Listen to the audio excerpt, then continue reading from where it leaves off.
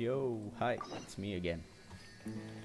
Just finished farming for Nahida, building her, and even helped a friend out.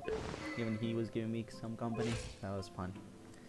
I will make a different video on how good Nahida is and what's my impression on her. For now, this video we will do the Archon quest. Yeah.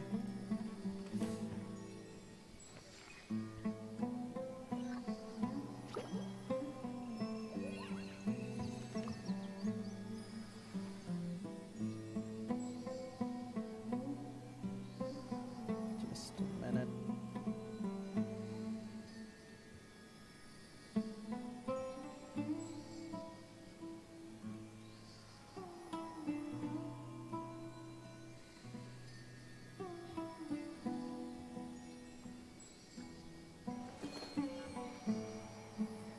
Yep, sorry for the wait. Let's go. Let's do the Archon quest.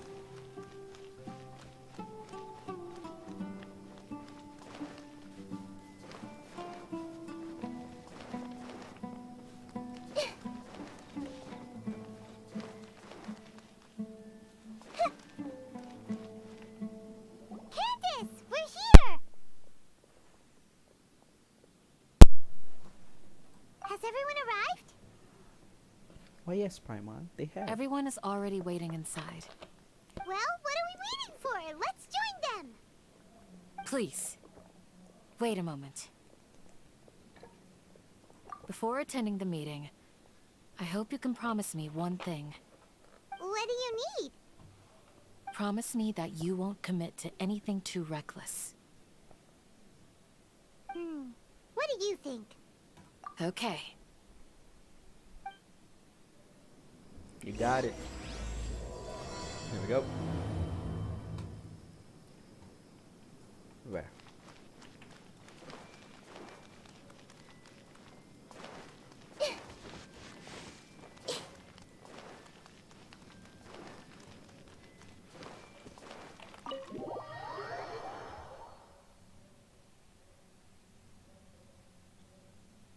Everyone's here so early!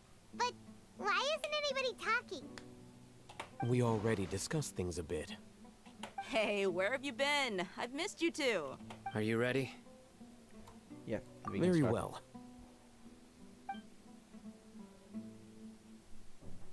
Are you sure this is gonna work? I gotta admit, it's bold. Color me impressed. It's worth a try. The point of discussion is to arrive at a solution. Let's cut the small talk and move to the next point. You're making Paimon nervous.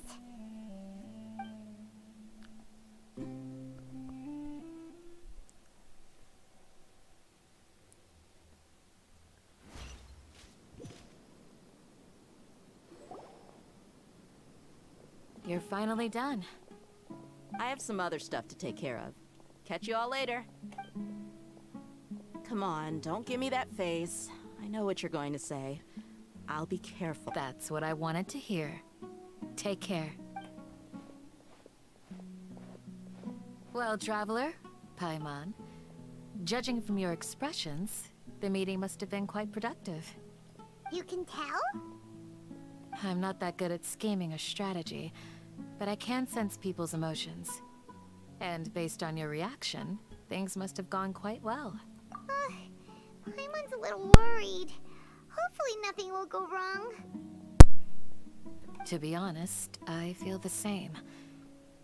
But you're already some of the most capable people I know. So you have my trust. Candace gave us a compliment. Your deeds speak for themselves. Candace, we stayed behind to tell you that, although you won't be coming with us, we'll be sure to remember your words. I'm very glad to hear that. I've said the same thing to everyone here today as I said to you when you arrived. Your safety is the most important thing. Only when you're safe can the plan be successful. So please, take care. You're welcome. And thank you for taking my advice. Good luck. No, thank you for the advice. With everything. I'll be here in the village praying for you.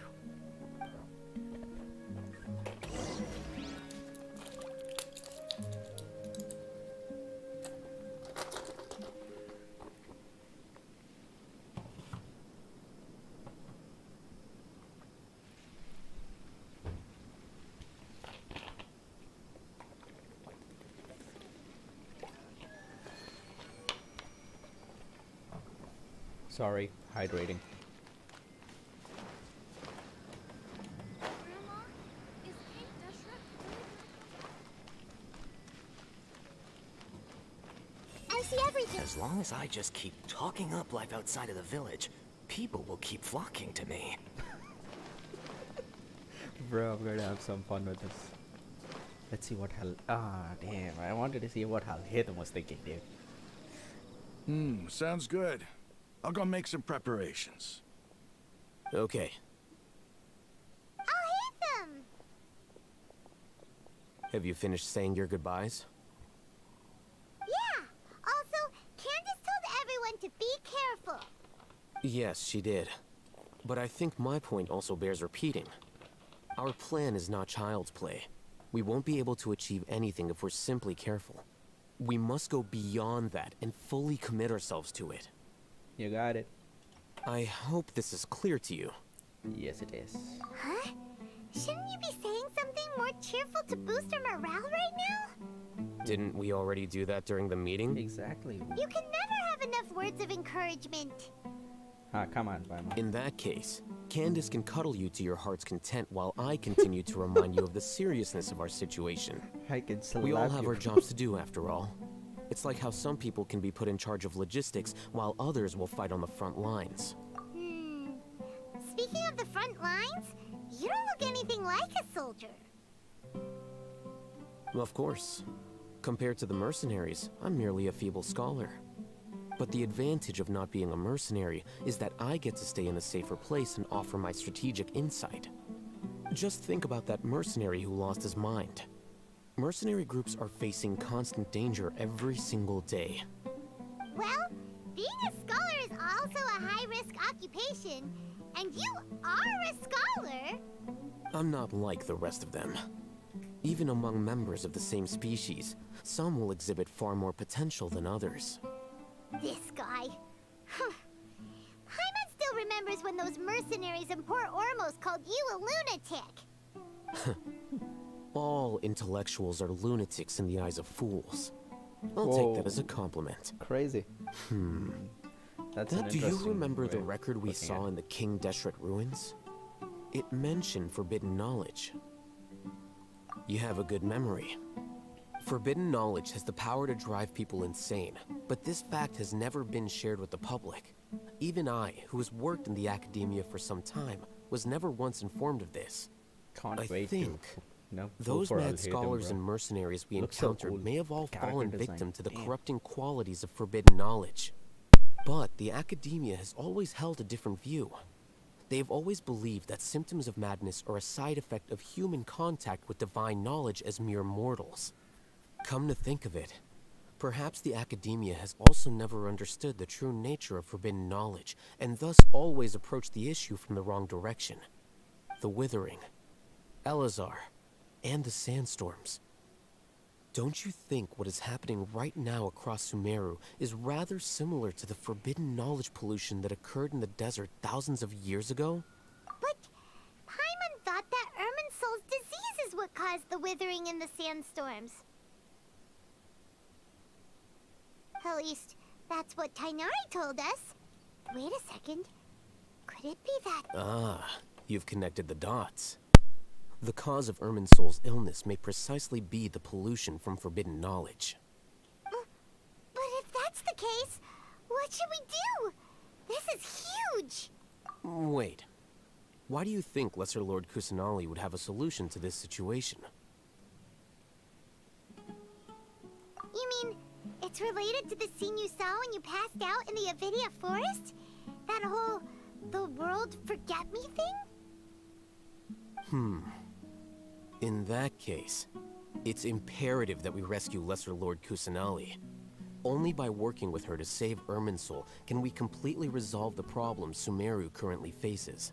To make sure we're still on track, I would like to check on the state of some of our preparatory work. Where are we going? To an Eremite base.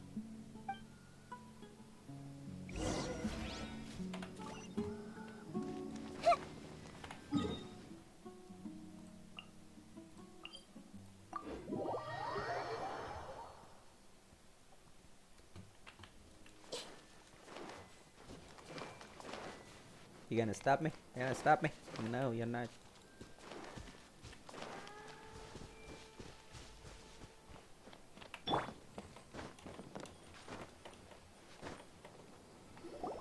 Oh, you made it. Huh?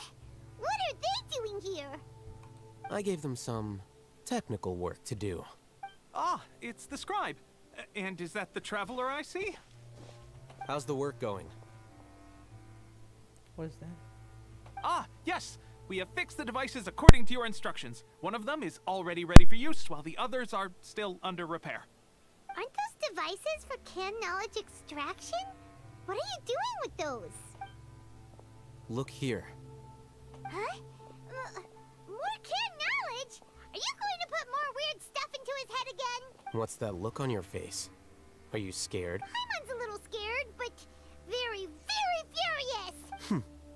That's an interesting response. Anyway, we're not going to use this just yet. As I mentioned during the meeting, this knowledge capsule contains a decree I drew up in the past. The academia should also have their own copy. And according to the plan we just came up with, Traveler, I want you to record something into this capsule. Do you believe we can save Lesser Lord Kusanali? Good. Conviction is the most important part of all of this. Now, please get ready and put on this device. You want us to record our conviction into the knowledge capsule? Yes, Paimon is still... I understand. But trust me, Paimon, this is something we have to do. It's best if you can do as I say. Because, to achieve this impossible task, it sounds like you'll need to fool your own heart first. Although it may feel like a trick, self-encouragement may be the most important tool we have. I see what you're doing. Paimon can see the point you're trying to make. Imagine this. We have orchestrated our plan and successfully rescued Lesser Lord Kusanali. As a result, we have changed Sumeru's entire political landscape. Everything went without a hitch, and everyone recognizes and praises our achievements. Now, open your eyes. Here, What's this? read it out loud.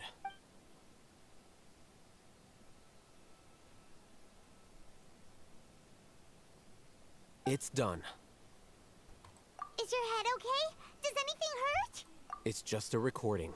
There should be no negative effects. But what was the point of doing this? Paimon doesn't get it. And that's perfectly fine. In any case, these capsules aren't meant to be used by you. Huh? What do you mean? Have you forgotten?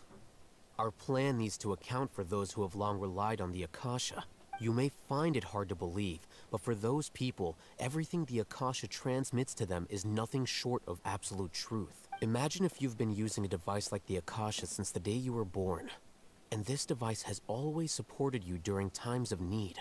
After all that time, what do you think you'd become? A fool? A machine? A slave to orders. Oh. And that's why rules are so important.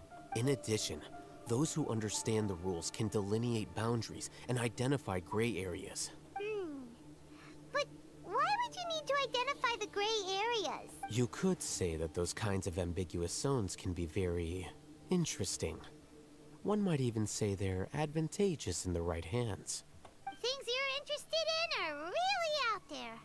Are all Sumeru scholars like this? Anyway, that's enough chit-chat. I'm going to take those two to work on some small projects. You can head to Caravan Rebot and start preparing for the next step. Small project? We're going to tinker with the Akasha terminal and make a few modifications.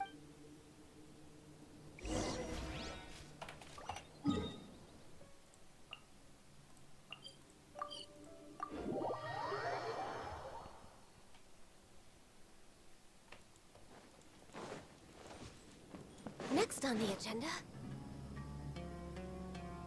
I thought we agreed on a plan. How can you go back on your word? The plan is too radical and carries a high risk for casualties. I've given it a lot of thought. And in the end, I still can't agree to it. But it's still the best plan we have. As a former Matra, you of all people should be able to see the bigger picture and recognize the innate advantages of our plan. I did. And that's how I saw the danger behind these so-called advantages. Hitham's plan is even more radical than I imagined. Huh? Why are you guys arguing? My friend, you're just in time. Why don't you help me persuade Sino? He's turned against our plan. We agreed to work out a plan at the meeting. As mercenaries, you're familiar with the local environment, so you'll take care of the specifics. But then, you went to Al-Haytham for suggestions. Had I known Al-Haytham would give you those kinds of suggestions, I would not have agreed to the plan. Look, you already know that we're all on the same side here, don't you? Mercenaries place a lot of importance on their bonds of friendship, but also will not hesitate to make sacrifices if they deem the situation to be sufficiently dire. I'm sorry, but as things stand, I can't accept your principles. What is happening? Seems you really do understand the ways of the desert. Traveler, Paimon, this is also something you should know. Rahman's plan is to have me work with the Caravan Reebok guards in my capacity as a Matra. We will arrest the mercenaries and escort them into Sumeru City. Okay. Wait, how can we work with the guards? We can't get through that wall easily, remember? Caravan Reebok would never let so many unregistered members of the Eremites enter Sumeru City. My plan will clear us of any possible suspicion, and also let us enter the city as a big group. That also sounds like something Al-Haytham told you. Am I right? Doesn't Al-Haytham know how dangerous this plan is? Of course he does. He told me. He also said that with the help of Sino and the Traveler, our chance of success would increase significantly. I never blindly trust anyone, and I've always had a good eye for people. I think he made a number of valid points. It's my own choice to... If I make the arrests alone, I can control myself and prevent you from getting hurt. But I can't guarantee that kind of discipline from the guards. To make the whole thing more convincing, you'll need to resist to some degree. Casualties are inevitable once push comes to shove. I'm okay with the deaths of enemies. But now that we're allies, I'm against the meaningless loss of our own. I can't believe a Matra would actually care about us. I've lived a hard life, and I can say that people like you are hard to come by. I've always treated my allies with honesty and respect. They have the right to know important things like this. Now you're making this hard for me. Hey, is there something we can do to help? I knew you would say that. We can help fight some of the mercenaries, which should reduce the number of times you'll have to struggle directly with the guards. That should help at least a little bit. Yeah. Sino, on behalf of my people, I thank you for your kindness. But this is a mission we cannot turn our backs on. We strongly value the lives of our friends, but the goal we are about to achieve is even more important. We have no fear of casualties, because we crave the spoils of victory. So please, lend us your support. We will show you the determination of us desert dwellers. Well, now that you've put it that way, I can no longer refuse. But remember, you need to follow the plan and not do anything reckless. Candace made it very clear that we can only achieve our goals if we can ensure our safety. Since you and I both recognize the significance of this operation, there should be no more animosity between the followers of the Dendro Archon and those of King Deshret. Everyone's life is equally important. Okay. You have a deal. Let's do this for our shared dream. The guards should be stationed in the courtyard nearby. You can find them there.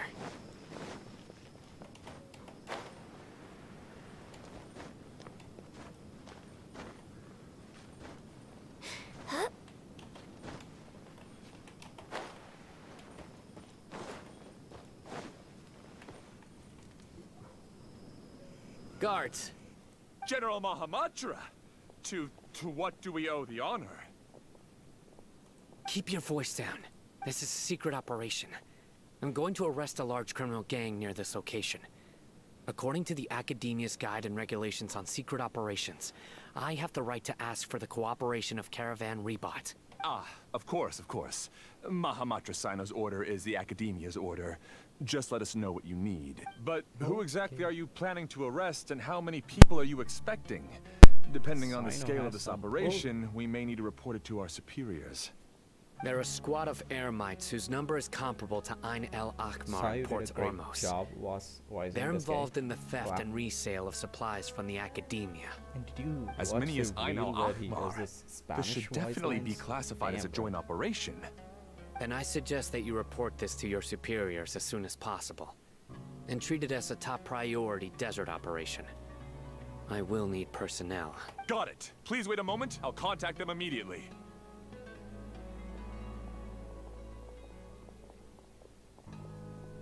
Because this is work.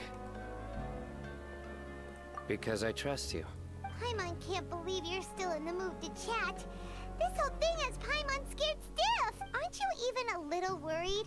What if these guards already know that you have betrayed the Academia and are no longer their General Mahamatra? Even if that guard doesn't know, their superiors might, right? We discussed this, remember? The Caravan Rebot operation is of great importance. But don't worry, the guards there shouldn't know that Sino has stepped down. How can you be so sure? First, the other Matra still don't know why Sino has left, which proves that the Academia has been covering up the matter. Second, this is a crucial moment for the Academia's God creation plan. If something were to happen to the General Mahamatra, it's bound to attract a lot of unwanted attention. No matter how you look at it, they don't seem interested in sharing the news of Sino's departure. A reasonable inference. I agree. Which brings us to our next issue. I'm sure some of you have been wondering if the prediction function of the Akasha will affect our operation.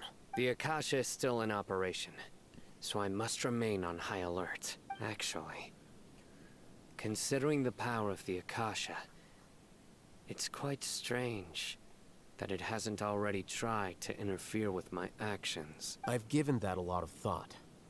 For now, I don't think you'll need to worry. If you remember, when you first came to Aru Village, all your actions and routes were predicted by the Akasha. It even gave that information to those who kidnapped the village keepers. But things like that never happened again after we met up with the Traveler. That's true. But why? Look at it from a different angle. Why do you think the Akasha will predict your actions? Because my personal data has been entered into the Akasha. That's true, but the key to this question is, how well can the Akasha make predictions about a person? Haven't you ever thought about it? Just how can it do this in the first place? Because the Akasha controls the entirety of Sumeru. The Academia firmly believes that all human actions can be explained through logic. By sorting and analyzing entered data, the Akasha can derive behavioral logic and predict the actions of those who fit an existing logic model. However, at the risk of sounding like an advocate for fallacies, can everyone truly be considered logical at all times? Emotions are part of our behavioral logic. But can you guarantee that every experience of the same joy or pain would be equally intense? How can our feelings and opinions be predictable down to the letter in every single instance? Sino, in the past, you've always worked alone. In the absence of another person who could sway you or your thoughts, the Akasha could produce predictions that were similar to your real-life behavioral principles. Decisive and principled, you were used to solving problems alone. That's why the Akasha could figure you out. But now, you've joined a team. And I believe the Akasha hasn't yet figured out the full composition of it. Our thoughts and logic have intermingled and weaved themselves together to become a complicated, chaotic mess. Any one of us could potentially disagree with another. The Akasha lacks data on these interactions, and it's impossible for it to predict your actions in the future based on your decisions in the past. After all, there's probably a limit to just how much we can be modeled or controlled by data. So, in my opinion, you're probably safe for now. Makes sense to me. I agree. The Akasha is not alive, and I don't think we can be completely controlled by something without a mind of its own. Is that so? I guess there are things that even the Akasha cannot calculate. And people will not be forever trapped by the past. Whew. Paimon's so glad that this is settled. Next time, pay attention during our meetings. Will do. Just remember to stay vigilant. Footsteps! General Mahamatra, we were not expecting your presence here. I'm the security officer of the Grand Deshret Desert District. My name is Luxembarbo. This is my assistant, the Traveler. He will be working with me. The construct next to him is for his work. Construct. Construct. Beep! What a great honor to meet you. Your golden hair is as bright as the sun. And, is this the latest technology from the Academia? Have you made a decision regarding the matter I mentioned to your subordinate? It seems to be a dire situation, so of course you will have our full cooperation. To be perfectly honest, I've always longed to go on a mission with someone as well known as yourself. There's no need for flattery. Yes, sir. Take your most elite platoon and follow me to the eastern side of the district. We will carry out the operation there. Understood. Map. Hurry, bring the map!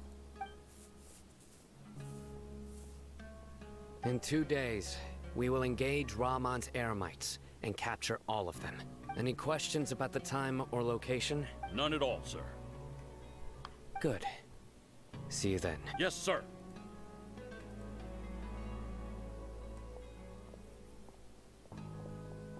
Maybe hanging around the General Mahamatra isn't so bad after all. Everyone's so respectful towards us. This is all due to the absolute authority of the Academia. And now, we're going to strike back against that massive pillar of power. Get ready. We will move out in 2 days. You got it. Bathroom break. We'll be back.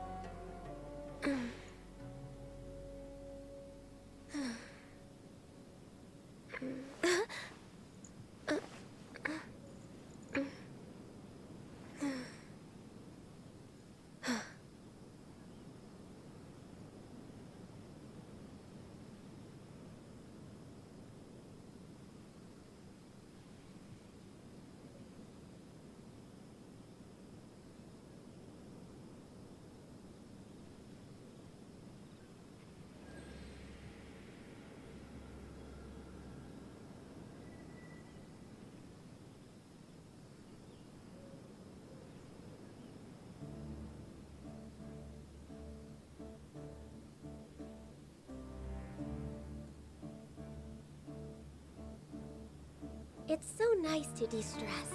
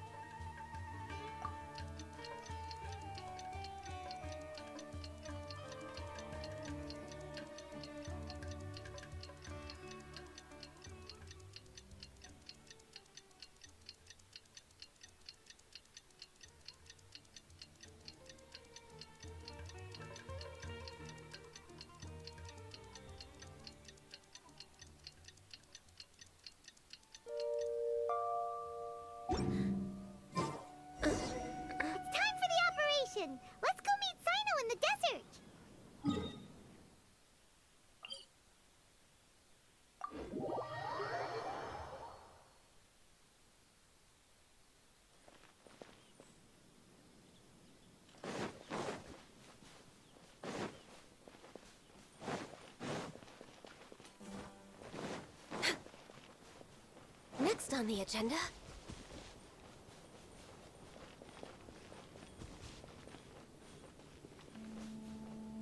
Look! Over there! Our helpers have arrived already! Let's hurry over! Wait a moment. Ah! Oh, it's you! You're my assistant, remember? Being my assistant, you must stay with me. Now let's head over there. It's General Mahamatra and his assistants. We meet again.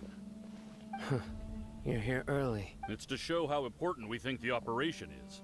Since this is a big case for the Academia, we are prepared to give it our best. I'm glad to hear your sense of resolve. Remember, we must capture them alive. They are our only leads for the case. If they die, we will be unable to continue the investigation. Understood. Everyone! The Eremites are approaching from the west! Make preparations and be ready for combat. Halt! Oh? What a warm welcome! What do you want? Judging from those shiny weapons in your hands, it seems like you're not interested in a deal. Rahman, the Academia has caught wind of your smuggling and illicit sales. If you value your life, I advise you to surrender. Who are you supposed to be? A Matra from the Academia? I can't believe you came all this way just to catch us. I'm not here to talk. Oh. Nobody's given me this much time of day since I became a mercenary. Brothers! For that slight, let's wash our blades with their blood. Let's show them we Eremites are not to be messed with. No touching! This may hurt a little.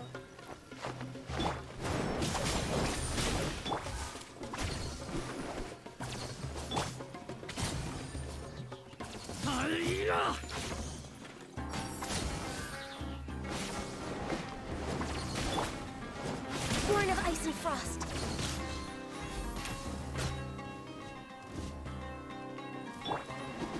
Everyone hold hands! Make yourselves at home!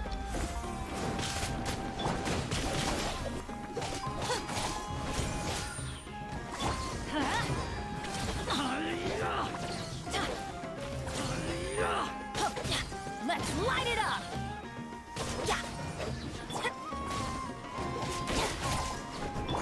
I see everything! Hey!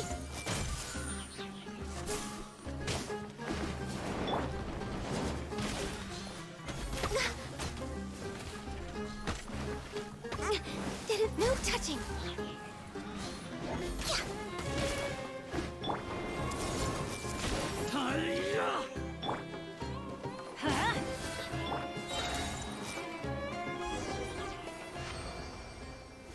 It's over. We have subdued them. The operation is now over. All Eremite mercenaries and related personnel in the area have been arrested. Ah, you pitiful Dendro Archon dogs! You'll regret this! I'm afraid you'll regret it first. King Jeshret will curse you, and you will all— Silence! Oh, Restrain them and take them back to Caravan Rebot. Count their numbers and send them to the Academia as instructed by the General Mahamatra. Yes, sir!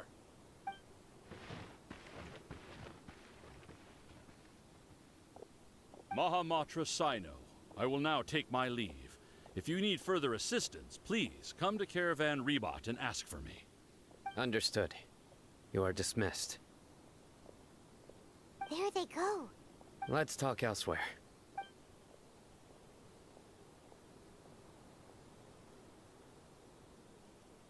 This part of the plan went really well. Yes.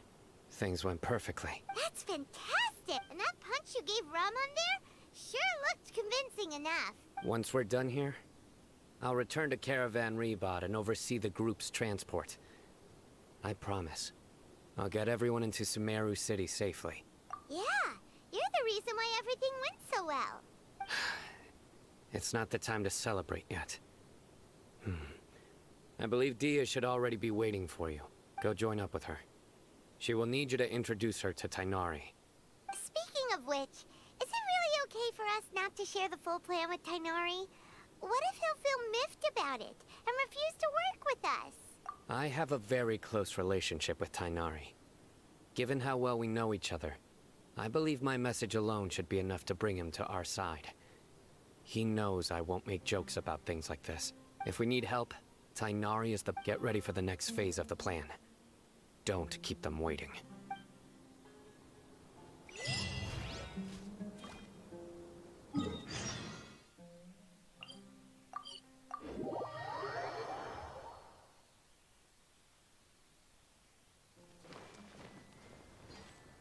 Everyone hold hands.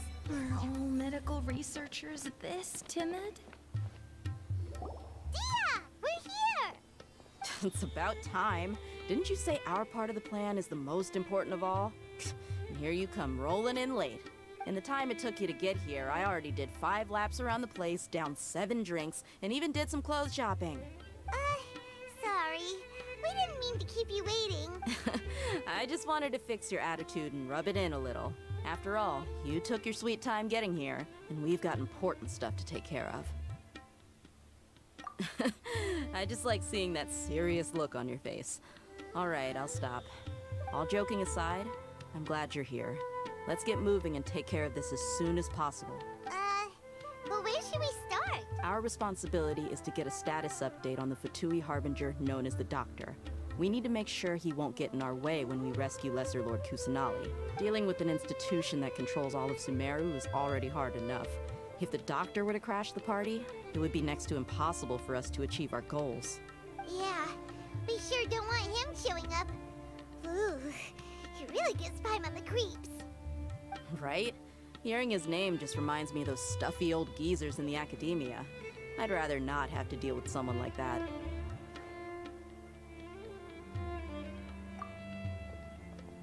According to the plan, we should first go to Pardis Di and ask for Forest Watcher Tainari. If all Hatham and Sino's sources are solid, then we can be sure that Tainari still has the Academia's trust. So, we'll find Tainari and convince him to get us the latest intel on the Doctor. Then, depending on what we learn, we'll make any necessary adjustments to our plan. The sages have placed spies everywhere on the other side of the wall. I'll follow you as a bodyguard. You should be honored. I don't offer my services to just anyone, you know. But Paimon thought mercenaries would do anything for Mora. That's certainly true. But when multiple employers are vying for your services, you should always go with the best offer. Let's see. If I were to charge you a bill, I guess I can apply a discount. How much more do you want? Paimon's not sure we can afford it. How much do I want? Hey, how about paying me with a smile? What do you say? I haven't seen you smiling much recently. If you ask me, someone like you must look lovely when they smile. Come on, give me a smile so that I can be less worried. Looking good! I hope this pretty smile will become our lucky charm. There are many kinds of smiles, but only a truly joyous one can bring blessings to others. Let's consider this smile a down payment for our future victory. Let's go. It's time to pay a visit to Pardis Di.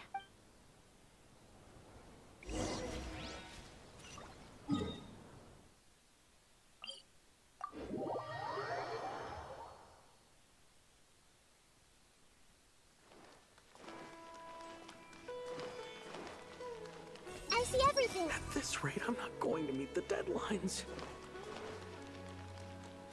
He's over there! Let's go say hi!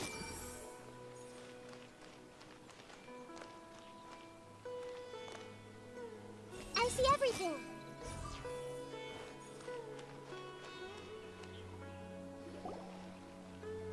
Tainari!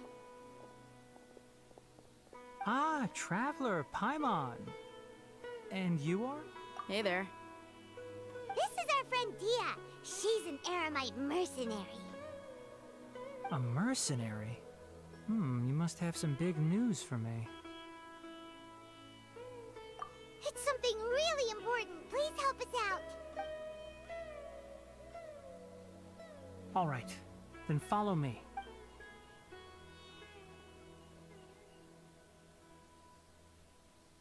This place is better. We won't be disturbed by any passerby. Okay, What is this important thing you want to ask me? The doctor, huh? He's that strange-looking Fatui Harbinger with the mask. Paimon thinks he has blue hair. Yes, I know him. Actually, he left Party's DI just a little while ago. He left already? Yeah, he came looking for me. Can I ask what it was about?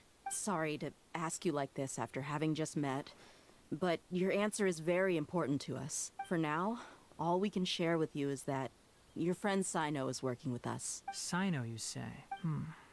I see. So that's why he hasn't been at the Academia. Okay. I will answer your questions and will assist you any way I can. You don't have to tell me everything that's happened. Sino's name really does work wonders. You're not even a little worried that we might have made it all up? Despite having just met you, I can sense that you're the serious type. Between you, the Traveler, and Sino, none of you strike me as the type that would conspire to deceive me. You don't need to tell me anything you don't want to.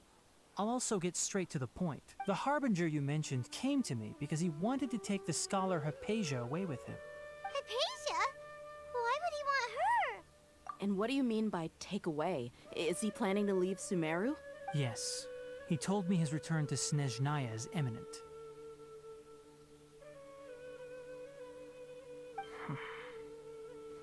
So you mean... you're leaving this place soon? Indeed. Otherwise, we could have perhaps talked a little more. I was just about to set out when I remembered something important. To that end, I made a final trip to Pardis Di. Let me ask, have you been taking care of a scholar by the name of Hypatia? Your sources are accurate. No doubt because you recruited many informants. But you're right.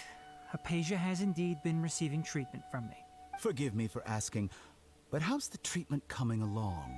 Given the way you're asking, I assume you have something to say. Since you asked, I'll be frank. I would like to take Hypatia to Snezhnaya. It's incredibly difficult to transfer a patient. As a scholar yourself, shouldn't you at least be aware of this? Oh? I can't believe your utter lack of faith in me, to the point of even questioning my general level of knowledge. How unbefitting. Well, you're the only one who's ever made such a request. I have my ways of keeping her safe during the journey. In addition, I can also promise that under my care, Hypatia will receive the most advanced and effective treatment. I will personally supervise her treatment and see to her recovery. Would that be agreeable to you? Hypatia was born in Sumeru and remains a scholar of the Academia. Her situation has not become dire enough to necessitate her transfer to another nation. Transporting her to Snezhnaya is risky, and the potential benefits are unknown. As the person currently responsible for her treatment, I cannot possibly sign off on this transfer. Your suggestion is rude and reckless. I'll pass. I don't know much about the doctor, but after talking with him, I realized that just like many other scholars, he possesses an aura of arrogance that I've come to detest. It's not so much that he's looking down on others, but more that he's so confident in himself and his abilities, to a point of near insanity. I would never refer a patient to someone like him. I prepared myself for a protracted battle of wits, and was really surprised to see him just give up on the topic.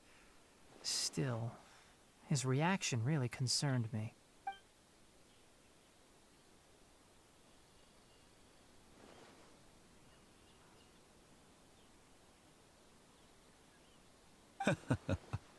I see, I see.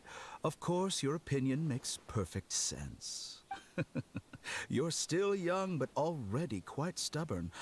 I must say, you are not like what I had expected.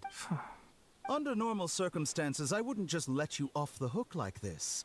But unfortunately, I'm in a hurry today, what with Her Most Noble Majesty the Tsaritsa calling for our return. Luckily, there is still some time left for me to take care of everything before I leave. It's just as the Academia said, you're a responsible and gifted scholar.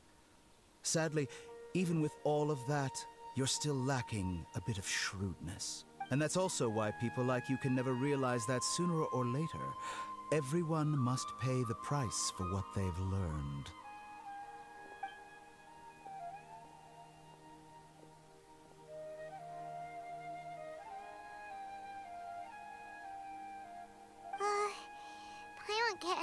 feel like he's hinting at something unpleasant. He asked a question, yet didn't care for my answer. Perhaps I'm nothing but a talking rock in his eyes. He never came off as malicious, but an utter lack of compassion permeated throughout our conversation. From his tone, I can sense that he's always looked down on others. I can barely believe it myself. But if that's true, the situation will be in our favor. I don't think I missed any details. Frankly speaking, I don't want you to do anything too risky. Now that you know a little more, it should be easier for you to stay safe. Sorry we can't tell you everything. We appreciate that you helped us anyway. I won't forget your kindness. It's okay. I have an obligation to do so. To be perfectly honest, all of this may have started because of me.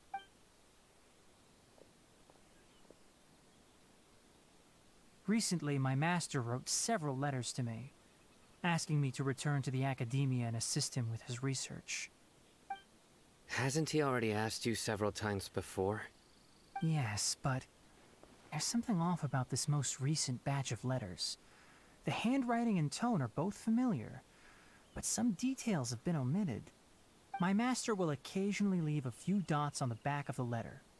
1 dot means that he wrote the letter on a sunny day, and 3 dots stand for a rainy day. This has been a habit of his for many years, but I didn't find any dots in his recent letters. I believe something may have happened to him. I get it. Since you are always at Gandharvaville, you would like me, someone already working at the academia, to investigate this matter, right? I'd like to ask you to do that for me. If you can keep yourself safe, please withdraw immediately at the first hint of danger. I can do that, but I have a feeling it won't be that simple. The academia has been working on a big project. I'm not quite sure what it is, but your master might be involved with it. If the higher-ups really are hiding something, then it will be difficult to remove myself from the situation once the investigation starts. If the situation becomes critical, I'll leave the academia. If you don't see me there for an extended period, that's your cue. All right, we've got a plan. I'll stay at Gandharvaville to support you. If that scenario comes to pass, you must be extra vigilant. And be wary of any messages or direct requests from the academia. I must say, I didn't expect a warning like this from the General Mahamatra. Being loyal to the academia doesn't mean blindly doing whatever the sages say. I know what I'm doing. On that note, aren't you also being quite distrustful of your alma mater? The academia, yes, but my master is a man of integrity. Even when I was a student, I was worried he'd get in trouble for sticking to his beliefs. I suppose he's lucky to have lasted so long.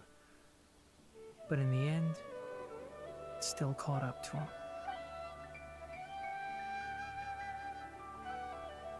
I see. So you noticed something was up with the academia from the very beginning. This may well be how Sino became involved in all this. In that case, I must keep my promise and help you however I can. Also, if you run into Sino again, please help me pass on a message to him. Trust your own senses and experiences. I think this may be something he needs to hear right now. Okay, we'll find a chance to tell him. Thanks. Right. Now let's go hunt down this Harbinger. Oh, by the way, which way did the doctor go when he left Pardis DI? That way. Gotcha. Thanks so much. We'll be on our way.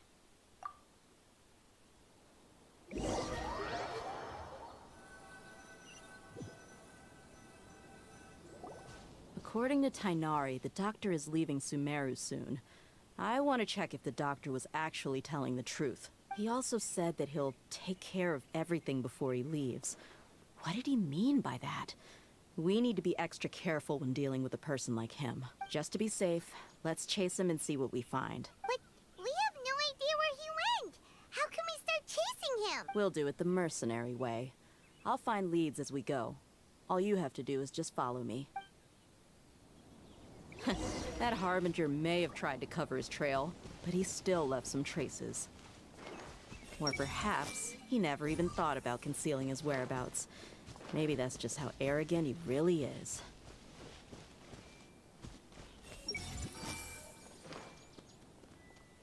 Yep, we're headed in the right direction. The traces are still fresh, but there's no sign of his entourage. Clearly, they're in a hurry. It's just as I thought.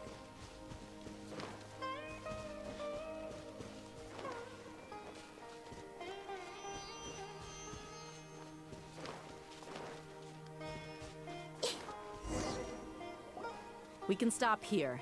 I think I know where the doctor went. To the south of here is Port Ormos, which seems to be where they're headed. Port Ormos? They're going to leave by boat? That's right. Let's go to the port and have a look for ourselves.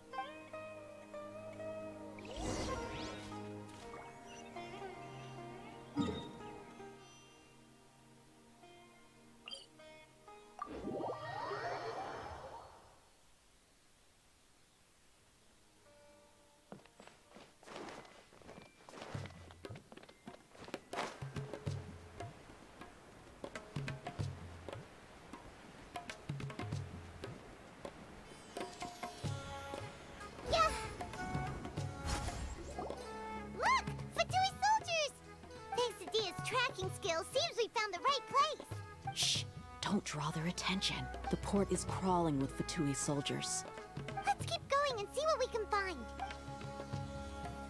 Now this is a proper farewell ceremony for a Snezhnaya Harbinger. The Lord Harbinger is leaving. I've still only seen him once or twice. I used to hold a position in our homeland, and back then, the doctor spoke in a very different way from the way he speaks now. Maybe the way people talk in Sumeru has rubbed off on him? It's always like that when you spend too long away from home. When he gets back to Snezhnaya, perhaps it will also take him some time to get used to the life there again. Huh? But, sir, that can't be right. No, I remember it like it was yesterday. Both his expressions and tones are now very different. Also, for some reason, he seems like he's all smiles now. You must be mistaken. Nobody's supposed to look happy when they're on a business trip.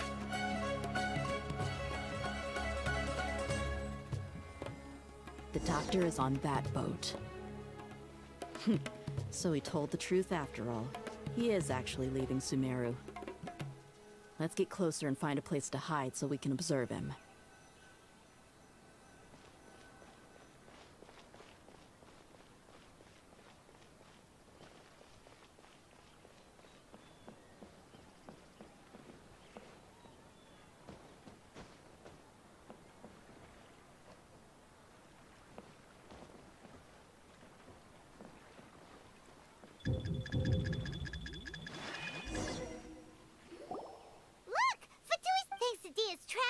Shh!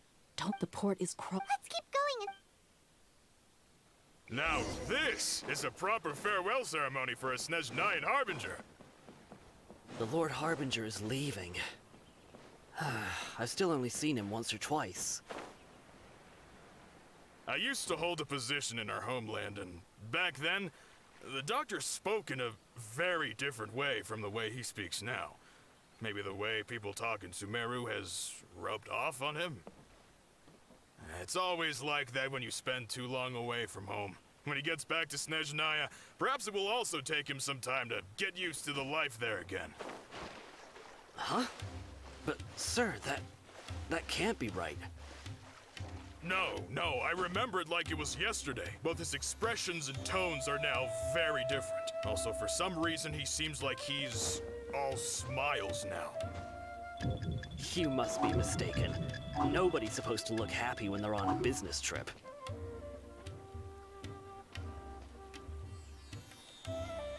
The doctor is on that boat. So he told the truth after all. He is actually leaving Sumeru. Let's get closer and find a place to hide so we can observe him.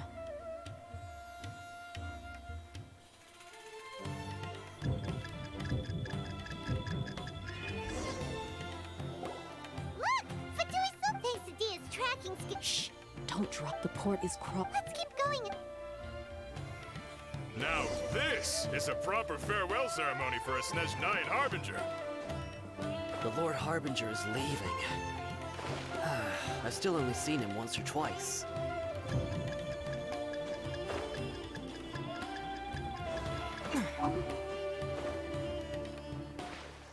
I used to hold a position in our homeland, and back then, the doctor spoke in a very different way from the way he speaks now.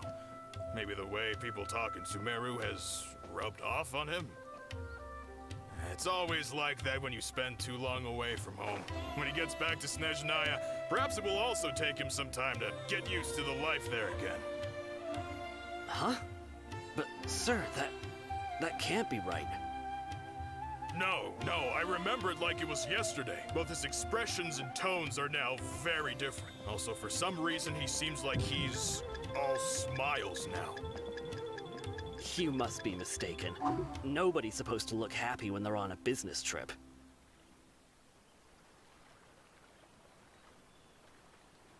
The doctor is on that boat. So he told the truth after all.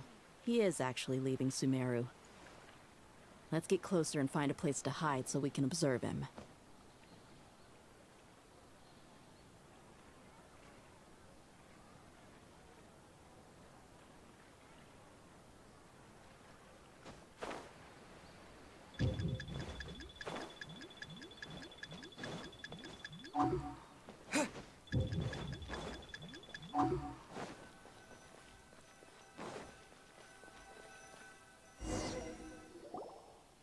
This place will do. We can hide here while we keep an eye on the boat.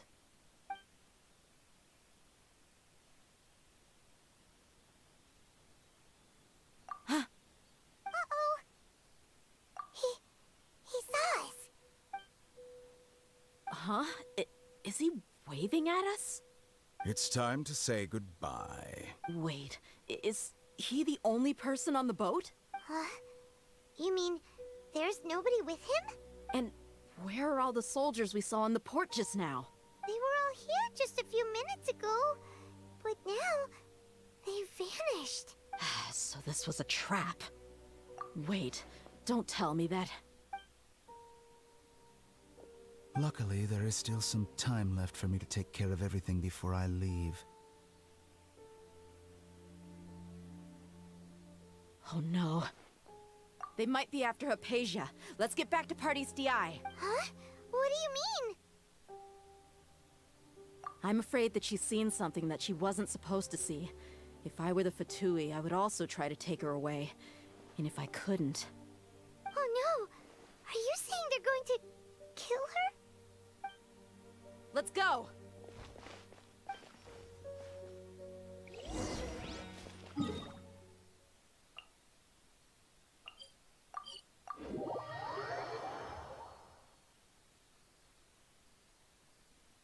Party's DI is not a place you Fatui can just show up and do as you please. I believe we've already made ourselves quite clear. Our superior gave us permission to search for and collect medicinal herbs in Pardius DI for research purposes. But you've been in Sumeru for some time already. I find it coincidental that you chose to only come here today. Even the Grand Sage himself may not have the right to question our research, much less an ordinary scholar like yourself. I've done my duty to inform you. Don't make things difficult for yourself. It would seem that my words have fallen on deaf ears. You can keep trying to deny it, but coming to Party's DI now? I'm pretty sure you're not just looking for herbs. With all due respect, your baseless speculations will only lead to unnecessary trouble. Okay, Well, what are you gonna only do have about your it? Harbinger to blame. He knows nothing about keeping a low profile. I may be staying at Party's DI as a scholar, but that doesn't mean I'm no longer a forest watcher. It is still my duty to protect the peace and safety of the scholars who have contributed so much to Sumeru. Then it seems our conversation has hit an impasse. No one will lay a hand on you, Hypatia. Not on my watch. Tighnari, are you alright? I'm fine. These Fatui have really crossed the line. Time. There's no use resisting! Give us Hypatia! Keep dreaming. Yeah, Tighnari, beat him up!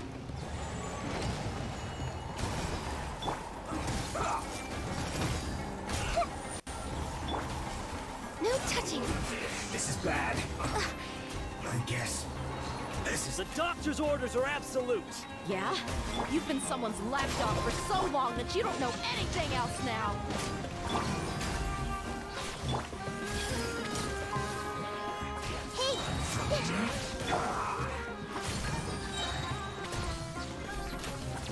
Access denied.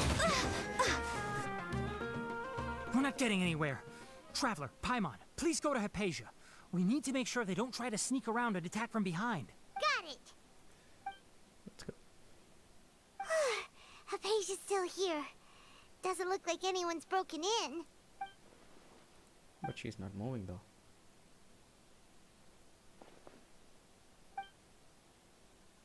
Oh, Well, how is she? oh, you got me going there for a minute.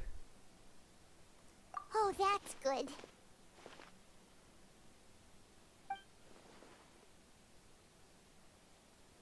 So, you think this is over?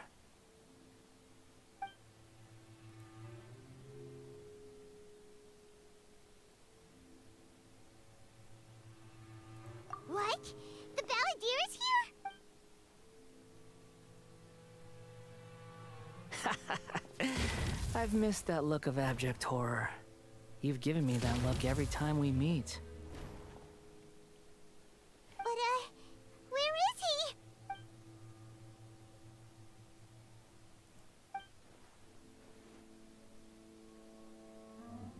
I can hear all of your thoughts, you know. Don't you remember? I already saw you the first time you came to Parties DI and made contact with Hypatia. I didn't need to do anything. It is her honor to be able to connect her consciousness with me. Who are you talking to? It can't be the Balladeer, right?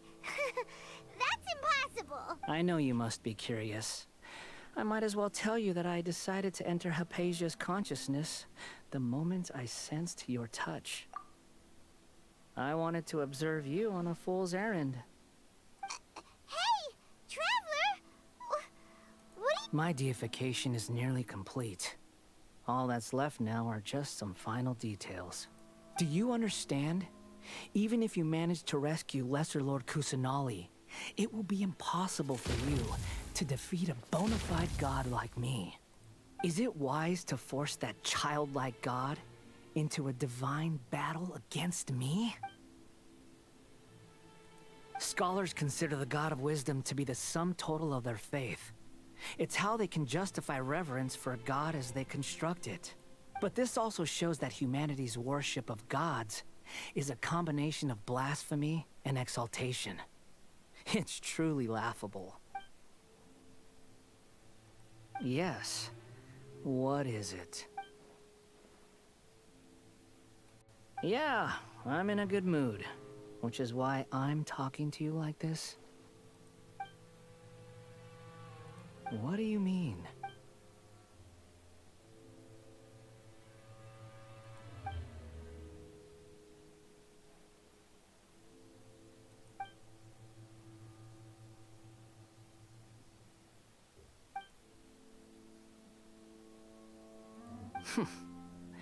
Those words almost make you sound like a friend who actually cares. But you're wrong. I'm different from all of you. I was born to become a god. My entire life up until this point has just been a meaningless routine. Just think about a sheet of paper. By itself, it holds no meaning. The content recorded on it is what gives it value. All I had recorded down before were some painful memories and boring human feelings. Such senseless drivel should have been erased a long time ago. Indeed, to me, the sight of you fools in your futile struggles is far more amusing. Tell me, just what has this world done for you to protect it with such zest and conviction?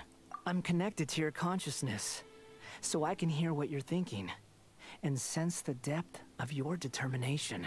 This is a good conversation we're having. So here's a word of advice. Let go of your misguided guardian complex.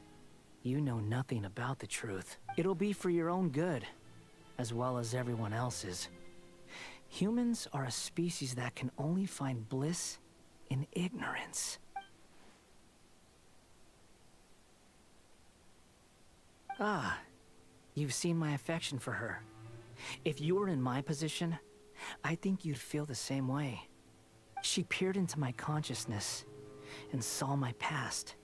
Someone like that is qualified to become my first follower. All gods need followers. So Hypatia has been chosen.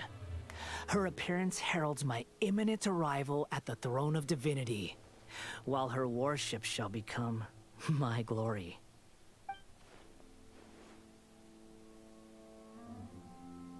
You're doubting me again?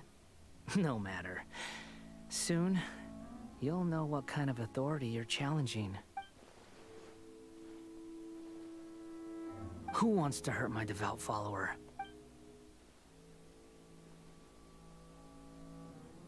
The doctor wants to hurt my first follower?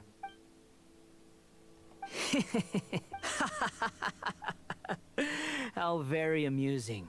Has anyone ever told you that you're not good at sowing discord? The doctor has never known his place.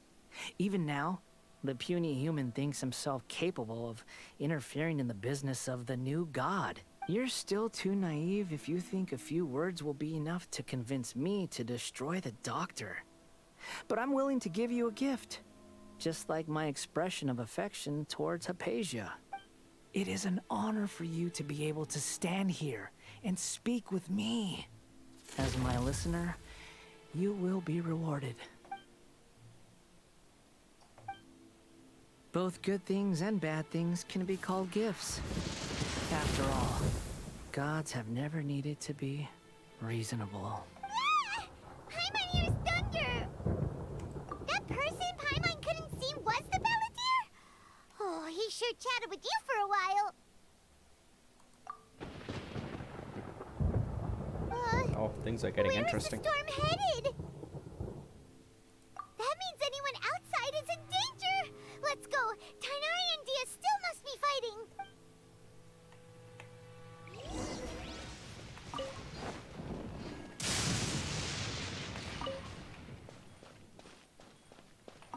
Just a little bit of farming before I run outside. Okay.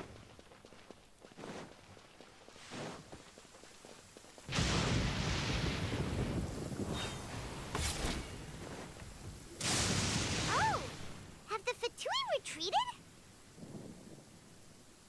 Hey! What happened to you? He's hurt. I'm fine. Don't move. I've seen Eremites get struck by lightning before.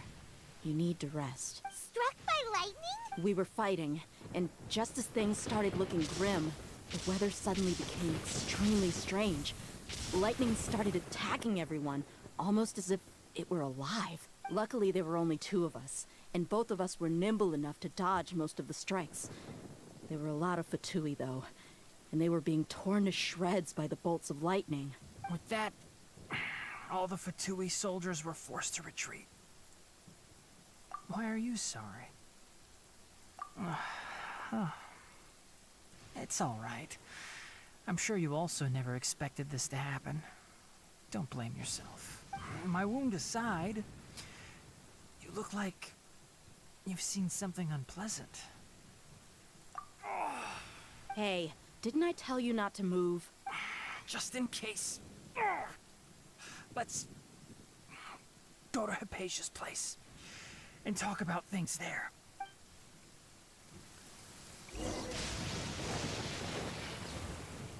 Next on the agenda.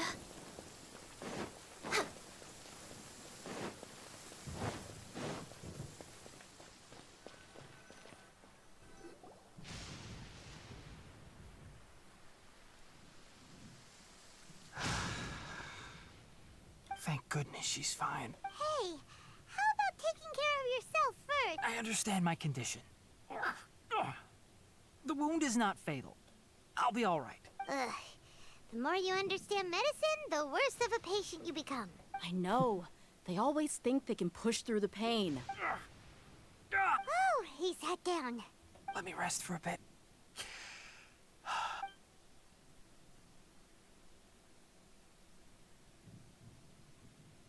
So that's what you were talking to the Balladeer about? Paimon can't believe what he's thinking. The Academia's God creation plan. How ridiculous. That sounds, ambitious, I guess? Anyway, this is all way beyond me. As long as I can enjoy every day with a drink in my hand, tasty food in my stomach, and a good night's rest, that's enough. I'll only work when I have to. I must be the least ambitious person who's ever set foot in Party's DI. Don't say that. I haven't even thanked you for your help back there. Don't mention it. Well, if nothing else, all this proves that the doctor really did have some urgent matter to attend to and left Sumeru in a hurry.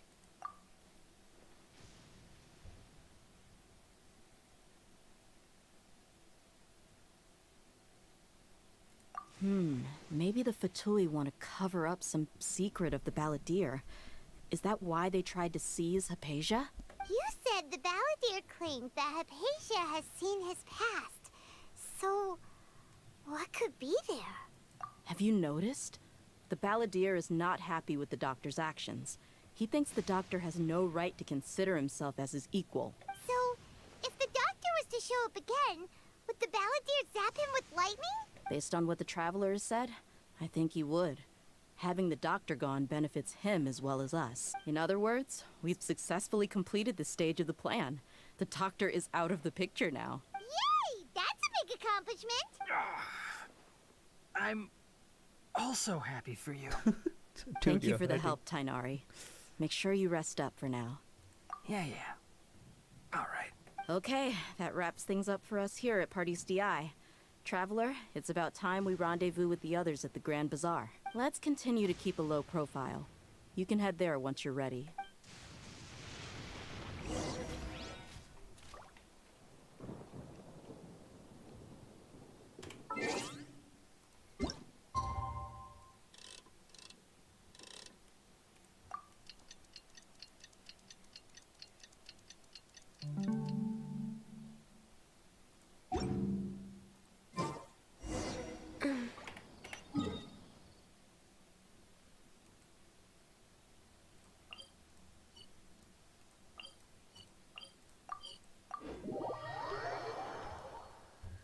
I'm ready.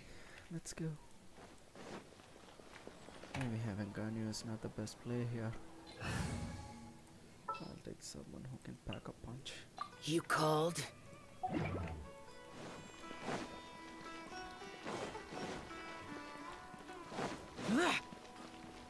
Foreign!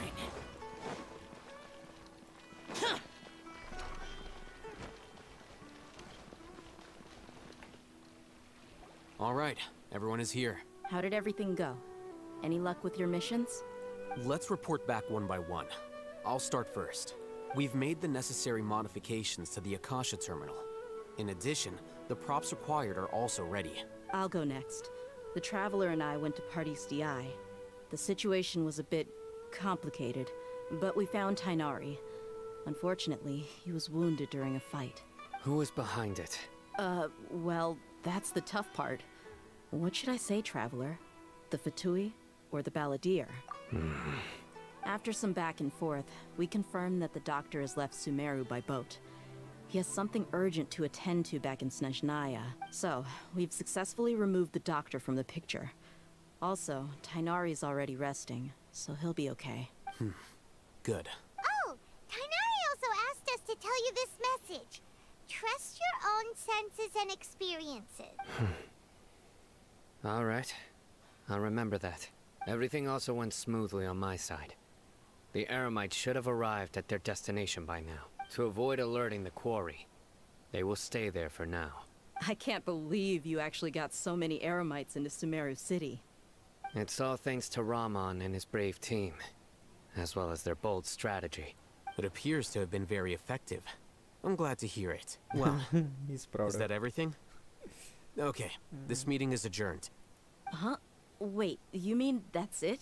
Well, what else is there to discuss? Shouldn't you end with some words of encouragement? You know, to fire us up now? Personally, I'd rather we all go home and get some rest. I'll hate them. Oh, and if you wanted someone to say something to that effect, then I must reiterate that I'm here to strategize and not to lead. so you should find someone more suitable to do that. But I thought all of you academia big shots were great speakers. Then I should remind you that I'm the scribe. I know that. So what? A scribe is responsible for recording meetings, not speaking. Fine, whatever. Well, Cyno doesn't seem to be much of a talker either. I guess that leaves it to my employer. Employer? Yep. The Traveler hired me. That's right. So come on, boss. What do you have to say for the team? Yeah, say something to boost morale. Huh? What are you all doing here? Oh, it's Nilu! Hey, everyone. I'm not disturbing you, am I? Not at all. I was actually just about to go find you. Judging from the group and all your serious faces, you were discussing something important, weren't you? But you also look like you're up to no good. Seems pretty interesting. Welcome, Nilu. Would you like to join us? Huh? Join you? You mean you also want to discuss something important with me? Yes. Something very important. Nilu, are there any breaks in your performance schedule in the upcoming days? Huh? Wait, you're seriously inviting me? Yes. She acts like the girl that gets picked last. I can't believe my ears. You are truly the bravest and most passionate people of Sumeru, well, that I've ever met. Oh, right. The Traveler and Paimon are not from Sumeru, but you are awesome as well. That's right. I must admit that I'm a little scared, but I'll try my best for Lesser Lord Kusanali. If I can somehow use my abilities to help you, then count me in. Remember, believe in yourself. Okay. I'll get my friends at the Grand Bazaar to help us tomorrow. Just remember not to say too much. Be discreet. Yep, you got it. All the preparations are done. Now, can we finally conclude this meeting? So, have you thought up what you'd like to say, boss? Yep. It's a grand plan and we're all super awesome.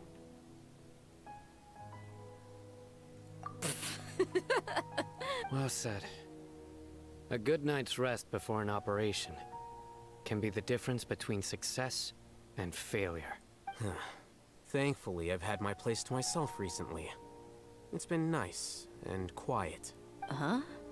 Oh, nothing. All right, let's all go home and get a good night's sleep so we can be up early tomorrow. Okay. So I guess that means it's time to say goodnight now. Yep. Good night, everyone. Good night.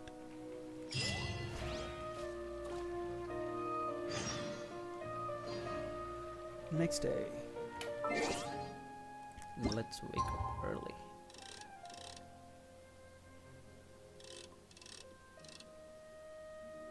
I'll do that.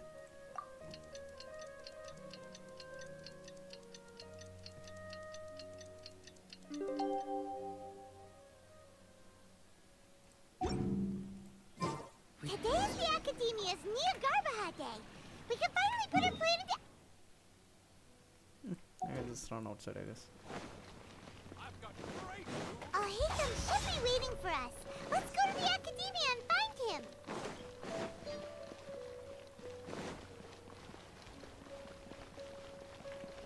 Wait, I have to run all the way up. Isn't there a teleporter there? Yeah. Hello, you two. Sleep well? Not really. Paimon got too nervous thinking about today and didn't fall asleep until the sun was almost up. What about you all, Haytham? Naturally, I slept just fine.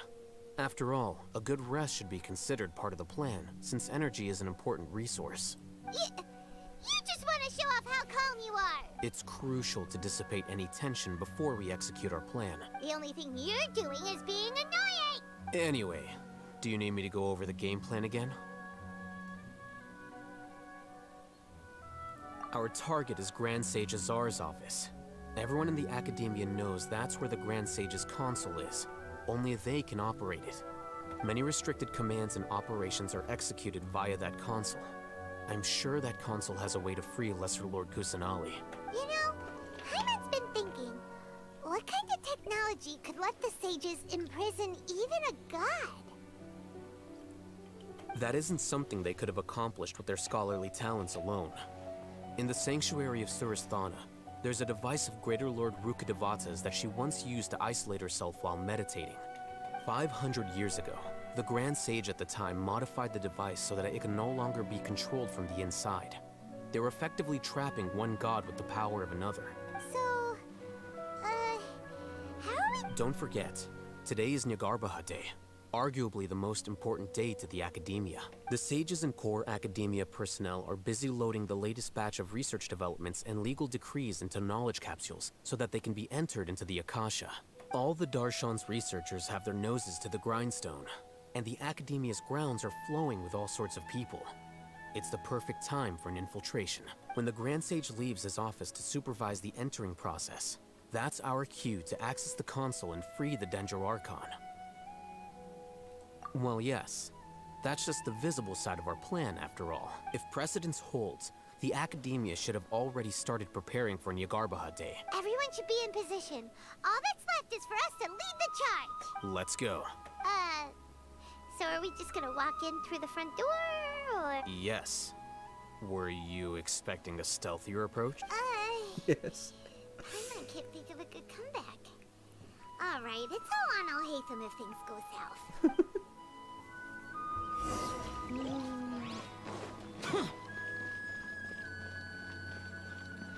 Let's walk in as the Dendro Archon.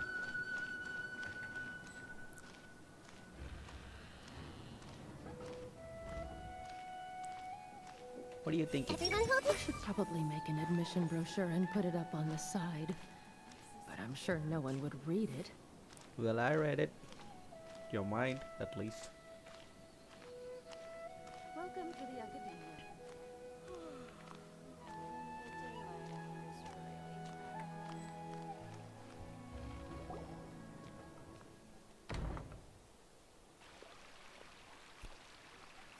Scribe? Please, wait. Are you Scribe Alhaitham? Calm down, Paimon. Don't That's do... me. Okay. Is something the matter? I'm in a hurry. No. I was just surprised to see you here.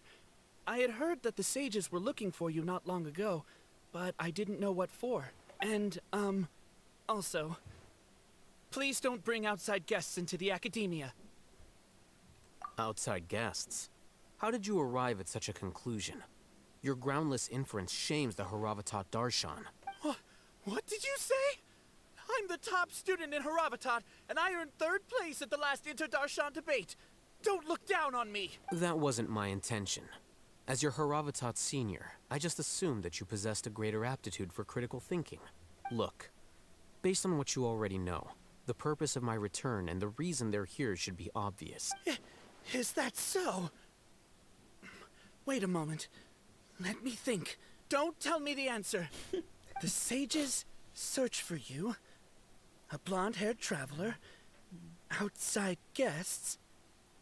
So, from the start, the sages weren't looking for you, but this traveler? And you were gone from the Academia for so long because...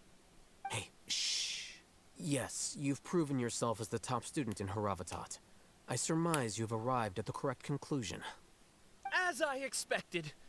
Please, forgive me. I wasn't thinking clearly just now. Thank you for getting me back on track. It's nothing. We'll be on our way then. All right. Thank you for your contributions to the Academia, Scribe.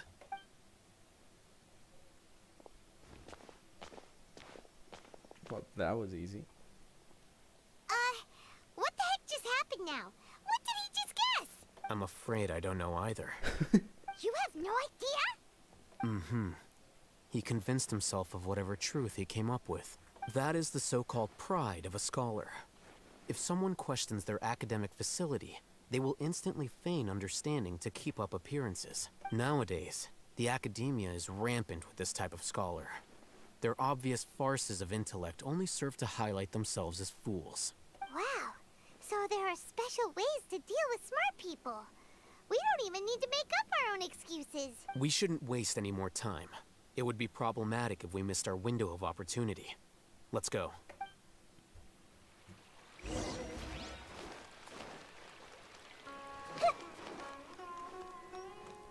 What's up? I see everything. What is a vision actually made of? What are you thinking of? Did I miss? I missed one. Morning. Everyone hold hands. What? Oh, very short range. Morning. I see everything. No? Okay.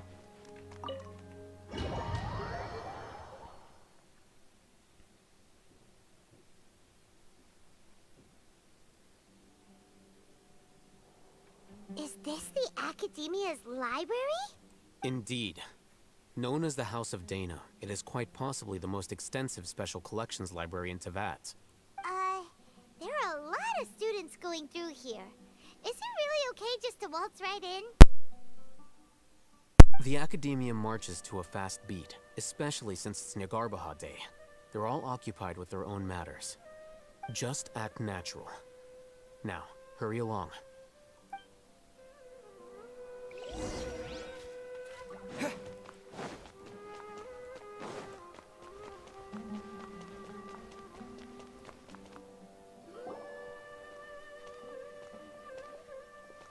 What's this platform for? It's a lift that Academia personnel use to access higher floors. Are we gonna take it then? The Grand Sage's office is up there somewhere. No, not right now.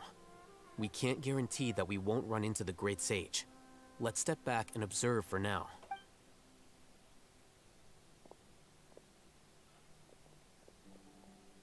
You think the Grand Sage will exit from there? And after he does, we'd sneak past him?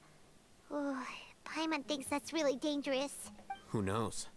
However, if we can confirm Azar's current location, our operation will be much safer if we... Allow me to offer you a hint. If you wish to know his location, look behind you. What's... Do not tell me you believed the Academia would not grow suspicious of you after such a prolonged absence, scribe. An eyewitness had informed me of your whereabouts, so I came to personally welcome you. Great Sage, I didn't expect you to care so much about me. I'm truly flattered. I'm sure, but compared to you, I am far more interested in these two unexpected guests. You are the Traveler and Paimon, correct? It's a pity that only now have I been afforded the opportunity to formally meet two of Sumeru's most esteemed guests. I do apologize for my lack of decorum. Excellent. You immediately initiated discussion instead of attempting to prepare some perfunctory excuse. You clearly understand the situation at hand, and have no intention of making a reckless stand. The foot traffic here renders this place unsuitable for discussion. Please, follow me to my office.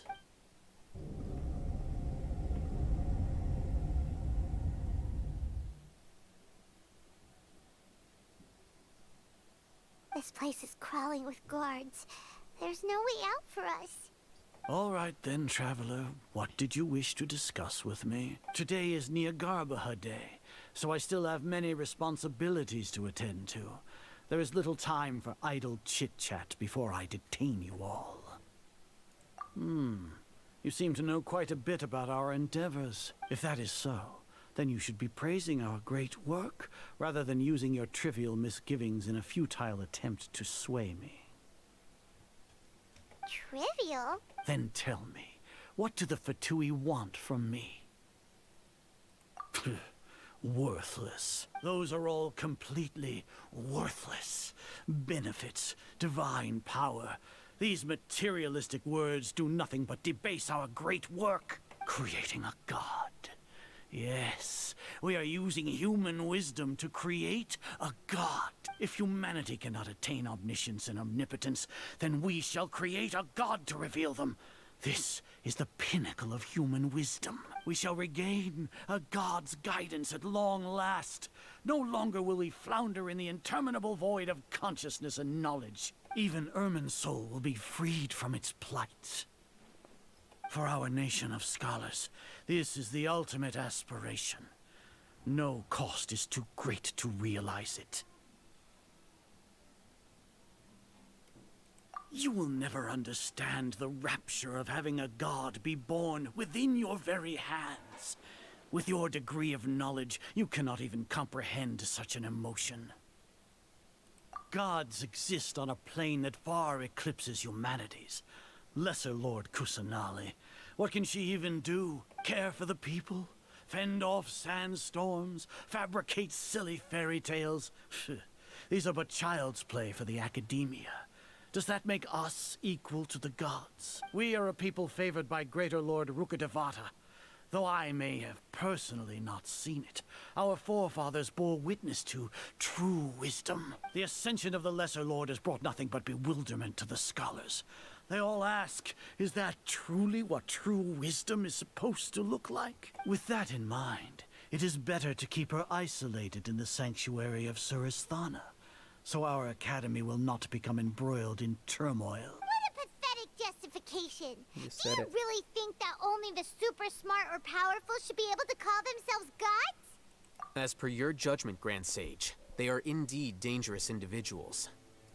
Not only are they acting against the academia, but their ideologies have the potential to lead scholars astray. Looks like there really was merit in my assignment. Oh, Hatham? Are you talking about us? Anyway, I've brought them to the academia as ordered, but it took some time and trouble. Oh, that reminds me. Here's the investigation report you had requested. It's a summary of my time spent with the Traveler, an array of information about him ready for your perusal. Oh, he's playing the part. Oh, Hatham? So you're still on the academia side! We finally started to trust you!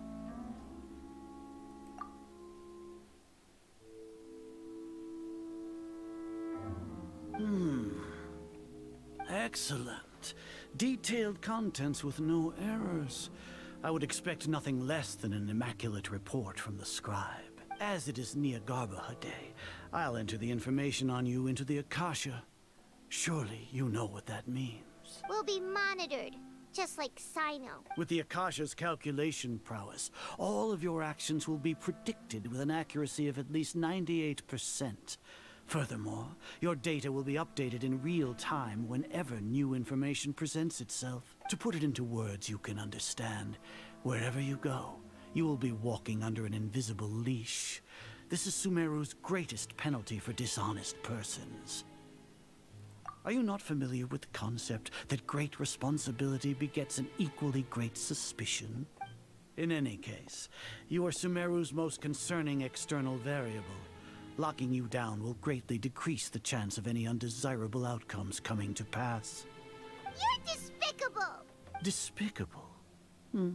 Perhaps from your perspective, but I suppose you had mentally prepared yourselves for this, no? Your ploy was to sacrifice the Traveler here, was it not? Lord Azar, I know what you're trying to say, but I've been following your plan this entire time. Why are you doubting me at this juncture? Must I delineate your entire plan? Very well. I will spell things out. First off, I received an eyewitness report that you were spotted with the Traveler at Caravan Ribat. However, you immediately departed for the desert and escaped surveillance range. Judging by the time, you all likely encountered the truant General Mahamatra in the desert. Am I correct? Maybe Paimon shouldn't have mentioned Sino just now. The academia had not received correspondence from its scribe for a prolonged time. You were also in the company of the Traveler, a close associate of Lesser Lord Kusanali and General Mahamatra Sino, who had defected from the academia. With their instigation, what was the probability that you would betray the academia? Rationally speaking, 50%? 70%? What do you think?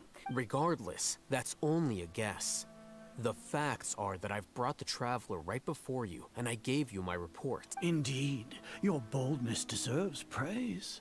To think that despite status as an outlander, the Traveler is still willing to sacrifice for the sake of your plan. If I'm correct, you have a contingency plan to save Lesser Lord Kusanali and ruin our great work. Sneak into the Academia on Nia Garbaha Day, using Alhaitham's status as the scribe. For there is a good chance that an opportunity to save the Lesser Lord will arise. Should your intentions be discovered, Alhaitham will turn traitor and sacrifice the Traveler, thus proving his innocence. He can then stay inside the Academia and continue searching for a way to proceed forward. As for Sino, according to the Akasha's calculations, he will soon return to the Academia and confront me in person. I suppose this is also a part of your plan?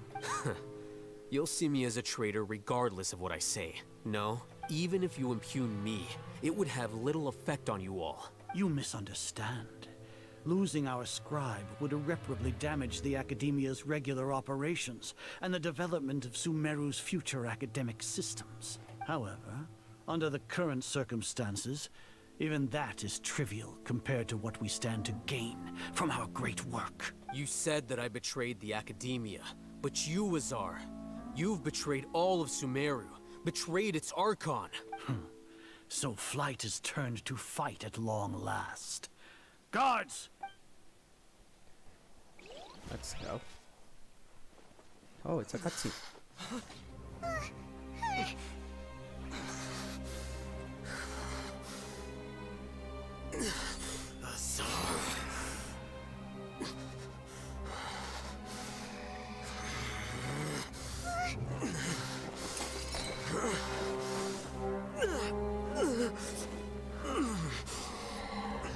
Well, what do we have here? So you stole that divine knowledge capsule? Traitor! You traitor! Even the most rational scholar will yearn for the power of a god in a moment of desperation. Aren't you doing the exact same thing as me, Alhaitham? Unfortunately for you, no god will lend you their power. Azar!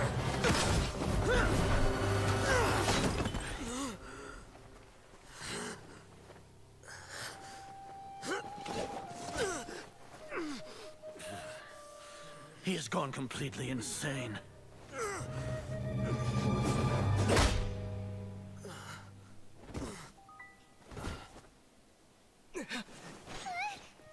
Take him to the Matra and exile him to Aru village. Then find someone to take these two to the confinement room. I'll deal with them later. Grand Sage, we've finished all required preparations for Nyargarbaha Day. We may begin to enter the capsules now. Excellent. You may begin.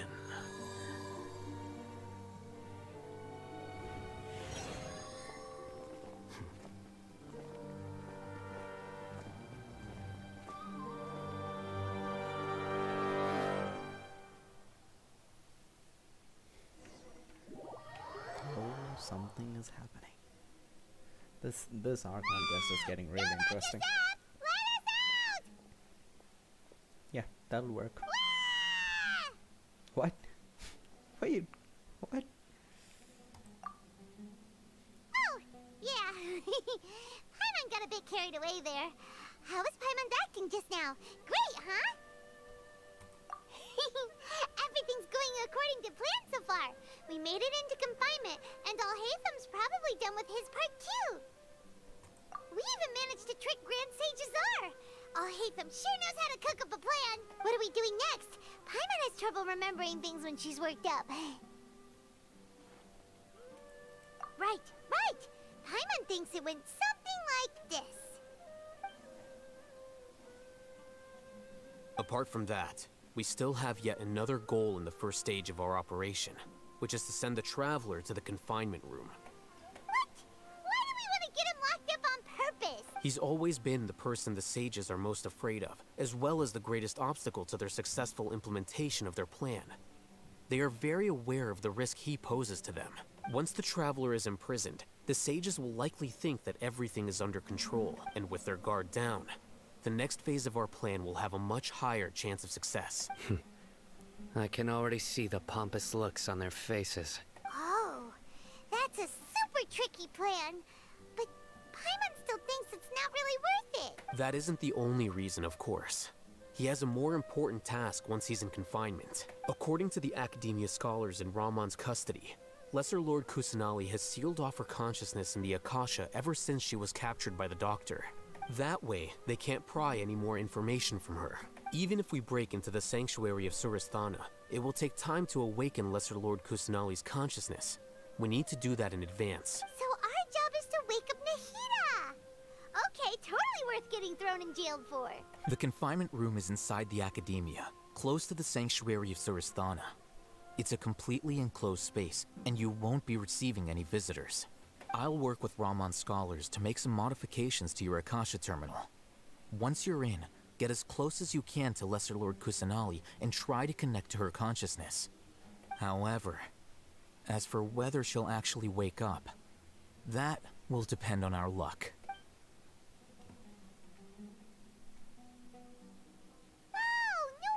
You've been wearing your Akasha terminal today.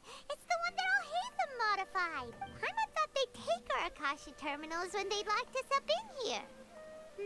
Were they being careless? Alright, so what now? Sounds easy enough. We can finally talk with Nahida after all this time. Let's do it. There's a light flashing on your Akasha terminal. It's almost like... the faster it blinks, the better the signal!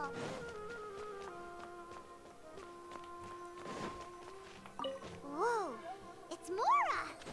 Ooh, Mora! No, Paimon, we're not here to... Here? No signal again! Is it getting jammed?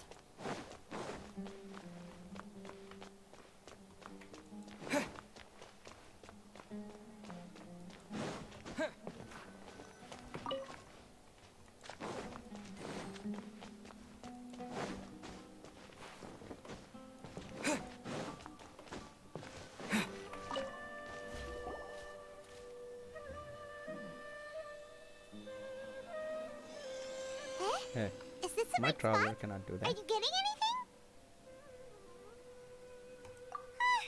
Please work.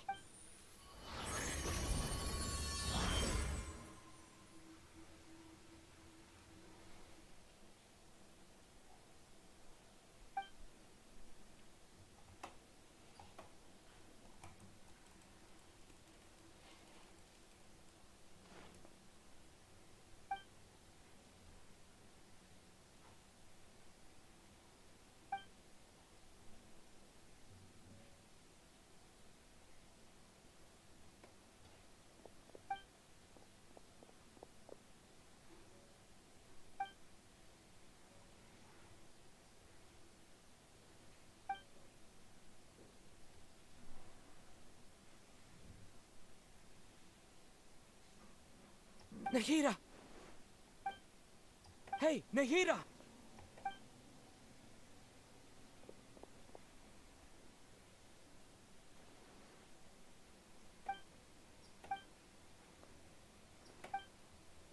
When did it first start? Oh, right. It started from the moment I was born. I wanted to become a worthy archon.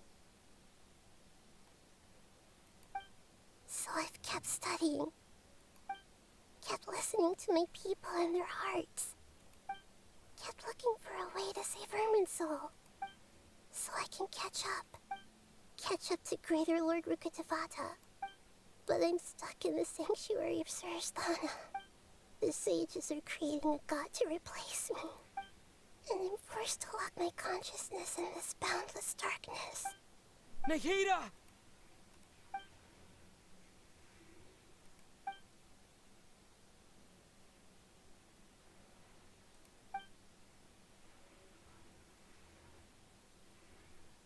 Nahida!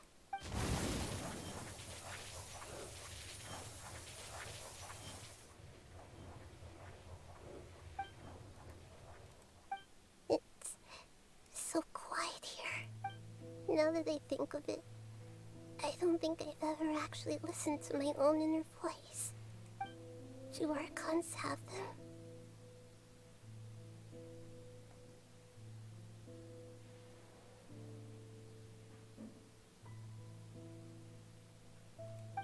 Should archons have them?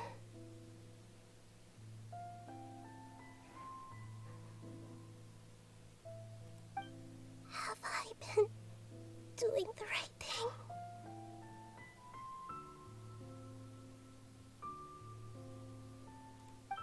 Am I really not needed? How do I really feel about all of this?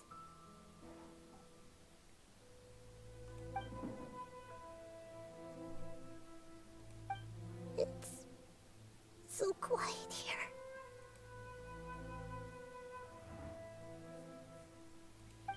Since you're the god of wisdom, you've known the answers to all these questions since the very beginning. Who are you? Whose voice is that? You're right, though.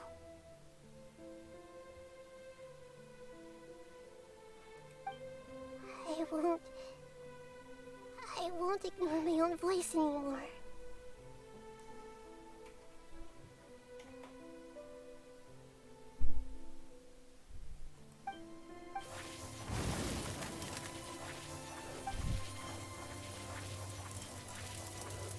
Nahida! There we go. Nahida? Did you wake me up? Thank you. Why are you here? We're here to rescue you. Are you alright? I'm fine. It's just, when I think of everything that's happened to me, I feel really angry now. You should have been angry ages ago.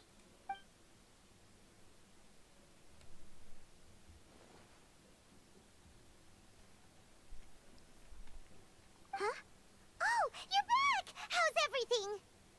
That's wonderful news! Great! We weren't locked up for nothing. When you went to wake up Nahida, Paimon was listening for any sounds outside. You were out for a long time. There are fewer and fewer scholars going about now. You think everyone's done with their Nyagarbaha day stuff? Yep, so that means our next act is Nilu's performance!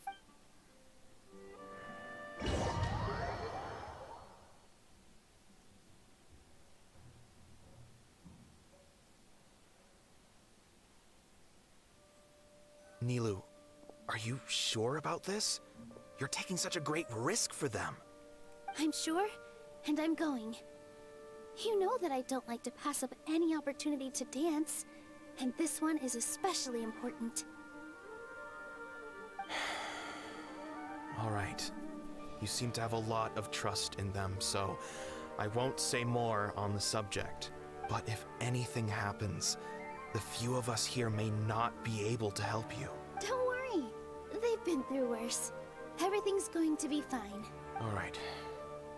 You know, if you really do get arrested, we'll do everything we can to get you back. Be careful, even if it's only for our sakes. Thanks, Mr. Zubair. You're so very kind.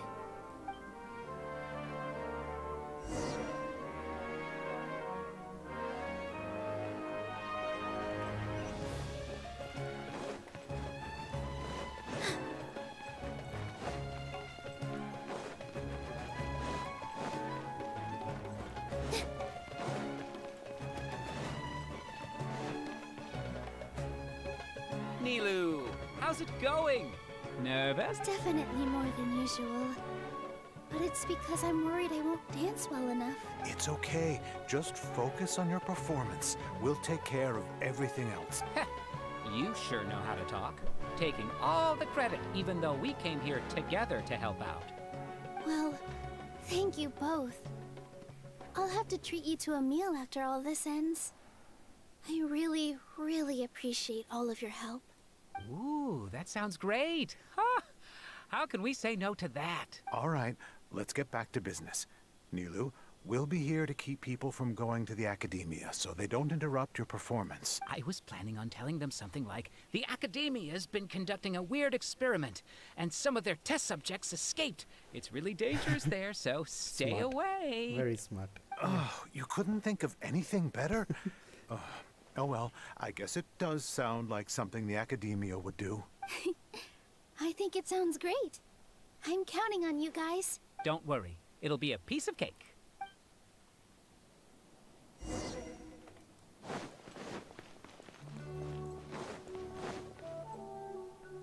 Hey, Nilu! Sorry, it's great to see you, but I'm really busy right now. Our bait people away with Yalda candies plan is working beautifully. Do you want some candy? We have more than we can give out. Vihar, thank you so much for doing all of this. And even dressed up as the Knight of Flowers, no less. I'll pass on the candy, though. I cut back on sweets in the period leading up to a performance, and I'm about to start one. You have a point. The stage is cleared and everything's ready, so you can start your performance at any time. We'll be back.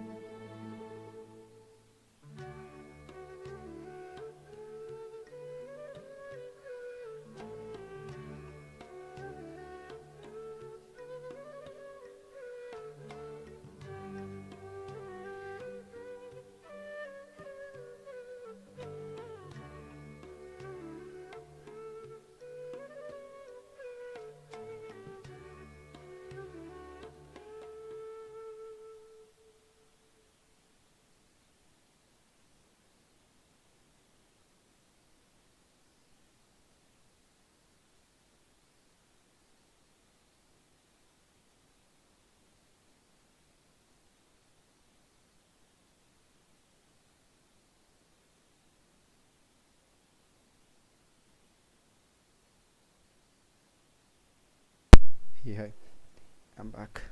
Let's continue. Yeah, thanks to you. I'm really grateful. All right, time to hit the stage. You're welcome. The honor's all mine, since I'll have such a great view of the show.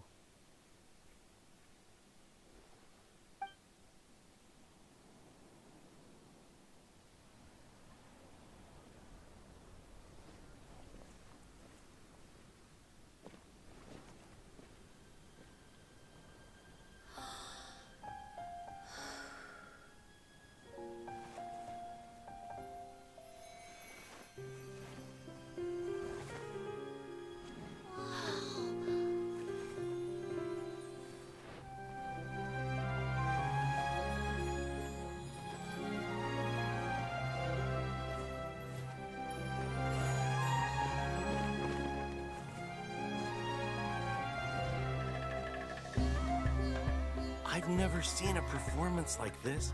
This is incredible. Yeah, but I heard that public performances like these have been banned. I can't believe she's doing this here.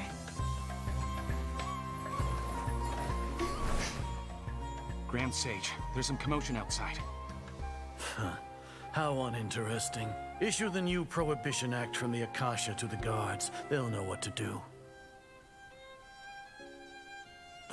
Do you think we should, like, stop her? Let's just watch for a little bit longer.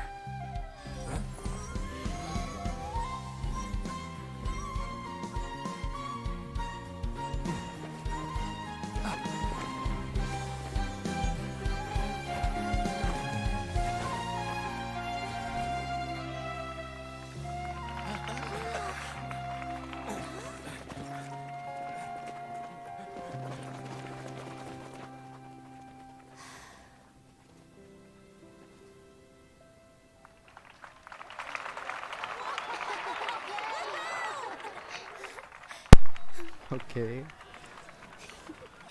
That was beautiful.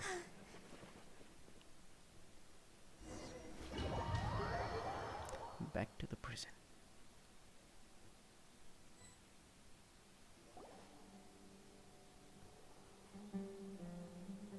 Huh?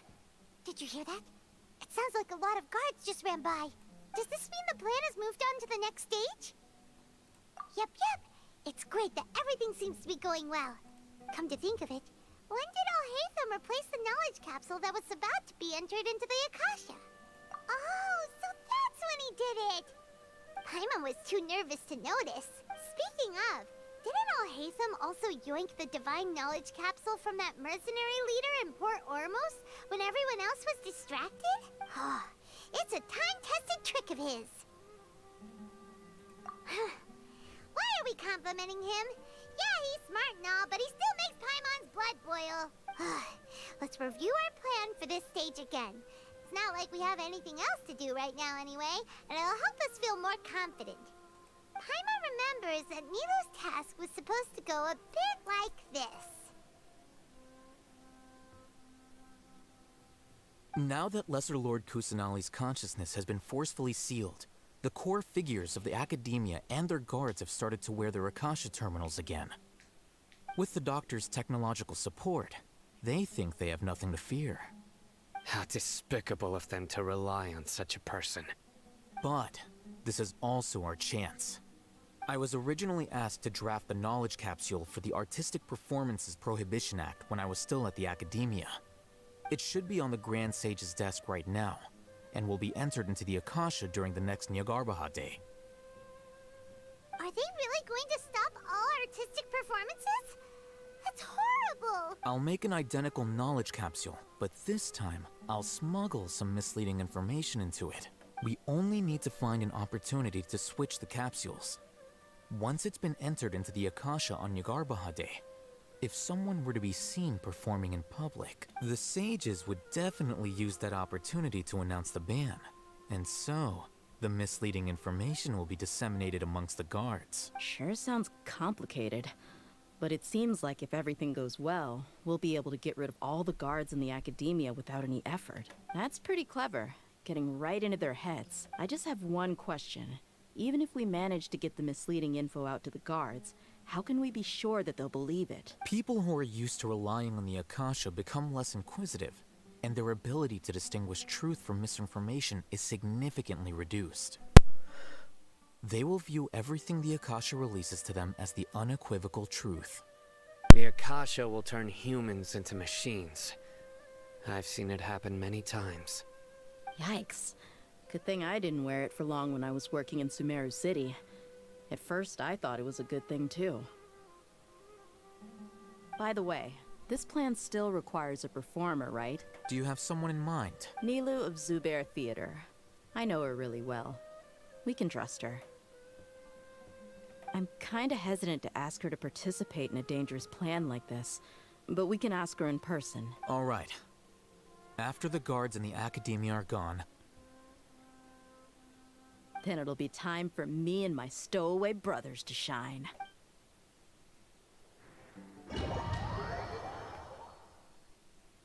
Oh, do we get to play as Dia?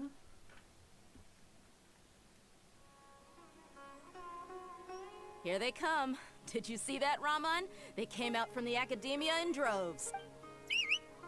After laying low in the city for so long, this is the moment we've been waiting for. My brothers have already sprung into action. We couldn't do anything to them inside their coop, but outside the Academia, this is our hunting ground. With a lioness like you, the prey sure won't be able to run far. We still need to eliminate the guards as soon as possible. If we give the sages enough time to realize what's happening, the plan's doomed. Yeah, all they've done is to sit on their cushy salaries and twiddle their thumbs all day while we fought and struggled every day in the desert. The only advantage they might have is their numbers. Speaking of which, most of the guards who report directly to the Six Sages belong to the Corps of 30. But they have a completely different reputation, following those blasted sages every whim, throwing away all the principles of being a mercenary. As someone in the same profession, I'm obligated to teach them a good lesson today. Indeed. The trap has been set. All we need to do is lead them there. All right, let's each take a road and herd those scattered guards back into one place. Make sure to attract their attention. Isak will be the key. You gave such an important task to that child. Will he be okay? It'll be fine. Isak was so determined to help, so let's put our faith in him. Besides, even if he's caught, the guards would be too scared to do anything to him. They've never seen Lesser Lord Kusanali in person, after all. You've got a point. Anyway, I think I see the... Good luck.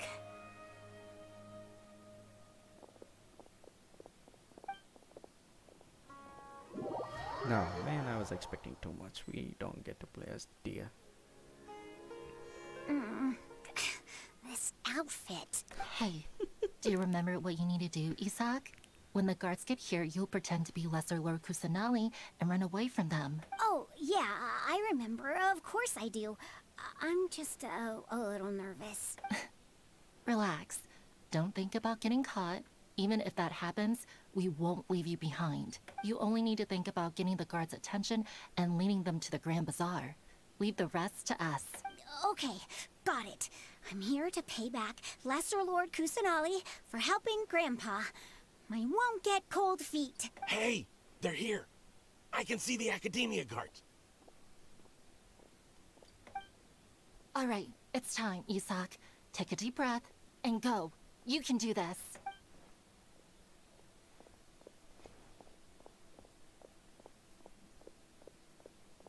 I gotta do nothing. Nothing. Why is there a guard over there? Did he already run ahead of me? This is different from our plan. But there's no time. I need to make a choice.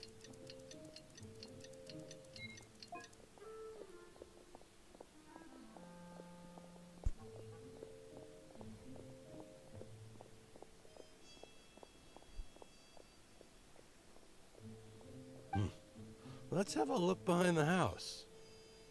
Oh, come on, dude. What should I do next? Huh. Looks like nothing's here. A wasted time. So quick to give up. Luckily, he didn't check behind the tree. The guard looks alert. What should I do next? Hey, stop! I saw you. Don't try to run.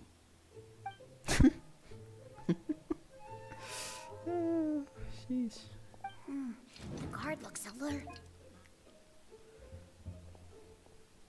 Doesn't seem like anything unusual's around here. Looks like the guard finally left. I need to go.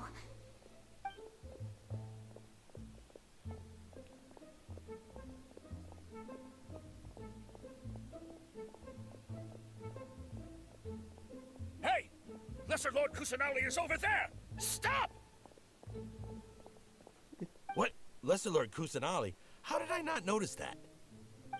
They found me. This is bad. Where should I go? The target suspected to be Lesser Lord Kusanali has escaped into the Grand Bazaar. Assemble and arrest her!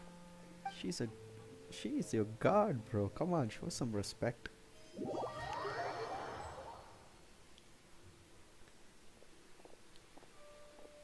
Where did she go?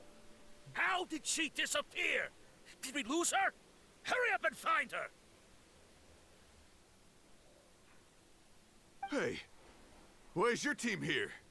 Didn't we say to split up our search? Hurry, hurry! Huh? This place is... Why are you all here? You're all trapped. Yeah, isn't it one heck of a coincidence? Everybody's here. What on earth is going on? I suppose that's all of you? Who are you? Did you set us up? What are you planning? Phew, that was rough. I almost got caught. Little brat! So you're not actually Lesser Lord Kusanali. Who exactly are you all? Eremites from the desert? Just some colleagues. Think of this as a business competition, or a personal grudge. After stepping into our traps, stop thinking of yourselves as hunters. Behave like the prey you are.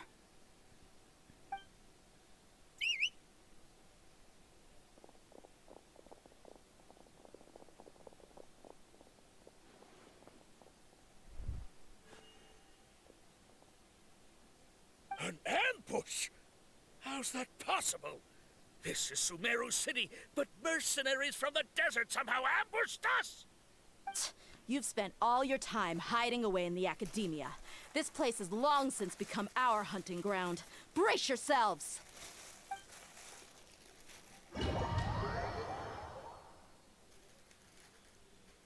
Back to the prison.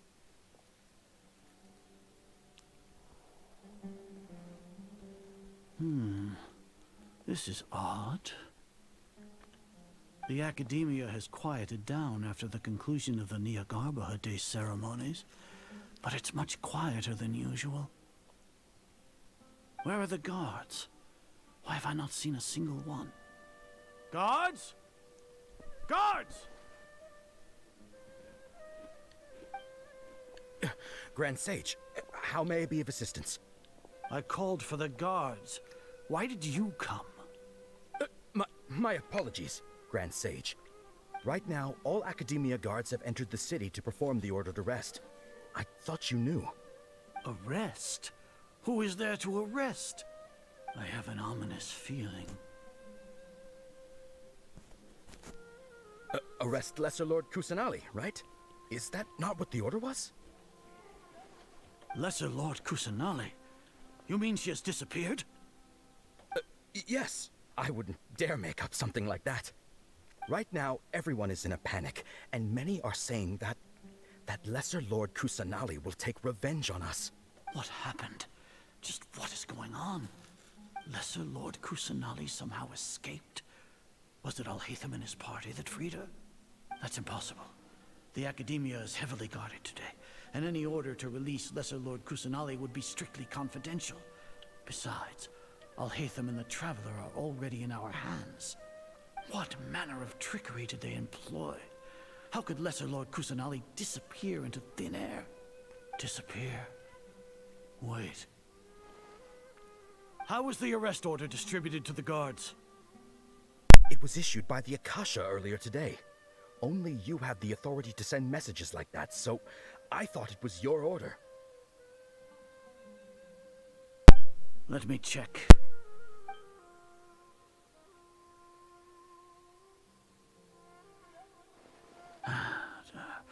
Here. Lesser Lord Kusanali has escaped from the sanctuary of Surasthana. Go to the city and arrest the escapee immediately. The Akasha indeed contains this information, and it clearly appeared in my mind.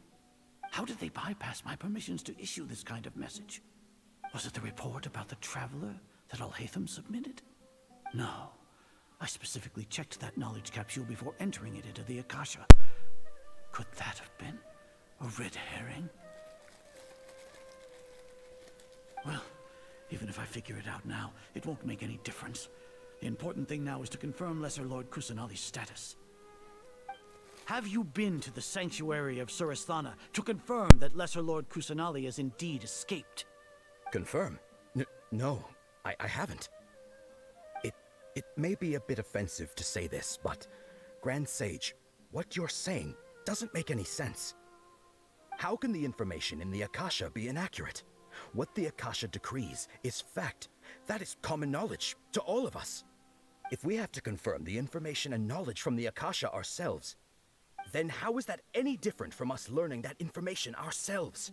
Wouldn't Greater Lord Rukkhadevata's legacy lose its meaning that way? In the beginning, it was I who asked you to believe in the Akasha, to believe in the legacy left by Greater Lord Rukkhadevata. Are you trying to use my words against me? No, Grand Sage. I'm merely confused because I believe in you. I never meant to refute you. Stay here and see if there are any suspicious people around. I'll go to the sanctuary of Surasthana on my own. Yes, Grand Sage. Lead the way, Grand Sage.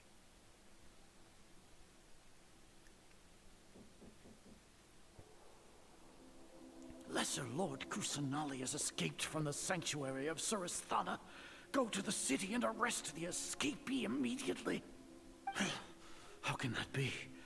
Stop thinking about it. Stop. It must be a trick of theirs. long as I personally confirm it. Ah! Impossible. That's impossible. There must be something wrong with my eyes.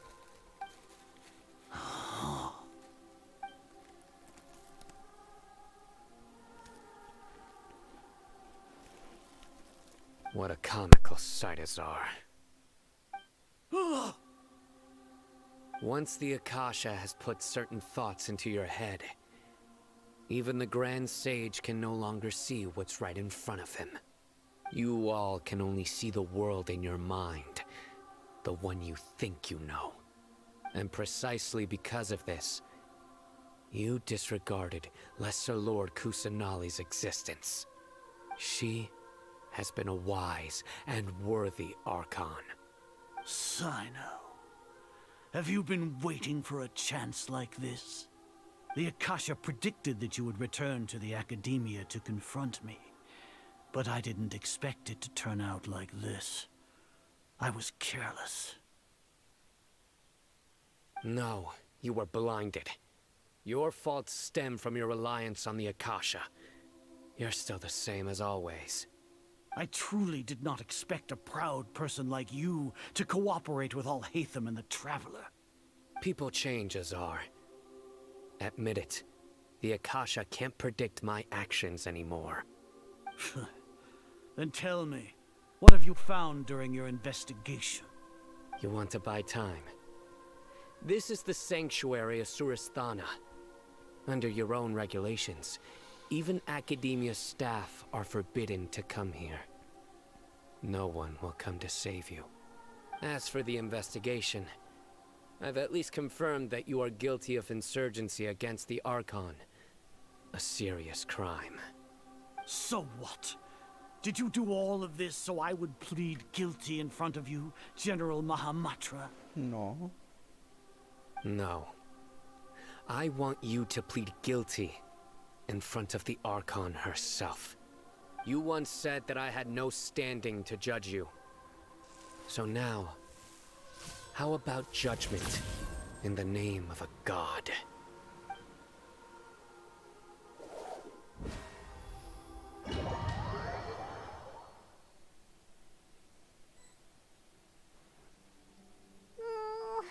How long do we have to wait?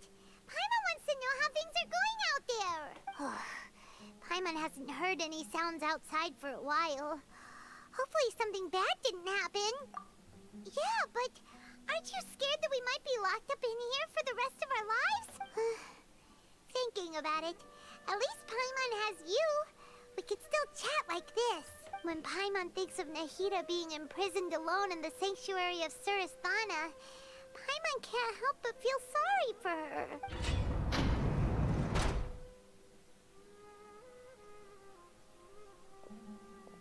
Here comes your savior. Dia! Paimon just knew you would come to rescue us! Did you? You two really owe me some big thanks. I had to search through who knows how many guards to find the key here. It felt even more tiring than whacking them. I'm exhausted. Thanks a lot. Need Paimon to rub your shoulders? No, that's, I'll pass. What are you afraid of? Oh, are you ticklish? Now isn't the time to talk about being ticklish. Things in the city and on Sino's side are both going well. The guards that stormed out of the Academia are all taken care of. The Corps of 30 is in charge of the city's defenses, but we already talked to Asfand. They've been fed up with the sages bossing them around.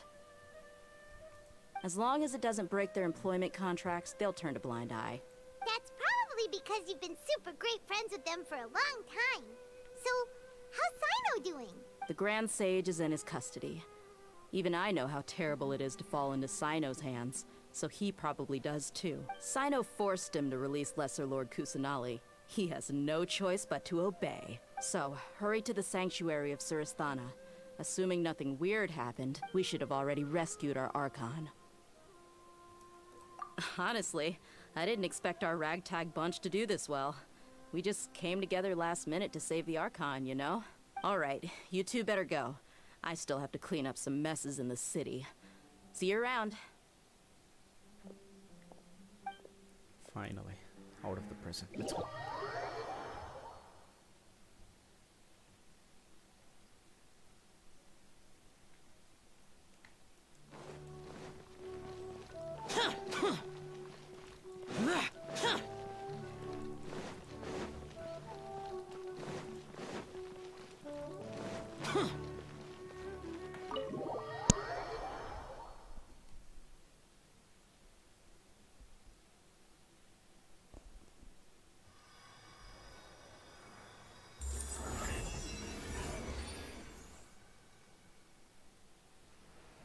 She's out.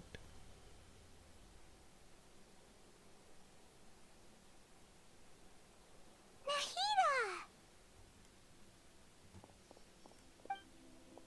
Should I say it's nice to meet you? This is the first time we've met in real life. Before, we've only met in dreams, consciousness, or when I was in someone else's body. Thank you so much for coming to rescue me, but I also need to apologize. During this time, I did some self-reflection. My sense of inferiority and yielding to the academia led to all of this, and created so much trouble for you all. Exactly! We're here because you're a good archon and one of our friends! Thanks, you two. Amazing. So this is how it feels to walk out of that cage with my own body. It's like I just had an endlessly long dream. I can't even tell if I just woke up or was only now born into this world. My concept of self has become so clear. But now doesn't seem to be the time to indulge in this feeling. This is really embarrassing. You all just rescued an archon, and now she needs your help to save her country, and even the entire world. It's okay. With you here, Paimon's sure that everything will work out. There's one more thing. What is it? For all the things the academia did to me, and for all the folly it committed in the name of wisdom, as their archon, I will make them pay. Ah! Wow! That's the spirit! You're finally standing up for yourself and not letting people walk all over you! I understand now. To be a better archon, I first need to better myself. If you haven't even figured out how to be a caterpillar, how can you be a butterfly? Yes, true. That reminds me. I wonder how far along the academia is with their god creation plan. We need to hurry and prevent the birth of that false god. I need to make some preparations. Since I'm now free, I can establish a direct link to the Akasha and control it. First things first, I need to remove the restrictions that the doctor put on me in the Akasha. After that, I'll make some adjustments and revoke the sage's permissions. The Akasha will then be like how it originally was, only operable by the Archon. After all, the academia betrayed Greater Lord Rukkhadevata's trust. This might take some time. In the meantime, you should also work on your own preparation. If we don't stop the god creation plan in time, we'll be in for a tough fight.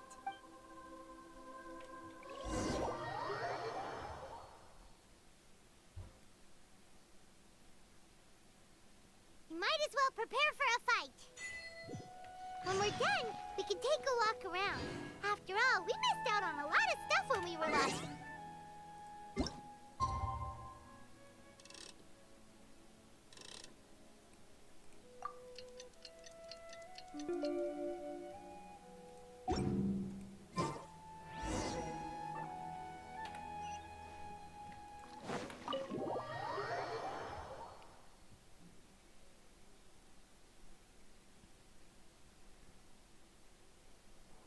How's it going, Nahida? I'm done with the parts that needed my involvement to complete. Although it's my first time working with the Akasha like this, its internal structure and operation procedures are easy for me to understand. Greater Lord Rukkhadevata's design is truly brilliant. Oh, also, this is for you. Huh? What's this little floaty thingy? A replacement for you, It's Paimon. a small device I put together just now. You can think of it as an upgraded Akasha terminal. You may not need it right now, but it should be helpful in certain situations. Wait! This thing has the same characteristics as Paimon! We're both small things that float! All the things that make Paimon special got copied! When Paimon appears with the Traveler from now on, people won't remember Paimon because she isn't unique anymore! It's alright, Paimon. It can't replace you. It's only a flying device. But you're the Traveler's irreplaceable friend. You're so good at comforting people, Nahida. If only the Traveler was as smart as you. I was simply telling you what I feel to be the truth. I wasn't trying to comfort you. Nahida, you're natural at this. What you just said made Paimon even happier. By the way, there's something I need to confess. Even though I'm the Archon and in control of myself again, I'm not very good at fighting. You may have heard that an Archon's power is derived from their people's faith. However, I'm not as well loved as Greater Lord Rukkhadevata. If we get into a situation where combat is our only option, I'll have to count on you, and I'll do my best to provide support. I'm glad I can rely on you. So the God of Wisdom isn't good at fighting? That actually sounds about right. I've located where the false god is. Time is of the essence, so let's skip to it. Let's. This is what I was waiting for. Let's go. Wait, is it the same spot? Ah, okay.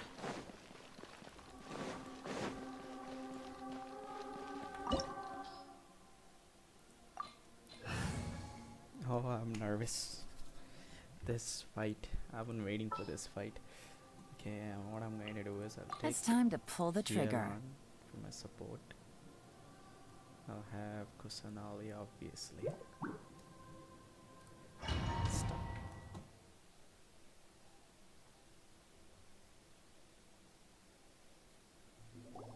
What is this place? Is this really the way we need to go? Yes. Wow. Who would have thought there'd be a place like this hidden right slap bang in the middle of the city? The sages wanted to realize their god creation plan without being discovered. The safest and most convenient way would be to build within the academia itself. That's true. They were already hiding one god, so why not two? Judging from the structure here, the project is a huge undertaking. The sages really saw the god creation plan as their ultimate goal. But this place doesn't look like it could have been constructed by the academia alone. The Fatui under the doctor sure didn't hold back. They provided a lot of technological support. Yeah, or else they wouldn't have been that generous. Is that it, though? I've always felt that this doctor is different from the academia sages. He doesn't seem to share their sense of urgency. Instead of being interested in the end product, it's like he's enjoying the experimental process. The Fatui Harbingers are all such weirdos. So, the doctor being weird is actually normal. So, this Fatui that they're trying to turn into a god is called the Balladeer? We had previously come into contact with his consciousness. He harbors particularly strong obsessions. One is the desire for a gnosis, since he was created to be the vessel for one. The other obsession is probably related to his past. I can't quite explain it. Paimon knows that he was a prototype puppet for the Raiden Shogun before he became a Fatui Harbinger. That's why he wants a gnosis so badly. There's no way he'd willingly be a test subject. Now with that temper and ego of his. It sounds like you know the Balladeer quite well. I see. Tell me more about him and what he's like. The more we know now, the better we can plan for and react to any future situation. I see. How fascinating. Alright, time to go. Let's get through here and meet him in person.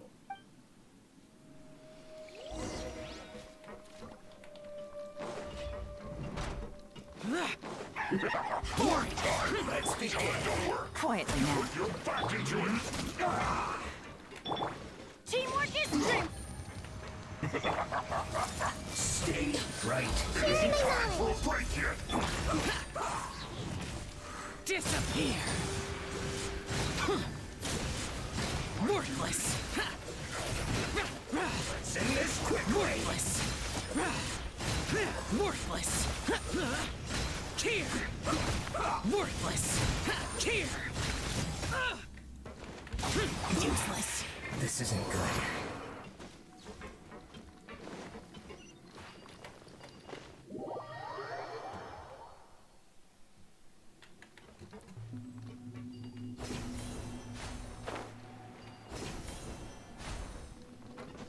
It looks like we can climb up these pipes.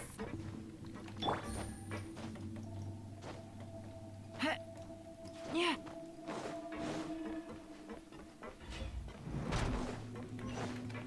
Wait. Oh, bring up.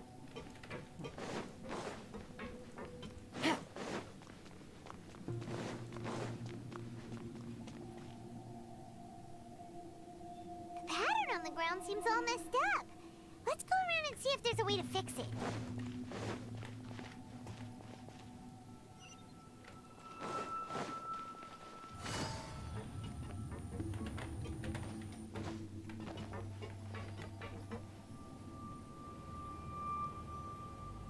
It seems to have stopped. Let's continue.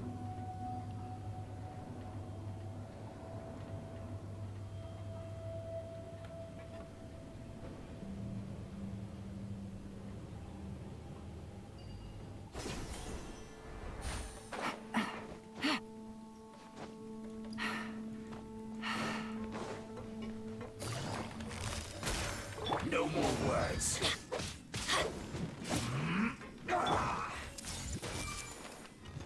Hey! I will end you. Gotcha! Off we go! Let's light it up! I'm going in! Let's end this quickly.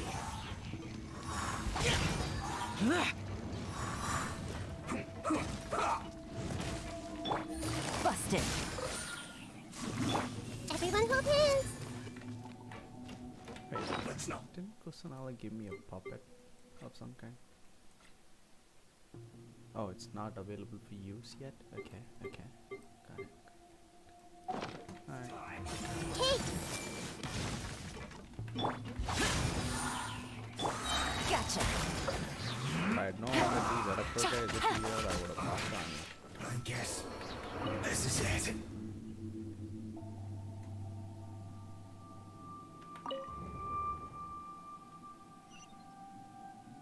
Yeah, we're good.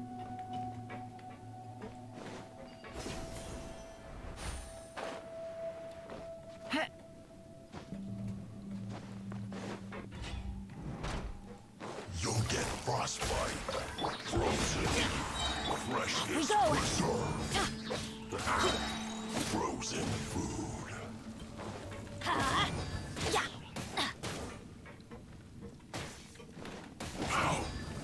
Quietly now. Things are about to get dicey. Boring! Can't run from death.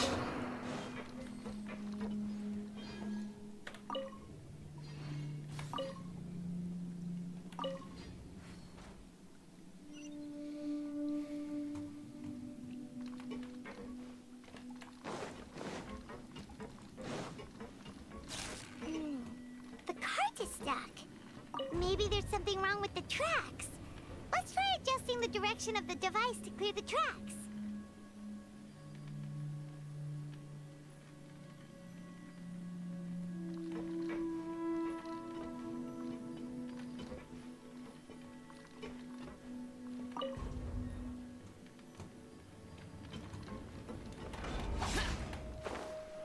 No. Fuck me.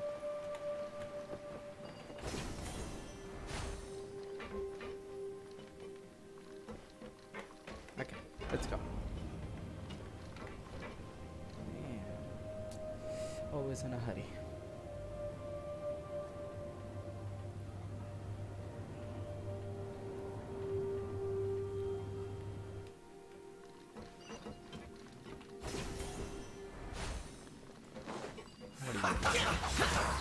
Busted.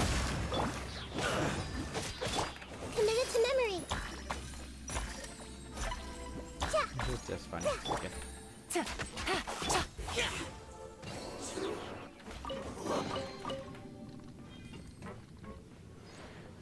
Okay. So we got one more to go. Yeah. Yeah. One more to go.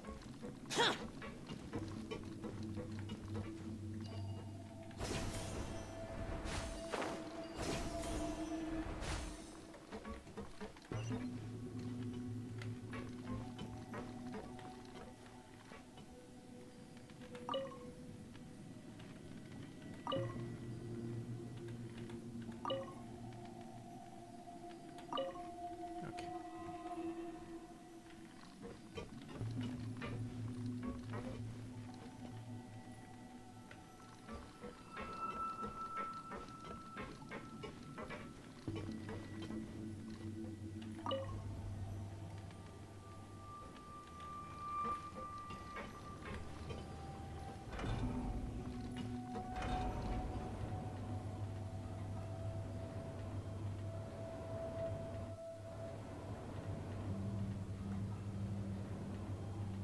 Did I?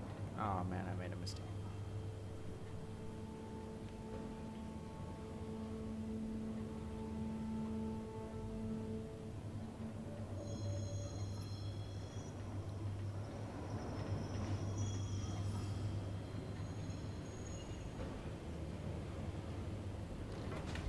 Useless.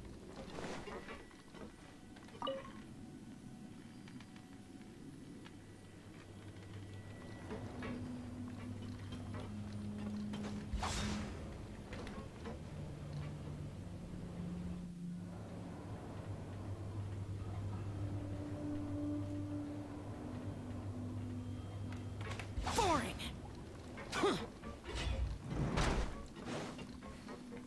No more words. Trouble. Let's end this Make quickly. yourselves at home. Teamwork is dreamwork. Let's quietly now. This is it. Hard enough. Lament. Well met. Worthless.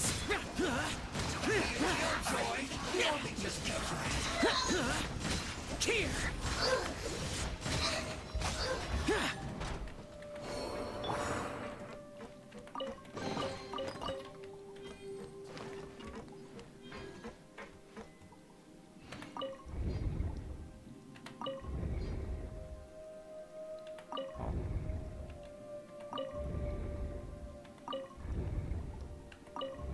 That's it. Got it.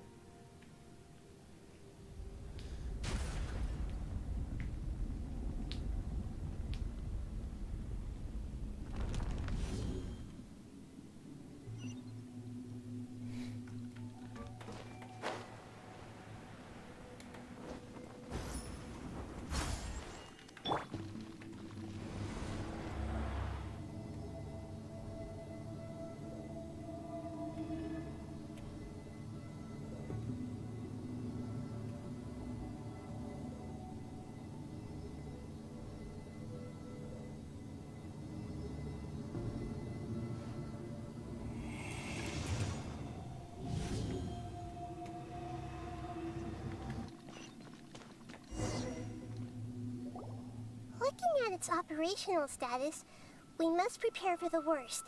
The god they wanted to create is likely close to completion or already completed. Oh no! What should we do? Paimon can't imagine how hard it would be to fight against a Fatui Harbinger with a Gnosis. Are you nervous, Paimon? If you really want to know. Of course Paimon's nervous! Aren't you too, Nahida? Yes, I am. This is probably the first time I faced with a calamity of this degree since my birth. I feel not just nervous, but curious as well. Curious? Curious about what? Curious about our fate. To me, everything we perceive in this world, everything we learn, and everything that happens to us is considered knowledge. And if it's a form of knowledge, then it can be understood. However, only fate is about that which has yet to occur. so it has always drawn my curiosity. So to me, fate is the ultimate knowledge. That's also why I love observing humans and all the things that happen to them. It all brings me great satisfaction. And now, at long last, I'm not just an observer anymore. I will personally experience my own fate with you by my side. Isn't this such a wonderfully exciting thing? Ah, so that's what you mean. Paimon thinks she understands what you're feeling. Agreed. Okay, let's continue on. I can sense his aura from here.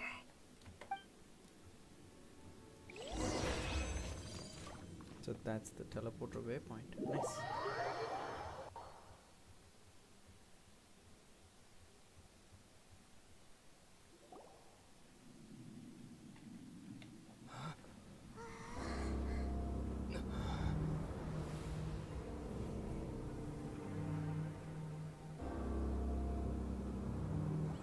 Oh, this looks cool, bro.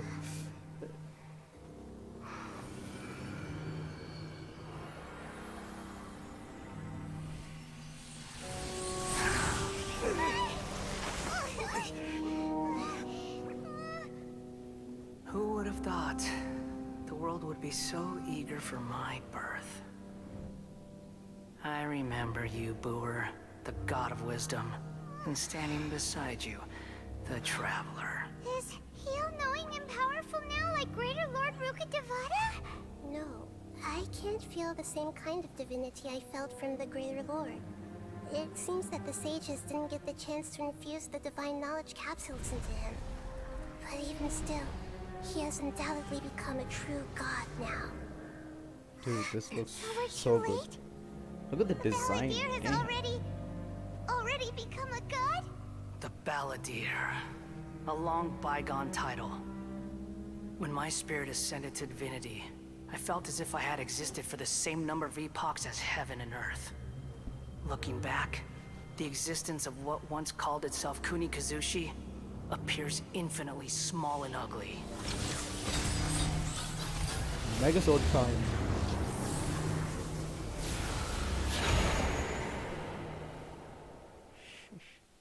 This imposing aura. It really feels like a god's. A body that capitalizes on the Balladeer's original construction as a mechanical puppet, with the Gnosis serving as a constant power supply. How much effort and resources did the sages put into this? From a purely technological perspective, it's a commendable achievement indeed. It's no exaggeration to say, this is the culmination of human wisdom. You sure are something. Dishing out compliments at a time like this? But I don't think he's reached the spiritual height of a god. Strife is engraved upon every god and every gnosis brought forth into this world. Can you feel it? The exhilaration of such power, and the thrill of anticipation for our contention. Nahida wouldn't feel the same things as you! Do you not realize that you are interrupting a conversation between gods? Lowly creature, know your place! The strife engraved upon a Gnosis. You're talking about the Archon War. Tevat's current peace was not easily won. I didn't personally participate in the Archon War, but the way I see it, all those losses were meaningless, driven by the demands of the laws. There's no point in bringing it up again. Is that so? Yet I am deeply disappointed that I was never allowed the fortuity to personally participate in the Archon War. This is a first. Encountering a god in this world who does not crave power. No wonder your own people have abandoned you, god of wisdom. Your judgment is as your existence. Unsubstantial. This is where everything ends, Booer. The god of wisdom. You should know that wisdom cannot solve every problem. Like now, where your only option is to face me in combat. Come! Let us reenact a scene of the Archon War. Come and inaugurate my birth as a god. Very well. Very well. Perish!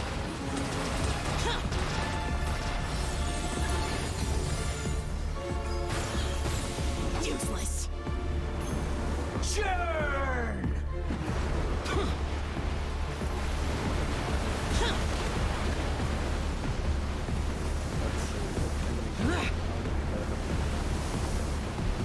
Feeble human! Ah, that's so good.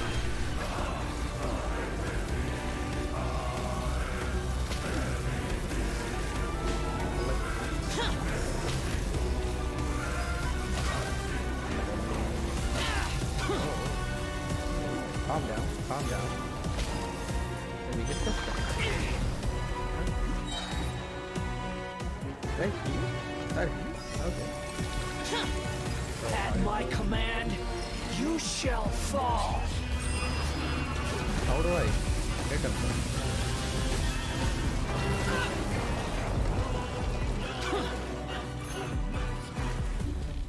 Feeble human!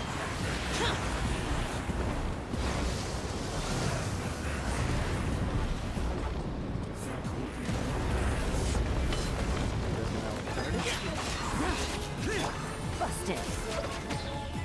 Insignificant past!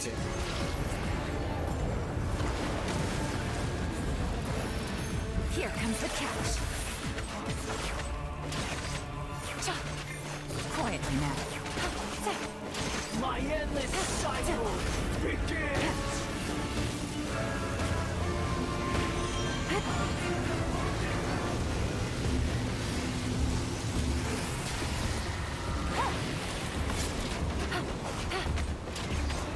Feeble Take it easy. human!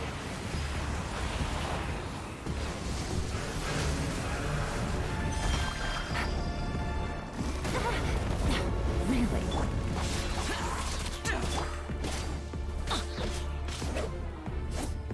Insignificant past!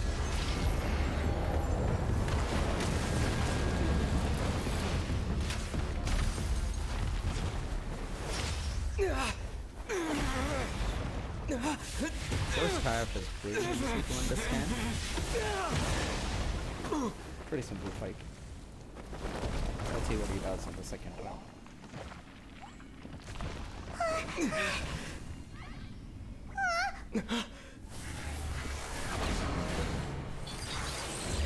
Megazord, assemble.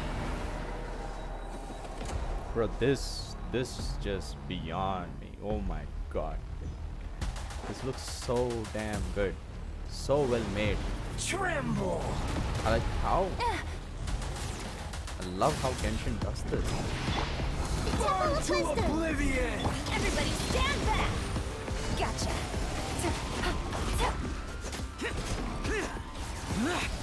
Kneel! Get out of my way! This is incinerate. Oh, okay, these things. Take it easy. Okay.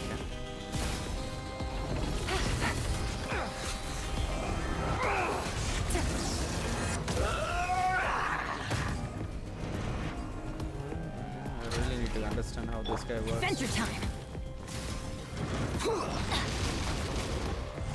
Off we go.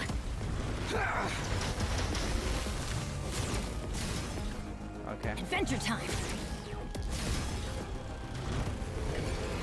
Reality is pain! Okay, all I had to do was nothing here.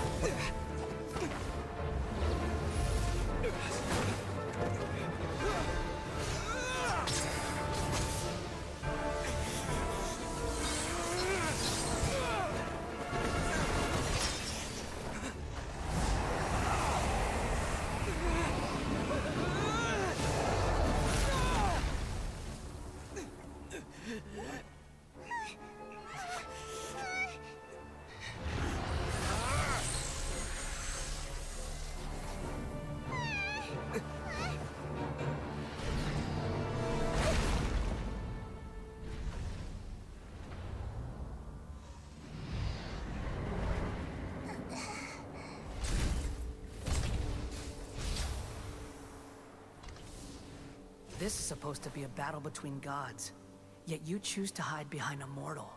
And now, you're acting like you'd sacrifice yourself for a human. Are you having fun proving a false sense of heroism to yourself, Booer? No, he did not.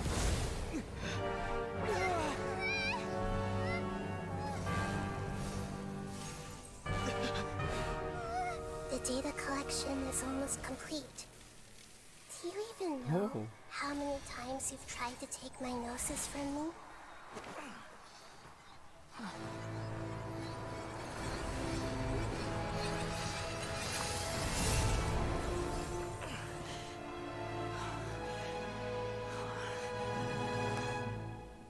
We just concluded the 168th loop.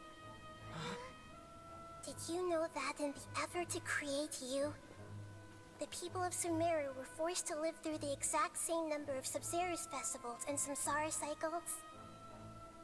The power of dreams. When did you use it on me?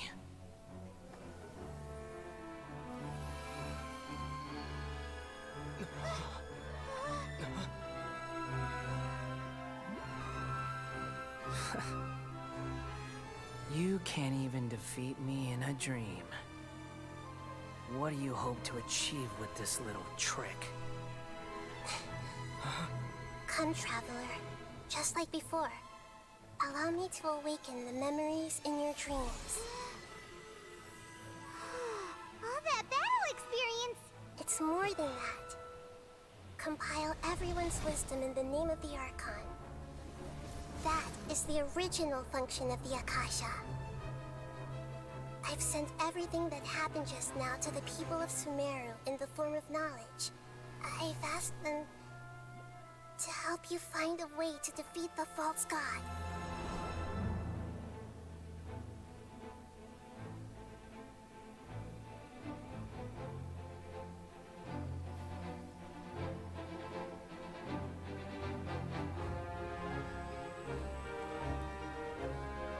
I'm just shocked. I don't know what to say. This is so good. Is at your disposal. This is just so good. Now we fight. Meaningless tricks won't save you.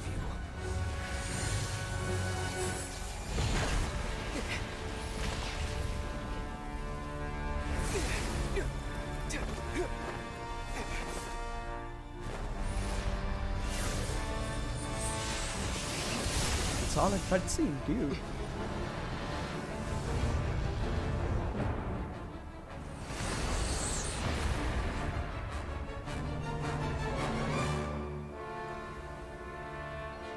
Amazing. Are you done with your tricks? Can I finally take this as a real battle between gods? I'll leave this to you. The first sage of Booer.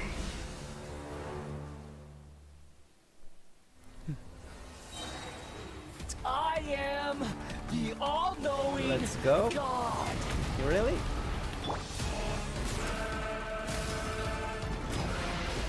Burn to oblivion. Useless. Right, we have to stay away from those things. Kneel. You kneel. Collect those. Just one more. Nope. One more. Come on.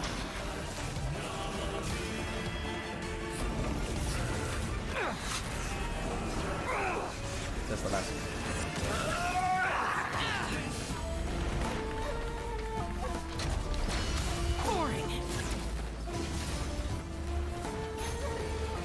Reality is pain.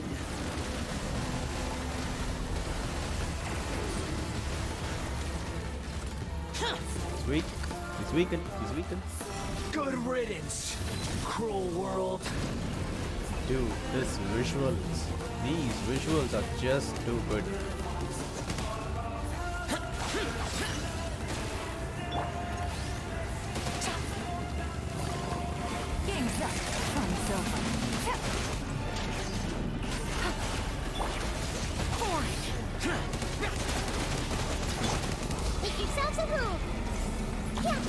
Grow, grow, grow!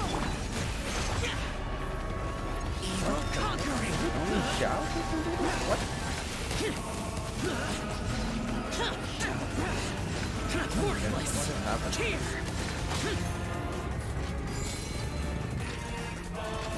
Your new god awakens! Now, your eyes have been opened. Light it up! Off we go!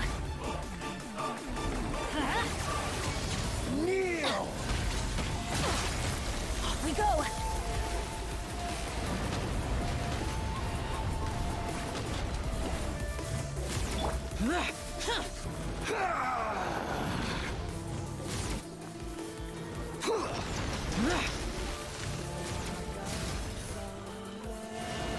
Tremble!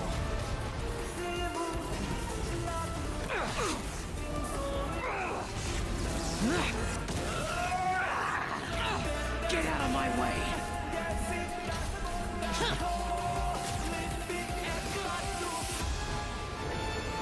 Reality is pain! Oh, that's how you do it. Okay.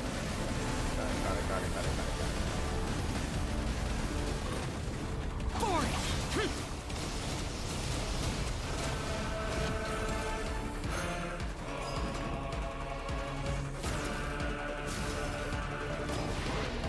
Burn to oblivion!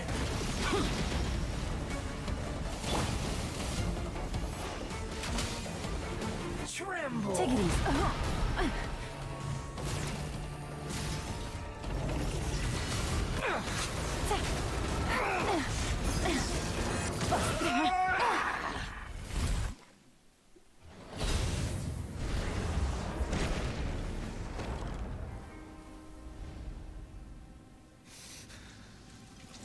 Humans.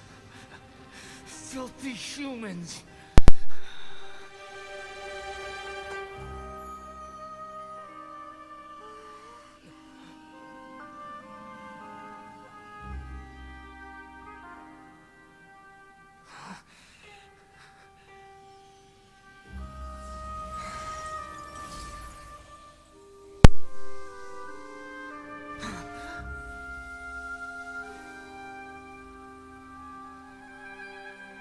No!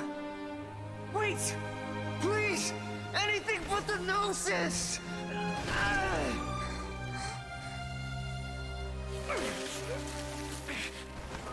That's mine! Don't even try! I'll never go back!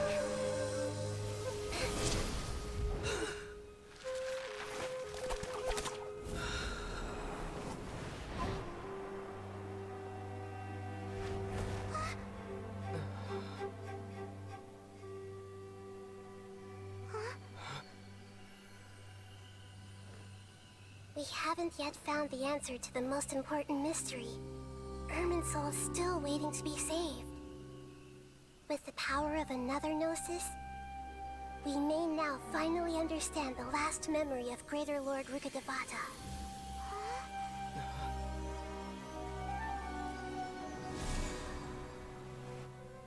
This is... That's right.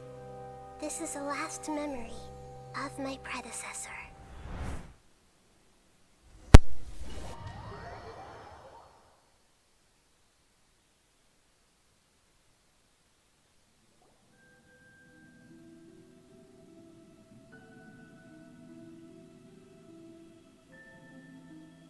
Huh.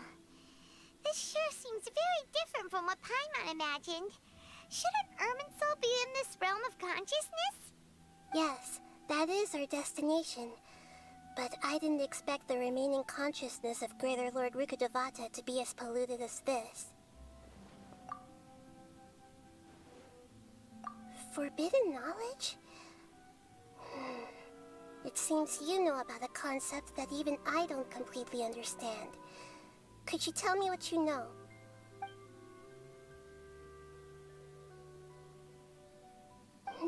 Your inference seems logical enough. Forbidden knowledge once polluted the desert thousands of years ago, but was successfully repelled thanks to King Deshret's self-sacrifice, and Greater Lord Rukkhadevata nearly exhausting her power. Then, a second instance of forbidden knowledge pollution occurred during the Conria Cataclysm 500 years ago. But I'm afraid it is much more serious this time, with Irminsul itself already in danger. So, if we're in the remaining consciousness of Greater Lord Rukkhadevata, and it's also been affected by forbidden knowledge pollution, then does that mean, in order to save us, Greater Lord Rukkhadevata? Yes. It's very possible that she sacrificed her life in the fight against forbidden knowledge. She didn't completely eradicate forbidden knowledge, but if it weren't for her actions, the pollution would have been far more rampant over these past 500 years. The way that everyone, including me, has forgotten everything about forbidden knowledge may very well be due to her restoration of Irminsul. Aww. Do you feel sad, Nahida? I'm just sharing her pain. The pollution of her consciousness here is severe. There is madness, chaos, and pain all around us. Did she fight to resist the forbidden knowledge pollution in such terrible conditions, all the way up to her last breath? She even used her last remnant of lucid consciousness to leave a clue for us to follow.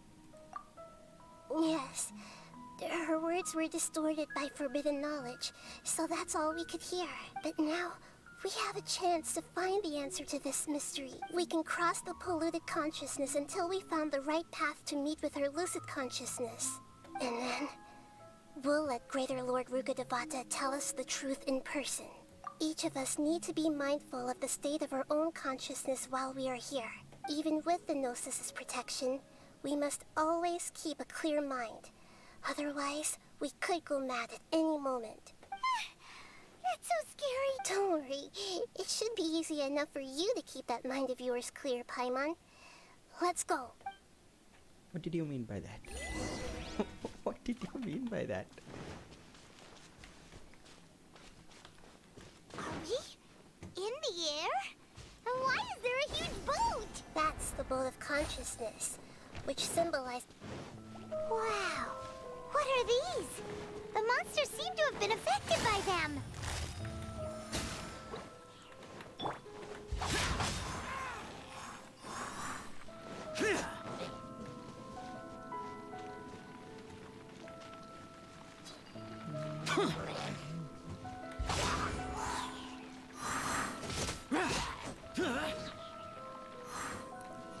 Wait, more spawning? Okay.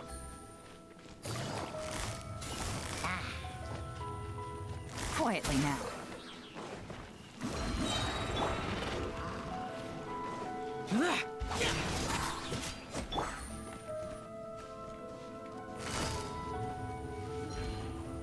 Gotcha.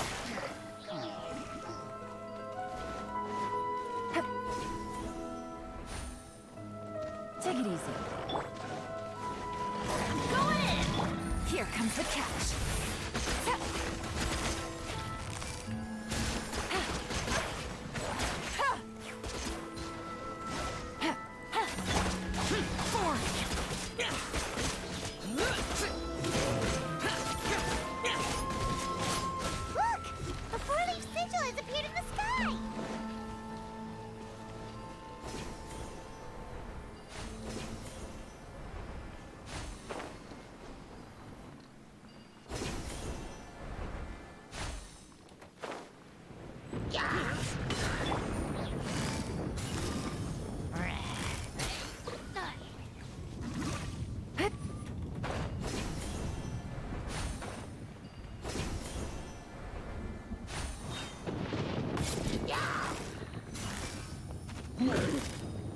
Busted.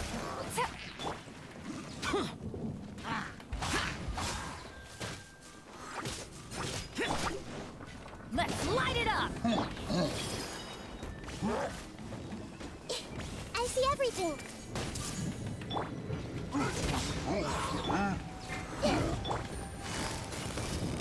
Quietly now. Useless. Adventure time! Ha! Gotcha! Hey! No. How dare you hurt her? Everybody stand back! Commit it to memory.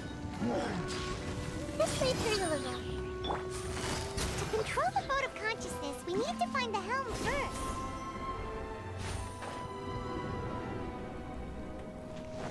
Take it easy.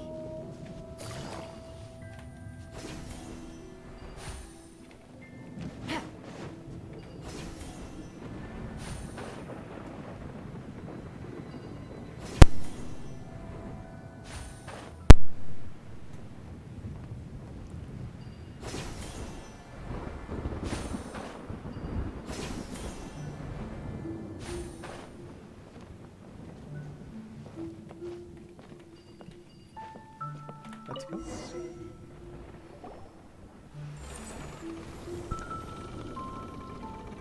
We changed direction. Are we still going the right way, Nahida?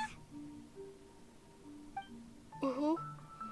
Judging from the current route, the boat of consciousness will soon take us out of here.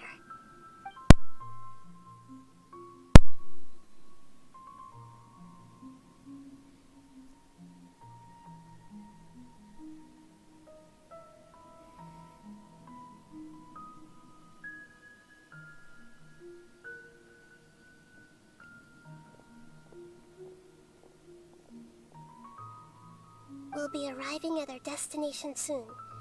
How are you feeling? Are your minds still intact? Huh? But everything's been completely normal for Paimon. Hopefully there won't be any more interruptions. This time, we should be able to meet Greater Lord Rukkhadevata. Are you saying you've never met Greater Lord Rukkhadevata before? No. It seems that my birth and her death took place at the same time. Otherwise, I think she would have given me a little more guidance, and I could have done a better job. Hey, you've done a great job, Nahida.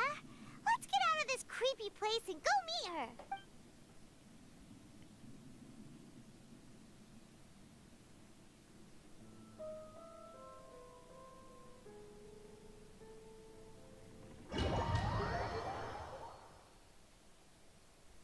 So, is this the place you were talking about? The base of Irminsul?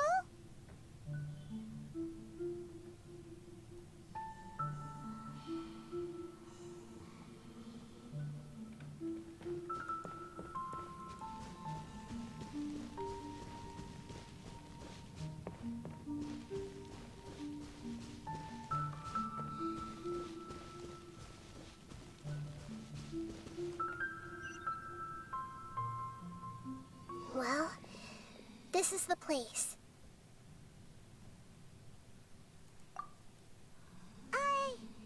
We're here to find Greater Lord Rukkhadevata, right? But the one standing over there, Is that... me? She looks exactly like me. Are you Greater Lord Rukkhadevata? Yes, that's me. Are you surprised by my appearance? Irminsul and the surrounding lands have been reproduced here as they were years ago. But this is just a realm of consciousness. We are manifestations of the same nature. Hence why we would appear exactly the same. We're of the same nature? Why? Because you are me, and I am you. You are me in the new samsara. The new samsara? As Greater Lord Rukkhadevata, I'm the avatar of Irminsul. And you are the purest branch snapped from Irminsul. Imagine it this way. Even if a tree dies, its branches will eventually take root and grow, continuing the tree's life in another form. I'm merely the remaining consciousness of Greater Lord Rukkhadevata. The real me has presumably died a long time ago.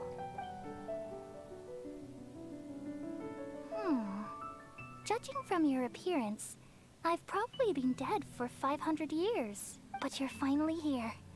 My new self in the samsara.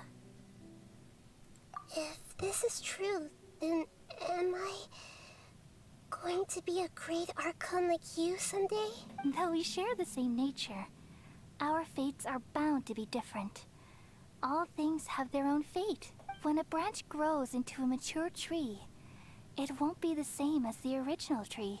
That's why fate is the ultimate knowledge, isn't it? That's a great insight. Yes, very good. It's also precisely why you won't become like me. Really? But perhaps you may become an even greater archon than I. I already see a determination in you that I didn't possess in my time. And the future that it leads you to will be yours alone, along with the blessings from your past experiences. Don't worry. The growth of wisdom is like that of a plant. You only need to wait quietly for the flower to bloom. Come to think of it, the sages never had the faintest inkling of the meaning of wisdom. Thank you. Nothing makes me happier than discovering that the archon I always admired was in fact myself in another fate. It's so nice to speak with you, Greater Lord Rukkhadevata. I've always wanted to meet you. The feeling is mutual. From the moment I snapped the branch off Irminsul and created you, I've also looked forward to talking with you. Could you tell me why you wanted to create me? And what exactly happened when you died? Ah, I see. You're here seeking answers, right? Everything that day, even the sky itself, changed into a color like this. At that time, the seven were all summoned to the nation of Conria. Except for me. I had a more important task to attend to. I had to protect Irminsul. The disaster occurred together with the pollution of forbidden knowledge. At that very moment, with my consciousness connected to Irminsul, I sensed something was wrong. The pain started to torment my mind. By the time I reached Irminsul, it was already displaying signs of corruption. Had I not repelled the pollution of forbidden knowledge with King Deshret thousands of years ago, I might have felt even more hopeless and lost. So what exactly is forbidden knowledge? It's a kind of knowledge that doesn't belong to this world, and a form of truth that can't be understood. It came from the very bottom of the abyss. Even I could never understand it. The world is constantly rejecting it, leading to all kinds of bad phenomena. If we allow forbidden knowledge to pollute Irminsul, I'm afraid the entirety of Tevat could fall apart. So, there's knowledge that even the God of wisdom can't understand? At that time, I knew I couldn't repel the forbidden knowledge with my strength alone, which is why I created a device that compiled human wisdom and named it the Akasha. It's truly the world's most amazing invention. Thank you. For a long time, I thought dreams were the fruit of human wisdom. Though it was selfish to do so, I borrowed people's dreams using the Akasha. Then I compiled their wisdom and all of my own power. Well, did it work? Thanks to the wisdom of the people of Sumeru, almost all the forbidden knowledge was cleared from Irminsul. But things didn't go as smoothly as I thought. I had a terrible headache, which gave me an uneasy feeling. And then I remembered that my consciousness was also connected with Irminsul.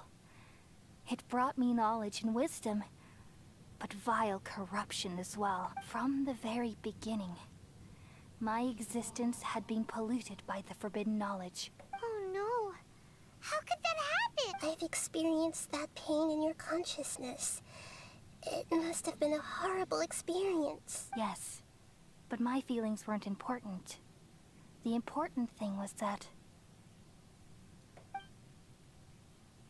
even if I died, my existence and everything related to me would continue to exist in Irminsul as memories and knowledge, meaning that the forbidden knowledge couldn't ever be permanently eradicated.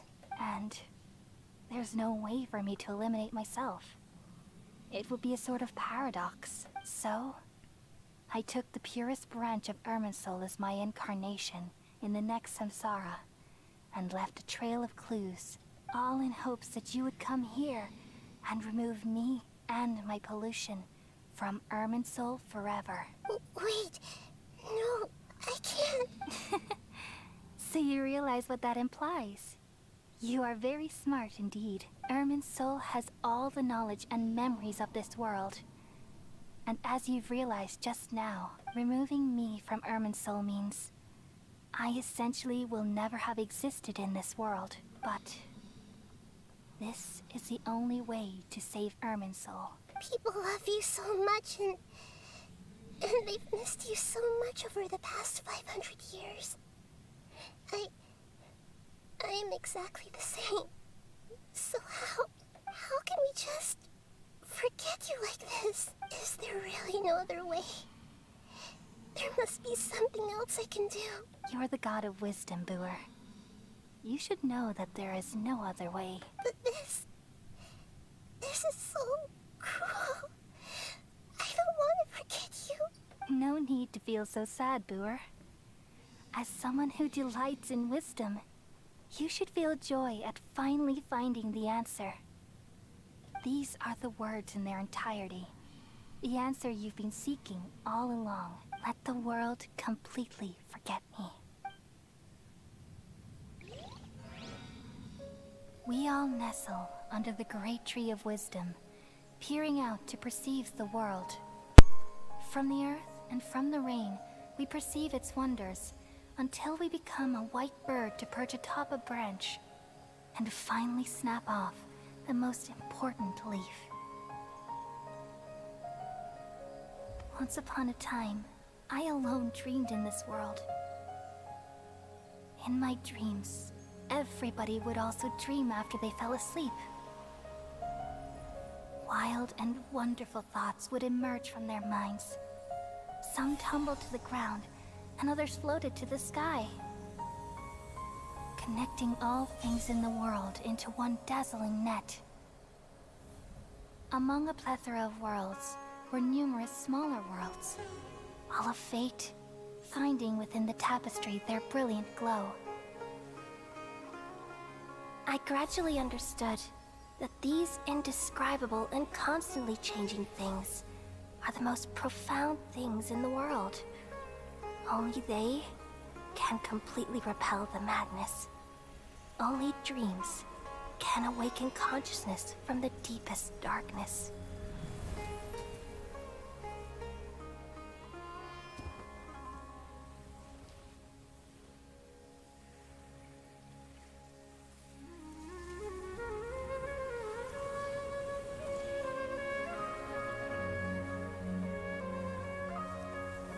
I'm the one who posed this question, yet also the one who sought a solution. Saving the world with the dreams of the people used to be my answer. And now, you've also found your own answer, and I shall return all the dreams to the people.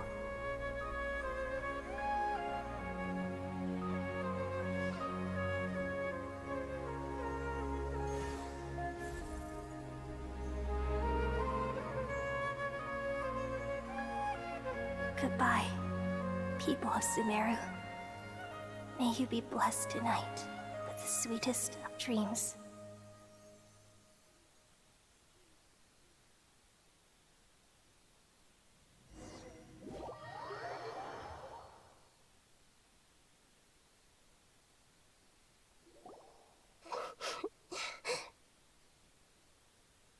I'm alright. I'm just a little confused. We've just saved the world, right?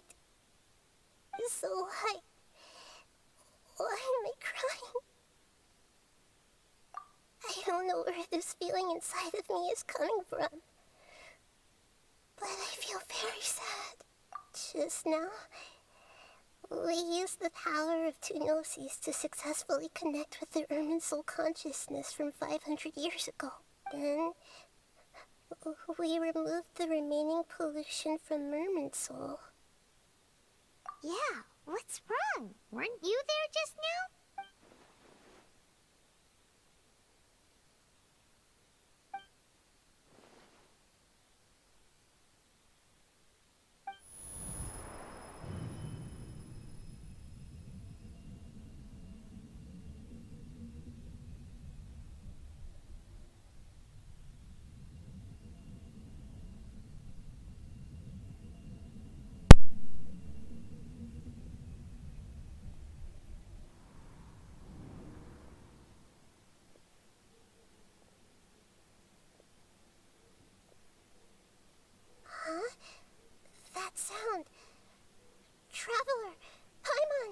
I've been waiting here far too long. But finally I have the chance to be alone with you. All the precious time I wasted has finally paid off. The doctor! What have you done? Just a type of sound wave that can quickly put defenseless people into a dream. As I expected, it doesn't have any effect on gods. This is the only thing of interest I found among the sage's research. I thought I'd take it for a little spin. Don't worry. I know you would never forgive me if I actually killed them. I'm here to negotiate with you. Naturally, I won't do anything dangerous that could potentially damage our relationship. Negotiate with me? I heard you had already left Sumeru. Why are you here again now? I left Sumeru, but I also stayed in Sumeru. Even the God of Wisdom is restricted by the habits of cognition. How disappointing. You mean there are many different versions of you in this world? An astute guess. Even the same individual will have different cognitions at different ages. A long time ago, I made a major decision in hopes of preserving all my perspectives of how I observed the world. Observation is the first step of any experiment, but observing the current world doesn't satisfy me. It lacks an important dimension, that of time. So I saved segments of all my ages and made them into independent individuals. That's all there is to it. Indulge me. How does the God of Wisdom find my method of seeking knowledge? It's an insult to the very concept of life. Life inherently has many rules and restrictions, each with its own significance and reason to exist. They can't be broken on a whim. Good. Amazing, even. Indeed, it's difficult for humans to make peace with themselves, not to mention oneself from a different period. Since you were in the academia, why wait until now to show up? You could very well have stopped us and helped that fake god. Simple. Let me ask you this. Would any staff member ever help the subject in the middle of an experiment? It was my experiment. So why should I interfere with the results? The academia saw the plan to create a god as their ultimate goal, yet you only saw it as an ordinary experiment. You really are crazy. If the experiment succeeded, you would have had a new god on your hands. How would you have faced your own god then? Would you still take the same stance? Would you still hold the same view of yourself? I'm first and foremost a scholar. These results should be left to the judgment of the hypothetical me confronted with that outcome. But you're right. And that's exactly why I'm disappointed with the conclusion of this experiment. As an individual, you don't have any sense of belonging. You seem to have even fewer convictions than a typical scholar. Oh no, I certainly have my own convictions. They just don't fit your standards, that's all. All right, that's enough conversation for today. The experiment is over, and it's time to tidy up the equipment and reclaim any useful materials. For example, the Gnosis. Lesser Lord Kusanali, you're an intelligent archon. I'm sure you understand the disparity in our combat abilities at this time. Besides, you have no way to use that electro-gnosis in battle. Didn't you say you were here to negotiate with me? Somehow, it's starting to seem like you intend to take it by force now. I'm merely stating a fact. After all, I'm also a scholar. Naturally, I hope to show proper respect and dignity to the God of Wisdom. Your hypocrisy is built on absolute confidence. I understand your scheme, but... what if I were to destroy the Gnosis now and awaken the heavenly principles? Awaken the heavenly principles? Do you think that's really possible? The heavenly principles have been silent for many years, but the Gnosis are symbols of their control over Tevat and all the laws. Will the destruction of a Gnosis attract the attention of the heavenly principles? And if so, How do the Fatui plan to deal with the consequences? Do you dare to gamble such a possibility with me? Gamble? How surprising. I thought you would show evidence or use rigorous reasoning to prove your point. The word gamble is the last thing I expected to hear from the god of wisdom. But this is a clever move. You must have seen through me when I first captured your consciousness. As a scholar, I respect all possibilities. This has always been my principle and is an essential trait as an experimenter. Indeed, I can't ignore this possibility. So tell me then, what are your conditions? This foreign gnosis will only lead to disaster if it stays in Sumeru. But this electro-gnosis is the prize I obtained after defeating one of your fellow harbingers. Now, as the one who initiated this cascade of events, shouldn't you pay the corresponding price? Price? Interesting. What price would you have me pay? How about erasing all your other segments? So this is how you wish to restrict me, the most threatening opponent of the Nation of Wisdom. What you request of me is like plucking out the eyes I have placed in the dimension of time. Segments are extraordinarily difficult to make. They require extremely rare resources and enormous amounts of time and effort, requiring me to destroy them all here and now. Bravo. A suitably wise decision on your part. Yes, how very interesting. Can I assume that you have long been wary of me? Among all the versions of me, this segment you see now is the most selfish. If it weren't me, your idea wouldn't have worked. What did you see when you were imprisoned? You were observing me, and that's how you know I've long grown tired of their doubts and endless arguments.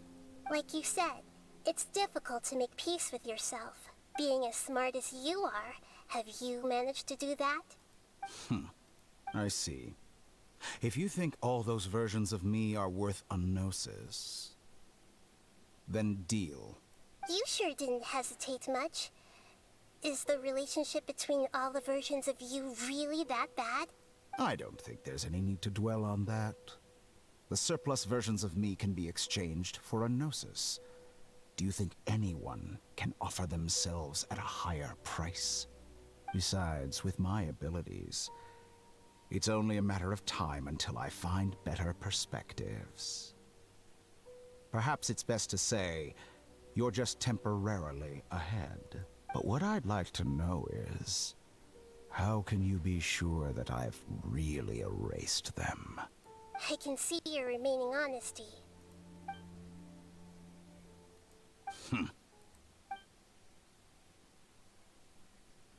What a ridiculous decision! Sheer You can't be foolishness. serious! How could I have been so short-sighted? You think this is the end? Wait, I'll have Please wait. wait. You'll make this moment count. You will regret this. Well, have you confirmed that it's complete? Here, take it. The future of Sumeru City will be in my hands alone. I will shut down the Akasha and let curiosity and the thirst for knowledge drive the realm of academics once again. There won't be any further gaps for you to exploit. It truly pains me that my academic achievements have never been appreciated in my homeland. Of course, I have no interest in being rejected by this city for a third time. Another chess piece. And where is your dendronosis? Don't be greedy, Harbinger of Snezhnaya. No, this is a different transaction. If you intend to turn off the Akasha anyway, then there's no further use for the Gnosis of Sumeru, is there? Besides, isn't it the Archon's duty to deliver what's desired of the Seeker? Oh. Judging from your expression, you don't seem to find the idea very agreeable. Then let's think of it this way. Since you're the god of wisdom, how about I exchange some knowledge with you? People exchanging knowledge with the god of wisdom is the stuff of legends. Yet here you wish to exchange knowledge for the god of wisdom's property. Arrogant as that is, it has piqued my interest. Let me ask you, have you in all your mighty knowledge ever heard the rumor that the skies of Tevat are fake? No. Huh? That's the secret hidden by Irminsul You're concerning not dropping the that truth bomb right of now. this world. That we are living under a fake sky. Dude. Once I finish telling you about this, it will be time for me to say goodbye. With negotiations, we've all gotten what we wanted. There's so I'm many very theories glad I out got there, to so meet many you like videos out there which this. says the same Your thing. arrogance may know no bounds, and convictions may mean nothing to you. But I'll still listen to what you have to say. And they're not gonna tell us.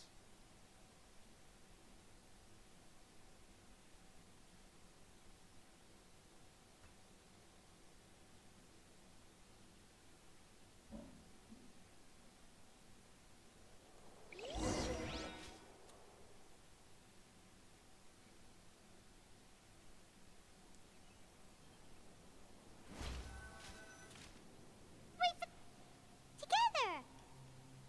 Okay. Wake him up.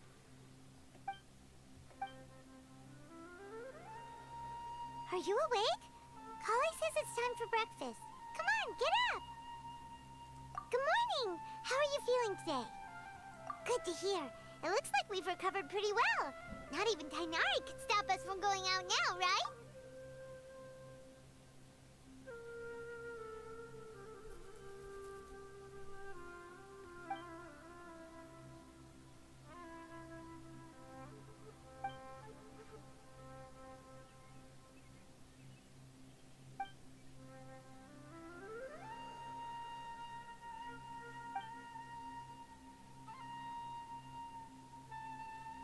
Come on, Traveler, let's go!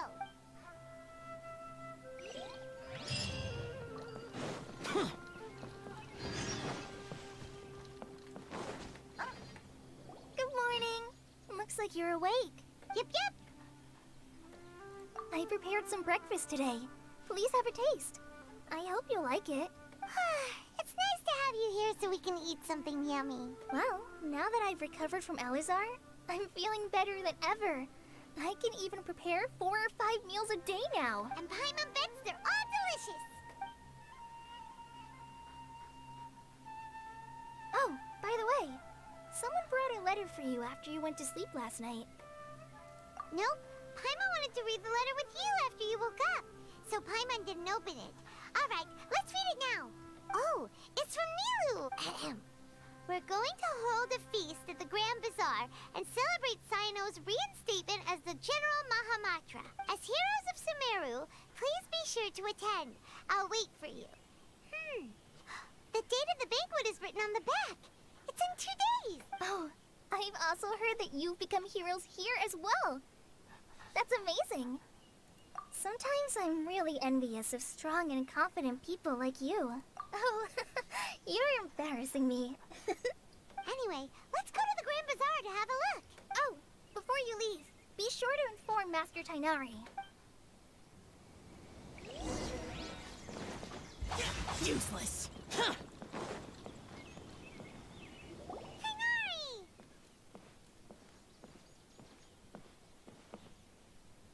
Good morning. How do you feel today?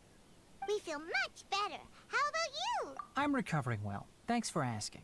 But from the looks of it, you seem to be already busy with work again. It's fine. I'm not that busy, really. The Elazar patients have recovered, as well as Hypatia. For now, I only need to tend to my Forest Watcher duties. It seems once Irminsul started getting better, everything else started to recover too. Yes, but there are still some residual effects. The withering is one example. Though it won't spread anymore, the existing zones won't just disappear. We forest rangers will still need to do the work. By the way, we have some good news. Sino got his position back. This news is hardly new. He had already mentioned it to me before. Huh? You mean he was already here? He visited once, but he was afraid of disturbing you while you were resting. He just asked me a few questions and left. Then you probably already know all about the celebration feast. Celebration feast? No, I haven't heard anything about that. Huh? But didn't Nilu say in her letter that they would celebrate Sino? He didn't tell you? Perhaps, or alternatively, he doesn't know about it either. Come to think of it, Sino doesn't seem like the type who'd enjoy a celebration feast. You and Kale are both Sino's close friends. Why don't you come to the feast with us? Kala has taken over some of my tasks these days. I don't think she'll have time for it. Not to mention me. You see, some VIPs have come to the forest recently. Huh? VIPs? Well, technically speaking, they are former VIPs. The sages involved in recent incidents have begun their training in the Avidya forest, and the people they had previously imprisoned have all been released. Huh? Yes, he's a little weak, but he isn't injured and his condition is stable. Lesser Lord Kusanali, in her boundless mercy, has decided to spare Azar and the other wrongdoers. Supposedly, they were ashamed of their shallow ideologies and have decided to dedicate the rest of their lives to cultivating wisdom in the Avidya forest. When they learned that Lesser Lord Kusanali had defeated the Balladeer and saved Irminsul, they were shocked at first, but also became happy, feeling that the sacred light guiding them on the path of discovering wisdom had begun to shine once again. As a result, work has increased for the forest rangers. That sounds really exhausting. There's nothing we can do, really. But that's another topic. Back to the matter at hand. Are you two planning to head out? Yes. Right! We're here to request permission to head out. Would that be okay? You've recovered well. You may go, but be careful. Yay! Will do! The rainforest is...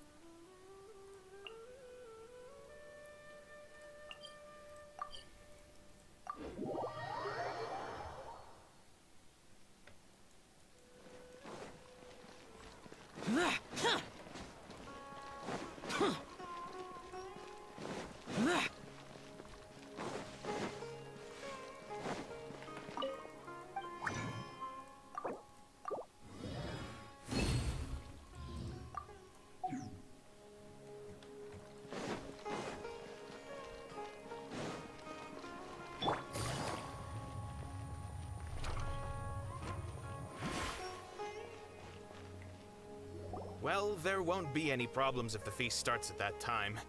Everything has already been prepared. Mr. Zubair, I finished telling things up here.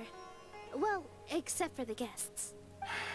Is a simple reply really that much to ask of our guests? It's affecting our arrangements. Oh, it'll be fine. Besides, it never hurts to get things ready in advance. I was thinking the same thing. The feast will be held sooner or later, right? Hey, Nilu! Traveler, Paimon! We got your letters, and here we are! You're the best! The other guests haven't even replied yet. Huh? Are we the only ones that have arrived? Yeah. I had someone deliver letters to all of our guests. But maybe everyone is still busy with other things. Look, I get it. Sumeru is in an extremely important period of transition right now, but even if your friends are important figures, they shouldn't just ignore your request like this. Nilu is Sumeru's #1 celebrity after all. You have no idea how happy I am to talk to people with good taste. If you consider enjoying Nilu's dances having good taste, then almost everybody has good taste, because Paimon thinks everybody will love her performance. That's right. We all think she's amazing too. Nilu is an absolute favorite among those of us who frequent the Grand Bazaar. For Outlanders, you have a great eye, Master Zubair. Let's have a vote for the most outstanding audience members next time. I think these two may win. Nonsense. It is not for us to determine the value of an audience.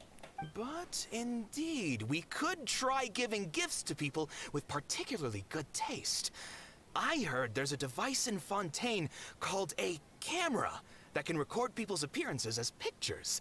Such pictures would make superb gifts. Ooh, good idea. I wonder where we can find one. I don't want you giving pictures of me to everyone. I'm satisfied just being able to perform here. There's always a lot going on at the Grand Bazaar. Yeah, and that's why I love it here. Traveler and Paimon, could you help confirm if the letters were actually delivered? If for some reason they didn't receive the letters, then please tell everyone that there will be a feast here. Yeah, we can also check out how everything in Sumeru is going now. When I wrote the letters, I heard that Dia was in Port Ormos, and Alhaitham was at the Academia. As for Sino, we've only heard that he appears at the Academia from time to time. I'm not too sure about Ramon's whereabouts. My guess is that he's with Dia. As for Dunyarzad, I just hope she's feeling better. I sent her a letter, but I was afraid of disturbing her. If you have time, please ask about her for me. Okay, got it. Let's go, Traveler.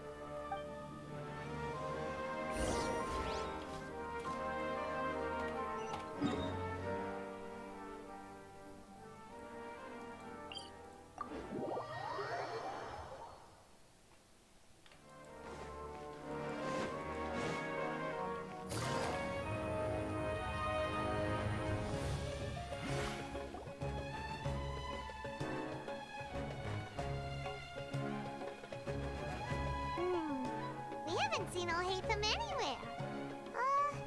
Let's ask that person over there.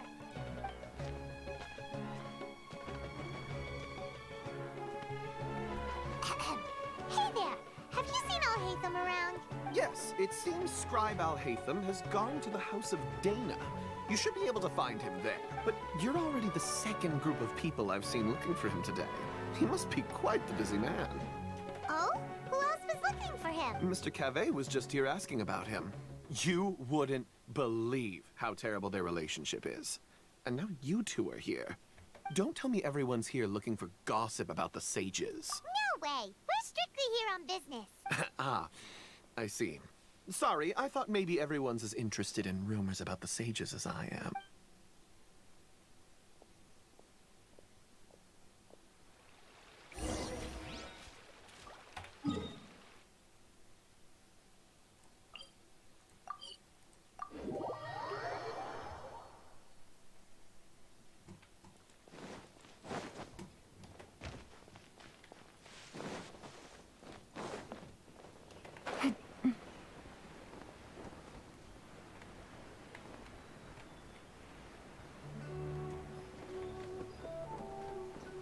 Yeah.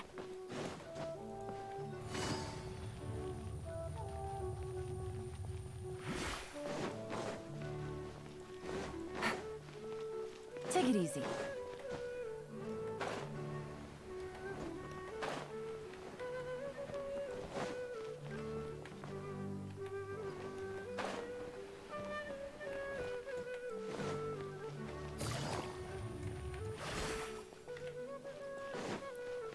Bro, where the heck is this place?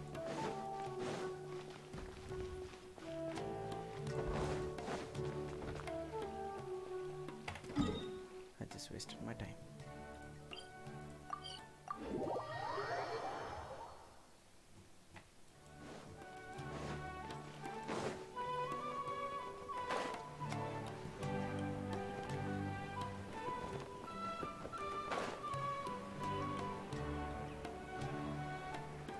Man, decide properly. Do you want me to go up or go down?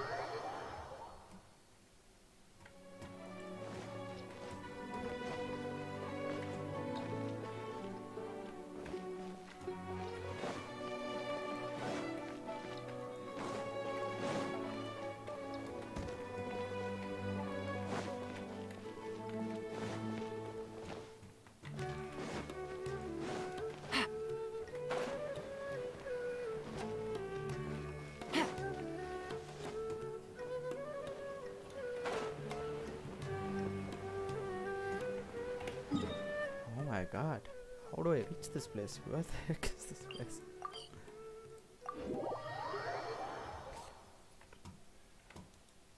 Take it easy.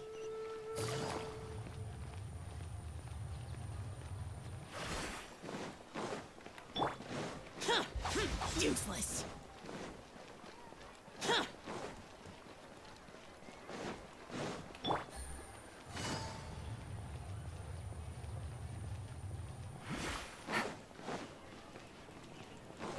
Take it easy. Seriously, bro. I was right here. What the hell?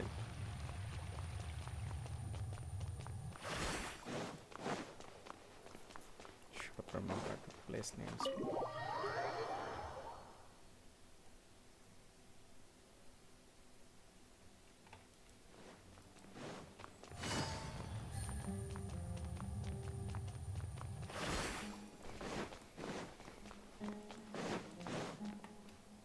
Hatham should be around here somewhere, right? Oh, he's over there! But it looks like he might not have time for us. Just put down that worthless book and tell me what happened in the academia. This is not just some worthless book. Do you have any idea how difficult it is to find a physical book like this in Sumeru? It doesn't matter. It's probably just another thing that you used your authority to get your hands on anyway. Just put it aside. Listen, I came back today only to hear that the sages have disappeared. Oh? You sound surprised. I thought you would already know the inside story. Would I be here asking you if I knew? You're the scribe, not me. So just tell me what you know already. Well, I almost became a sage. Huh? Oh, don't sound too surprised now. You're the renowned Kaveh, light of the Ksharawar. Besides, as a master builder and craftsman, chances are you'll be appointed as a sage too. Why do I feel like you don't really mean it? Huh. What makes you say that? Why would you question my heartfelt sincerity? Maybe it's because you've never said anything good about me before. Yeah, well, I share a similar sentiment. And anyone who knows you as well as I do would surely do the same. Oh, you... See? This is why I hate discussing anything with you. Your ridiculous and arrogant attitude always gets in the way. It seems that you really can't stand my personality. Ha! What was your first clue? Well, then you might as well move out of my house. Are you threatening me? Stooping to a new low, I see. Ugh. And don't change the subject. You, a sage? What a joke. The academia might as well just close tomorrow. Are they having a fight? Forget what's going on with the academia. Haven't you been busy with your construction project? Tell me, when are you going to build yourself a mansion? Don't get me started. I get angry just thinking about it. So, what great building did our master architect work on this time? Like I need to tell you. Keep your nose out of my business. No, I think we deserve to know. Where were you when Sumeru needed you most? I was in the desert for a large project, but considering Haravatat's utter ignorance of architectural and aesthetic matters, you probably wouldn't understand. Which is truly unfortunate. I can only pity the man who doesn't understand the first thing about beauty and romance. Unlike a true... hold on, wait a second. What do you mean by when Sumeru needed me most? Well, while you were out fiddling around in the desert, many people came together to save Sumeru from a crisis. Ha! And you think I'd believe that? Look, all you really need to know is that Azar and all his accomplices have all been overthrown. Huh? What nonsense are you talking about? It's no skin off my nose if you don't believe me. It's not like my Darshan was the one trying to apply for funding from the Grand Sage. Yours, though, on the other hand... You know what? I'll ask around. I'm sure someone knows what's going on here. You're dead if I find out you're lying to me.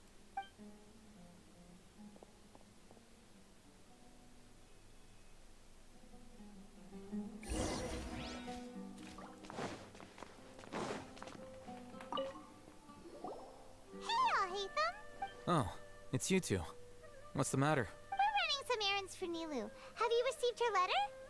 Letter? Nilou said she sent out a letter inviting everyone to a celebration feast in 2 days at the Grand Bazaar. We'll also be celebrating Zaino's reinstatement as General Mahamatra. If she addressed the letter to all Hatham of the Academia, then the letter should have gone to my office. I've been busy these days, so I haven't had time to check for any new mail at my office. I only now have some free time to attend to personal matters. Have you always been so busy with your work? Of course not. I'm only busy these days because several sages have been dismissed recently and the whole academia was practically turned upside down. Tighnari told us they all went to train in the Avidia Forest. Apparently they will spend the rest of their lives there. That is already the best possible ending for the likes of them. 4 of the 6 great sages were possessed by their desire for power and attempted to create a new god. In order to pull it off, they even imprisoned the other 2 rational sages. To imagine such things could take place in the academia. I don't know where to begin. Yeah, you're right. Huh. Feels kind of strange to hear them called that after all this time. But then again, the 6 great schools sounded pretty impressive too. Yes, at least that's how they're supposed to sound. It's said that when the academia was first founded, the Dendro Archon herself established the 6 great schools, each representing one of the 6 different types of wisdom. Numerous Darshans have sprung up and faded. Only the 6 Darshans, attaching themselves to the 6 great schools, have stood the test of time and obtained permanent seats in the academia. Now, the 6 Darshans are nearly synonymous with the 6 great schools, and the leaders selected for the schools are the 6 great sages. Among the 6 great sages, there is one central leader, the Grand Sage. Unfortunately, only the sages from Vahumana and Amorta remain now. They were imprisoned for opposing Azar, and were only rescued after Azar's downfall. So who's managing things in the other 4 schools now? Do they need to find someone new? Yes. Normally, new sages are selected based on a strict set of criteria. Oh, didn't you just say something about becoming a sage? If they pick you, then we'd have a huge connection in Sumeru. Yes, about that. You didn't let me finish my sentence. The person in charge of personnel affairs nominated me to be the Grand Sage in place of Azar and help Lesser Lord Kusanali manage the academia. But I refused. Huh? But why? Can't you be a little more ambitious? I'm not even interested in being one of the 6 great sages. Like I said before, I don't like being a leader. Oh, all right. So are you busy these days trying to find others to take the job? That's not my job either. I'm only responsible for handling important affairs within the academia before the new sages take office.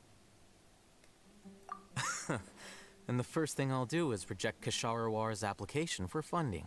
By the way, who was that other person just now? Is he your friend? Do we look like friends? Paimon doesn't know. That's why Paimon's asking. His name is Kaveh, my roommate. You could say he's the representative for Ksharawar scholars. Which is exactly why he always has so many problems. So everything that's happened recently must be a huge change for the people of Sumeru. Such is the work of the Academia Scribe. Well, anyway, no matter how busy you are, since you are our planner, remember to attend the celebration feast in 2 days. All right, I'll see you there.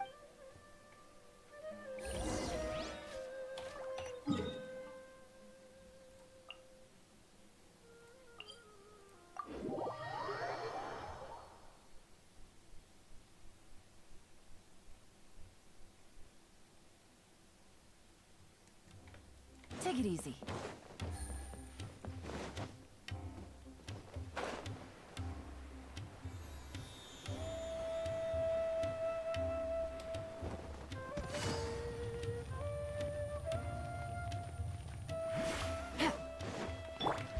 Boring!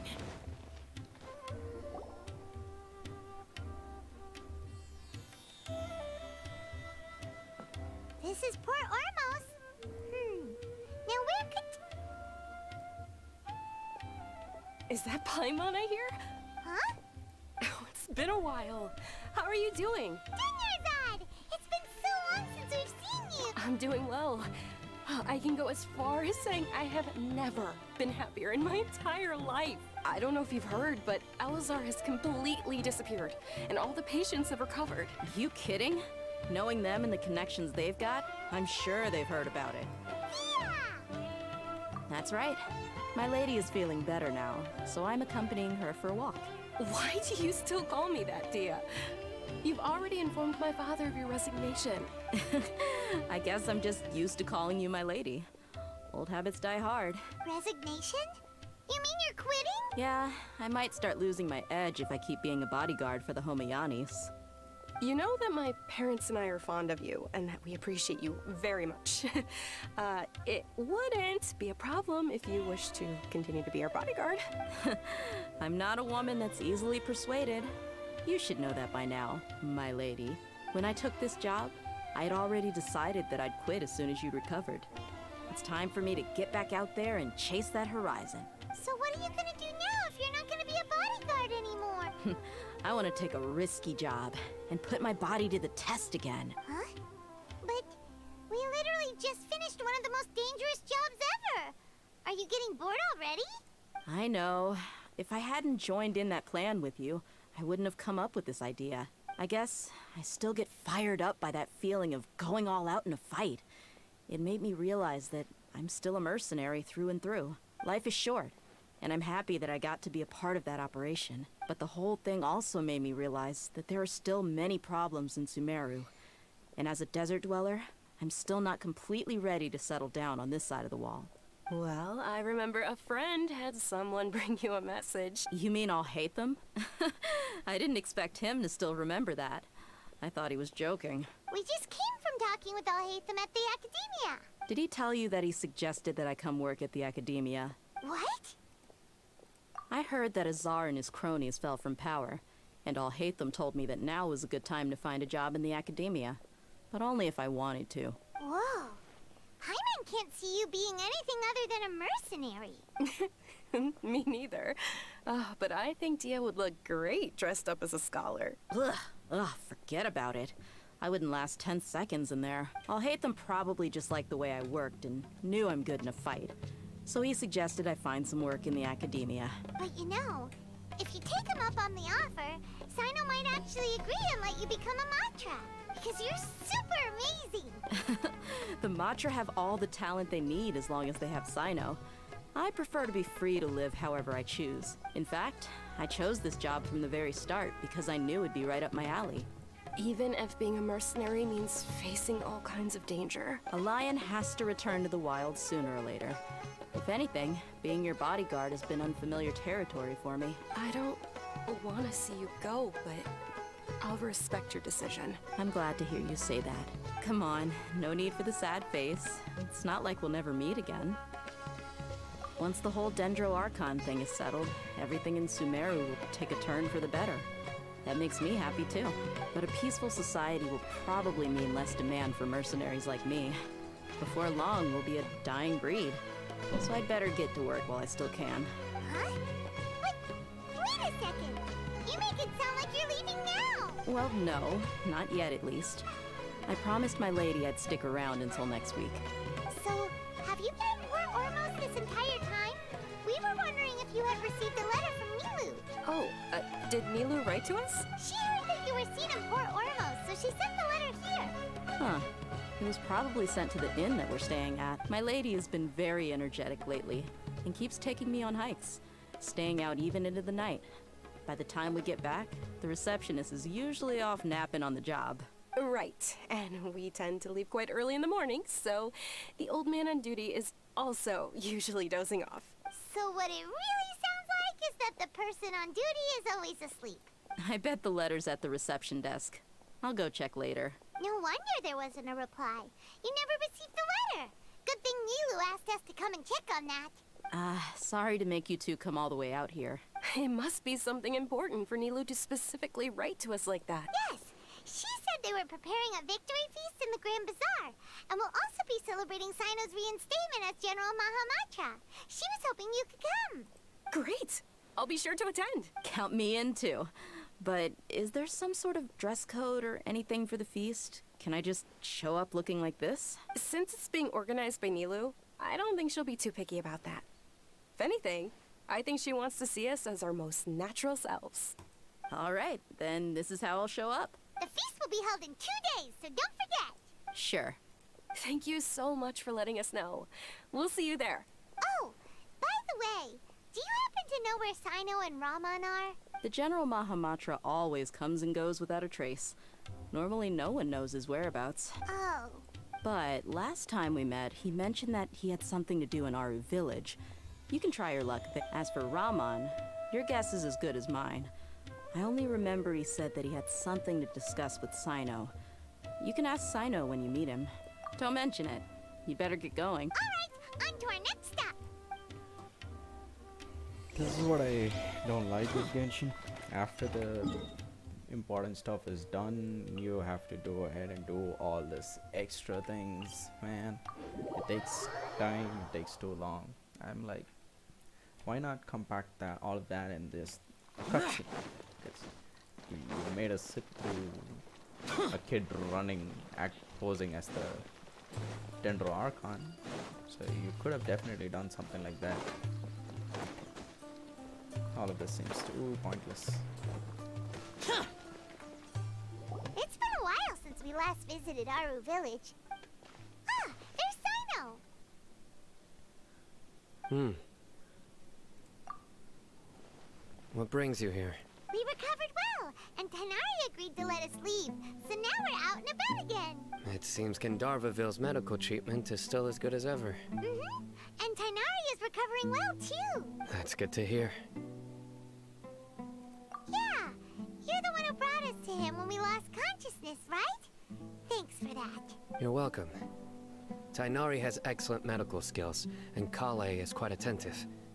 It was the best place for you. But why are you just standing here like a dead tree? I'm meeting some people. Oh, you mean Candace? I've already talked with Candace and the village chief. They're still at the usual place. You can go there if you'd like to see them. But you know one of the people I'm meeting as well. Oh, by King Deshret's blessing, my friend suddenly appears in the desert. Don't tell me you've run into trouble and need us to help now. Roman! And... huh? Sataria? Oh, you know me? Oh, well, you're pretty famous in the academia. Don't worry, these are our friends. No need to be so guarded. I see. I'm doing well.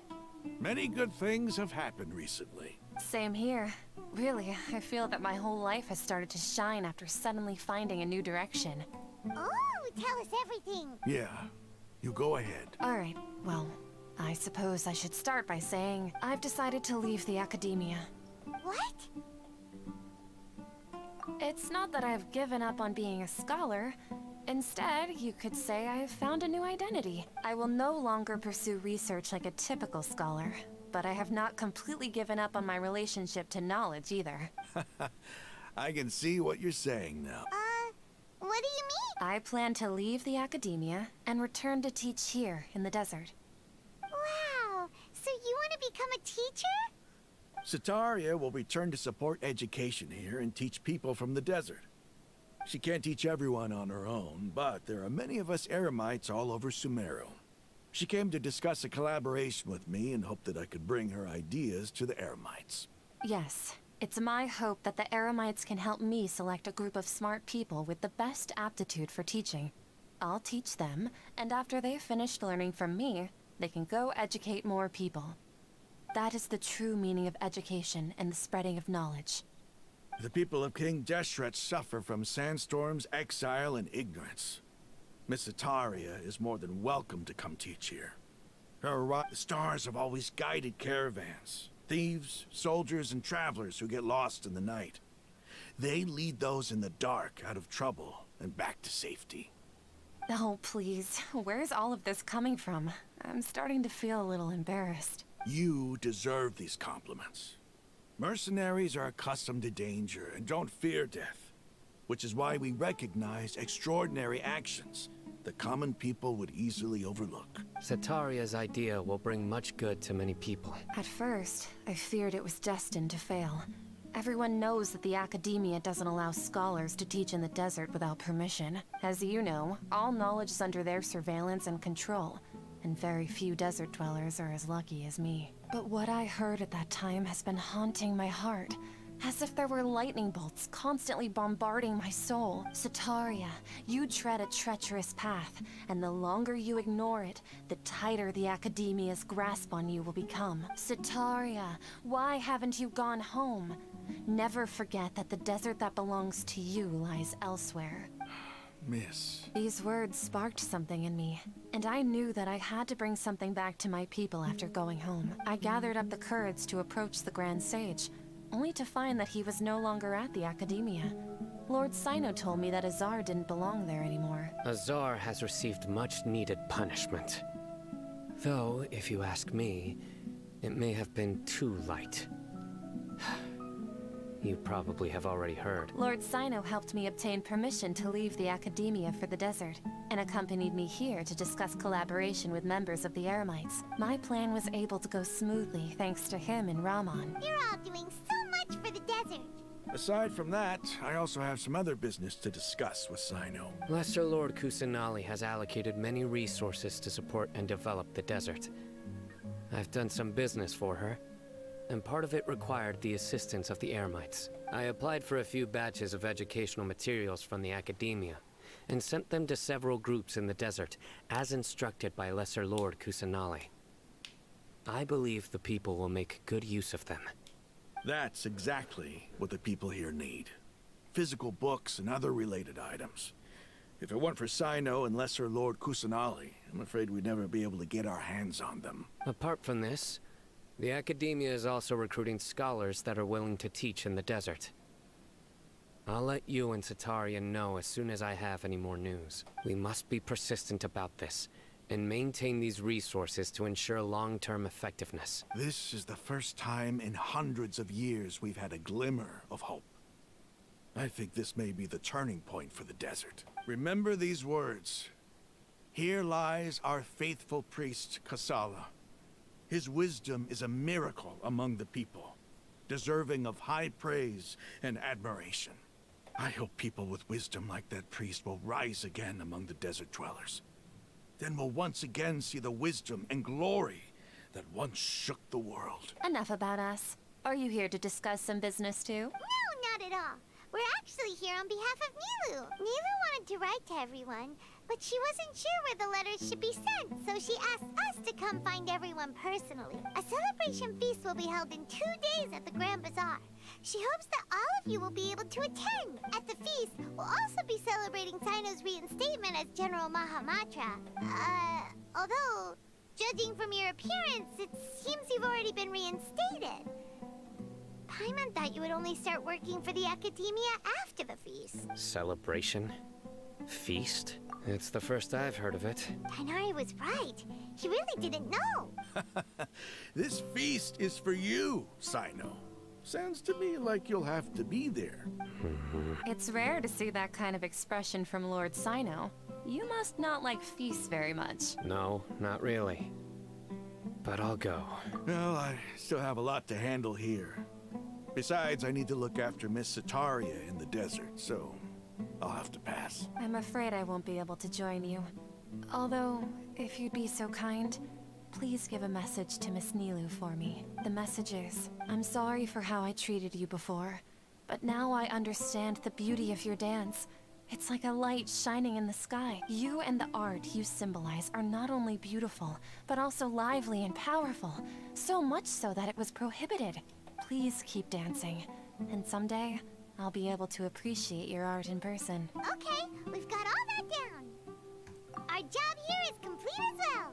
Oh, Sino, remember, party's in 2 days. Make sure you're there. Got it.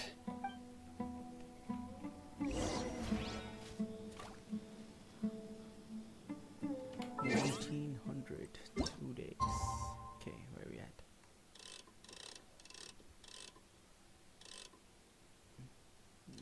Okay.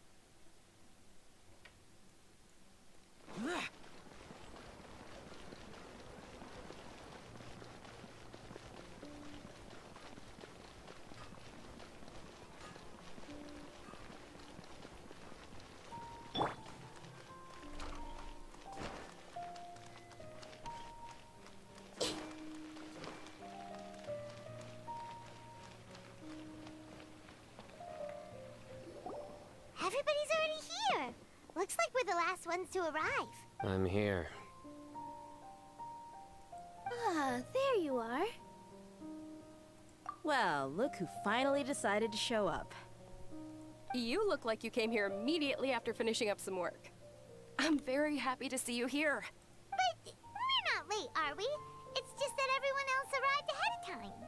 I propose that the last one who arrived be put in charge of today's speeches. Nah, there won't be any speeches today. Oh, really? Well, even better. Come join us over here.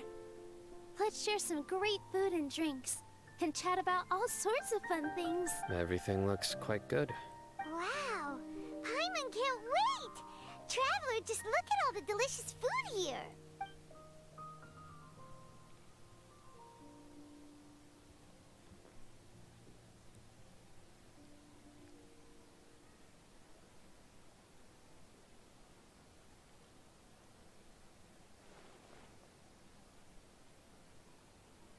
Whoa! It's so delicious! Oh, this grilled meat tastes amazing! The food was specially prepared for you by everyone in the Grand Bazaar.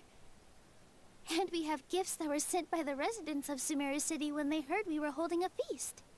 Everyone that came said that you saved Sumeru, and wanted me to thank you all on their behalf. Ah, feels kinda nice to be seen as a hero. I could get used to this. Being a bodyguard is also a hero's job. You've always been amazing, Dia. My lady sure has a way with words. Thanks. I'm glad to hear it. And I'm happy to meet everyone that participated in the great plan. Don't mention it. Come to think of it, we've really done something impressive together. It's unbelievable. We owe it to our abilities. And luck. Really? Why do I remember everybody thinking that luck was against us and feeling like we hardly had a chance of succeeding? That's how I remember it too. It's luck that brought us together, and it was luck that let us form a team. Then, it took even more luck for us to formulate a plan and implement it successfully. Moreover, judging from the results, everything worked out well. Yeah, everyone gave it their all when it mattered most. It was almost like a performance. We took the stage and put on our best show. Everyone played their part, and thanks to everyone's efforts, the performance was a great success. So, would you say we're good actors too? It's such a blessing that Lesser Lord Kusanali was able to return to power at the Academia. Yes! Even after being abandoned and neglected so many times, she's finally returned. Uh-huh. Lesser Lord Kusanali once used all her power in a great disaster, which resulted in her losing all her wisdom and memories of the past. The Academia basically abandoned her because of it. This should be something everybody should remember. Huh? You look surprised. I didn't say anything wrong, did I? No, everything you said is correct. That's good. Something wrong? Yeah, what's with that face? You knew all of this already. Even if those two giants of the Academia are here, I still have to say it. Those sages really have some nerve.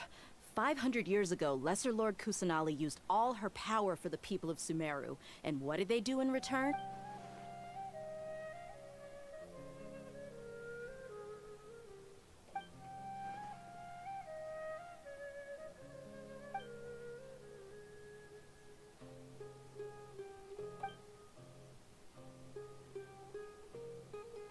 If you bite the hand that feeds you, don't act surprised when it turns into a knuckle sandwich, right, Sino? Perhaps I shouldn't say this, but their treatment of Lesser Lord Kusanali calls for a more severe punishment. You could simply tell Lesser Lord Kusanali that you wish to have Azar and his accomplices severely punished. I respect our deity's decision, and won't interfere in any way. While we're on this topic, why didn't you accept the Academia's invitation to become the Grand Sage? Are you trying to say that I'm fit to be a sage? Not at all. But every person handling the selection process has said that you are the most suitable candidate to lead the Academia right now. Why? Because he dethroned Azar from power? Could you try to put it another way? This is a good thing, Yet you're making it sound like I overthrew Azar for my own personal gain. But seriously, though, I always wondered if you had some personal motives behind it. I did have my own motive, but it had nothing to do with being a sage. If the rules of our nation were suddenly cast by the wayside, then it wouldn't be long until chaos ensued.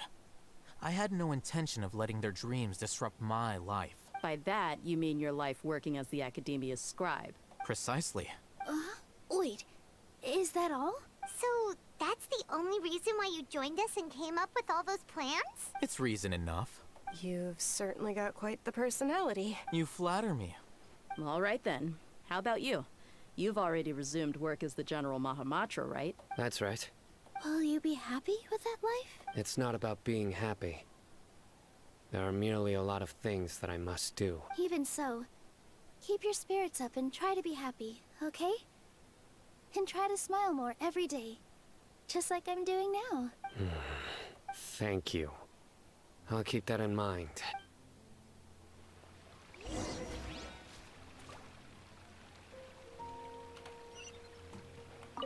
I seldom participate in such lively gatherings, but the atmosphere here is quite good. No. This gathering today has a unique meaning. The Grand Bazaar is lively because the people here feel happiness from the bottom of their hearts. Unlike the farces at the Academia, that happiness is an emotion that'll be forever alien to those bookworms who have driven themselves insane by studying. I seem to have taken both keys when I left the house. Oh well.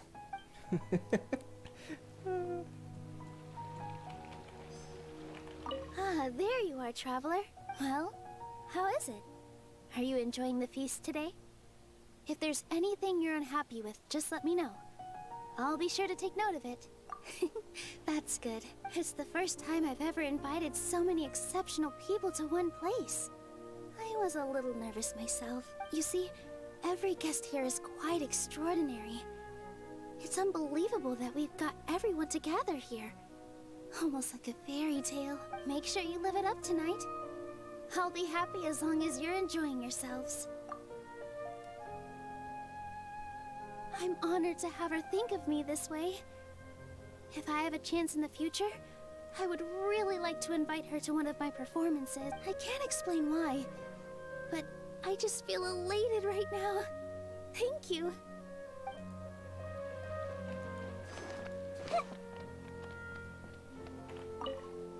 The atmosphere here is good. And everything is delicious. Yeah, I don't often come to such places. But it feels quite good. I have a lot to handle these days. Otherwise, I could show you around. There's always next time. We're friends after all. This feast is pretty good. I like it.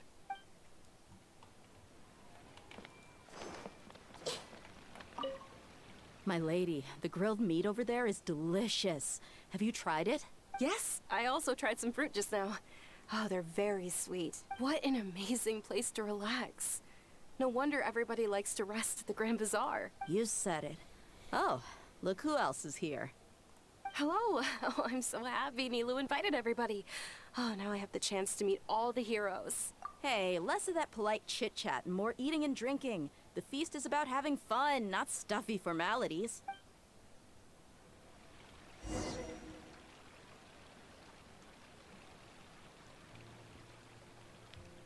Hey, what's wrong? Your head is starting to droop.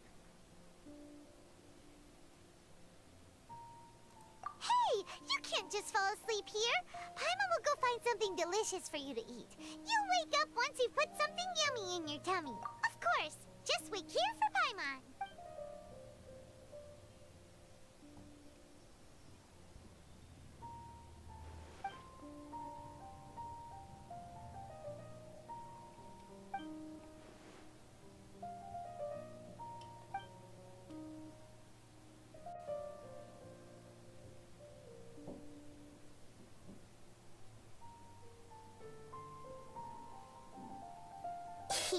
It's me.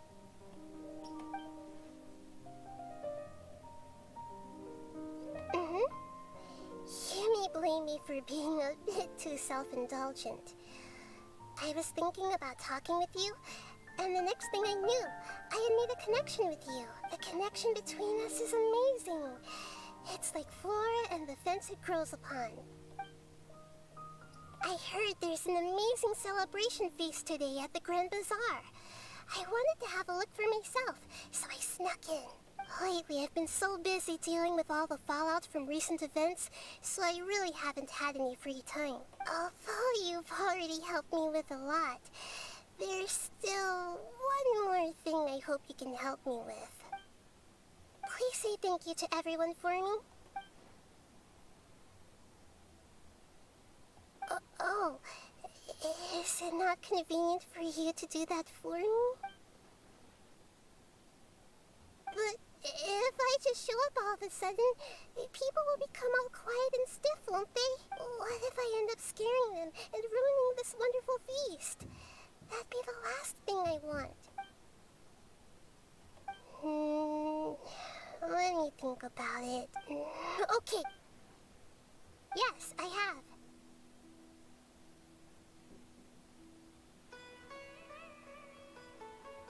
You said I should go thank everyone as myself, right? So, I've decided to borrow your body for the time being. Please don't blame me. The flora also climbs up to the fence to get closer to the sky.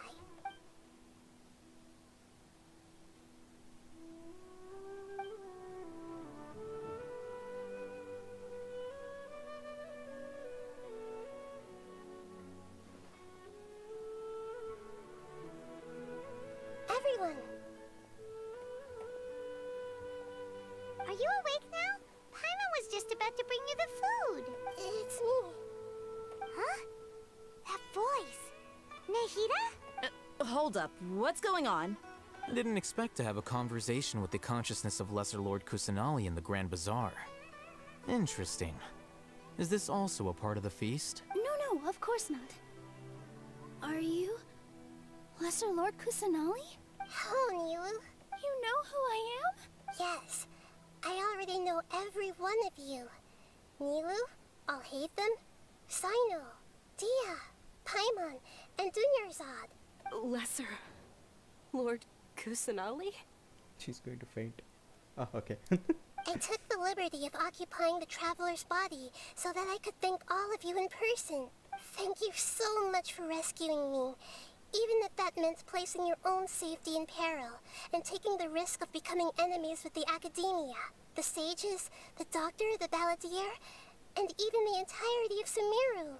Without you, without any of you, I would have been in a much more difficult situation. Had you not helped me to resolve the crisis, not only I, but Sumeru and even the entirety of Tevat would have suffered great misfortune. People refer to you as the heroes who managed to rescue a god. I'm quite fond of this name.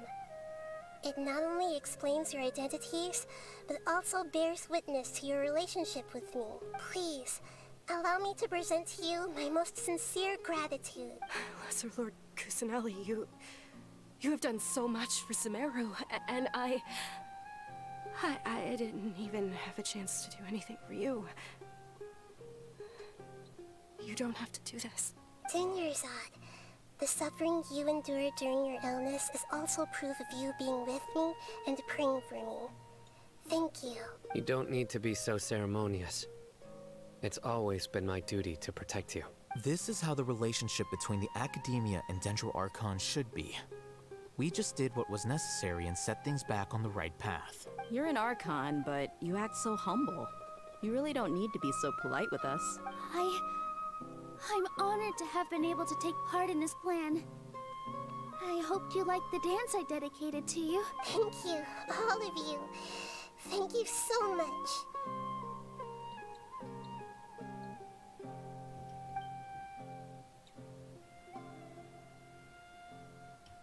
Yeah.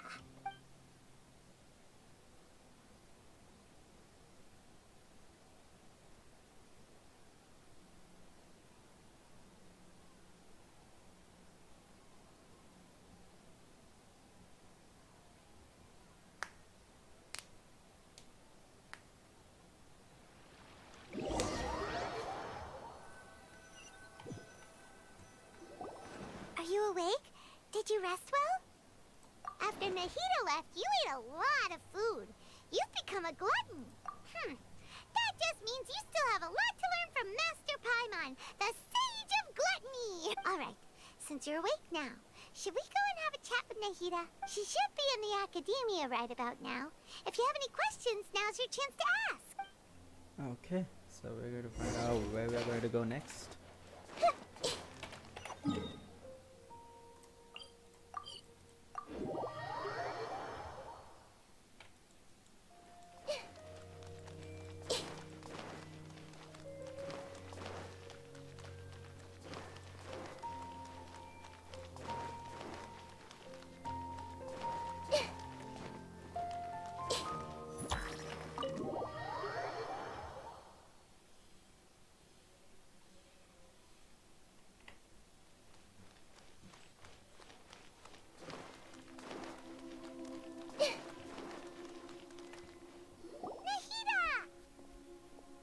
Hello, Traveler and Paimon. What a fantastic night. I'm still immersed in all the happiness and joy, like a candle floating on water. So are we, and that's why we're here to talk with you. Is there anything you want to know? He's still in a coma. I've hidden him like how one would hide a feather. I know you have many misgivings about him, but as someone who had become a god, he has retained a number of very useful features. Don't worry, I'll keep an eye on him and make sure he doesn't do any evil. In addition, there are still some mysteries left in him. Some things may be very clear from my perspective, but he is still yet to understand them himself. His future will be determined by fate. After recent events, the Akasha can no longer function as it used to. I've given it some thought, and have decided to shut it down permanently. But this is definitely not a bad thing. Even from the beginning, I've been planning to shut it down. The Akasha's centralized administration of knowledge has always restrained people's curiosity and curtailed the number of paths available to them. I don't think this is good for Sumeru. Although people may initially feel a little uncomfortable with the loss of the Akasha, they will soon understand that this life is more suitable for them. And as for the future of Sumeru, I'm preparing to regain control of the academia. The former sages have received their punishment, but the new sages have yet to be selected. I will oversee the process personally. I hope that the new 6th grade sages will be more focused on academics. Sumeru needs such leaders more than ever. The other big issue is the people of King Deshret. All the residents of the desert, in fact. They have been mistreated for far too long. I've already taken some measures to address this. It will take some time to rebuild everything, but no matter if it's culture, friendship, or trust, we will rebuild it.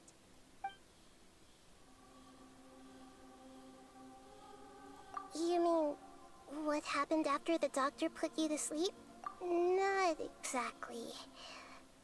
The top-ranked Fatui Harbingers, up to number 3, possess power comparable to that of gods. I was no match for him in that kind of situation. However, in spite of the bad situation, I still managed to make a fair deal with the doctor. I'm sure you remember the entity that changed your fate, the Heavenly Principles. In fact, the Heavenly Principles has been quiet since the Conria disaster 500 years ago. I used this point as leverage against the doctor. I told him that the Heavenly Principles may be awakened if I destroy the Gnosis.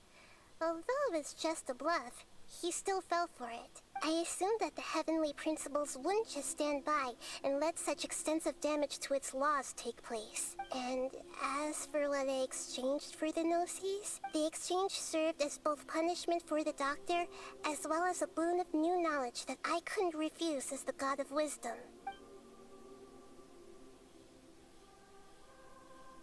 Is that where you're headed next? Fontaine, the Nation of Justice? As far as I know, that nation operates in a judicial system. Does their archon personally judge people? No, there's a Chief Justice in Fontaine. Generally speaking, the Hydra Archon, Focalor, won't preside over individual trials. However, even then, Fossilor will still make herself present at just about every trial. It seems that she just likes to immerse herself in that sort of atmosphere. As Archon, she still reserves the right to influence the final verdict. Anyway, let's just say she's got, a very unique personality. I believe that's about Are it. you sure? Isn't there something else you haven't asked about yet? Huh? You mean about your sister? While you were resting at Gandharvaville, I took some time to perform an Irminsul search for information on your sister. Yeah! Isn't Irminsul a repository for all the information and memories of Tevat? So there shouldn't be anything on him or his sister. This is true in your case. Irminsul indeed does not have any information on you. However, there must be something different about your sister. Because, as it turns out, the world has recorded information on her after all. What? Are we going to There get is only something one worthwhile? possible explanation. She belongs to this world.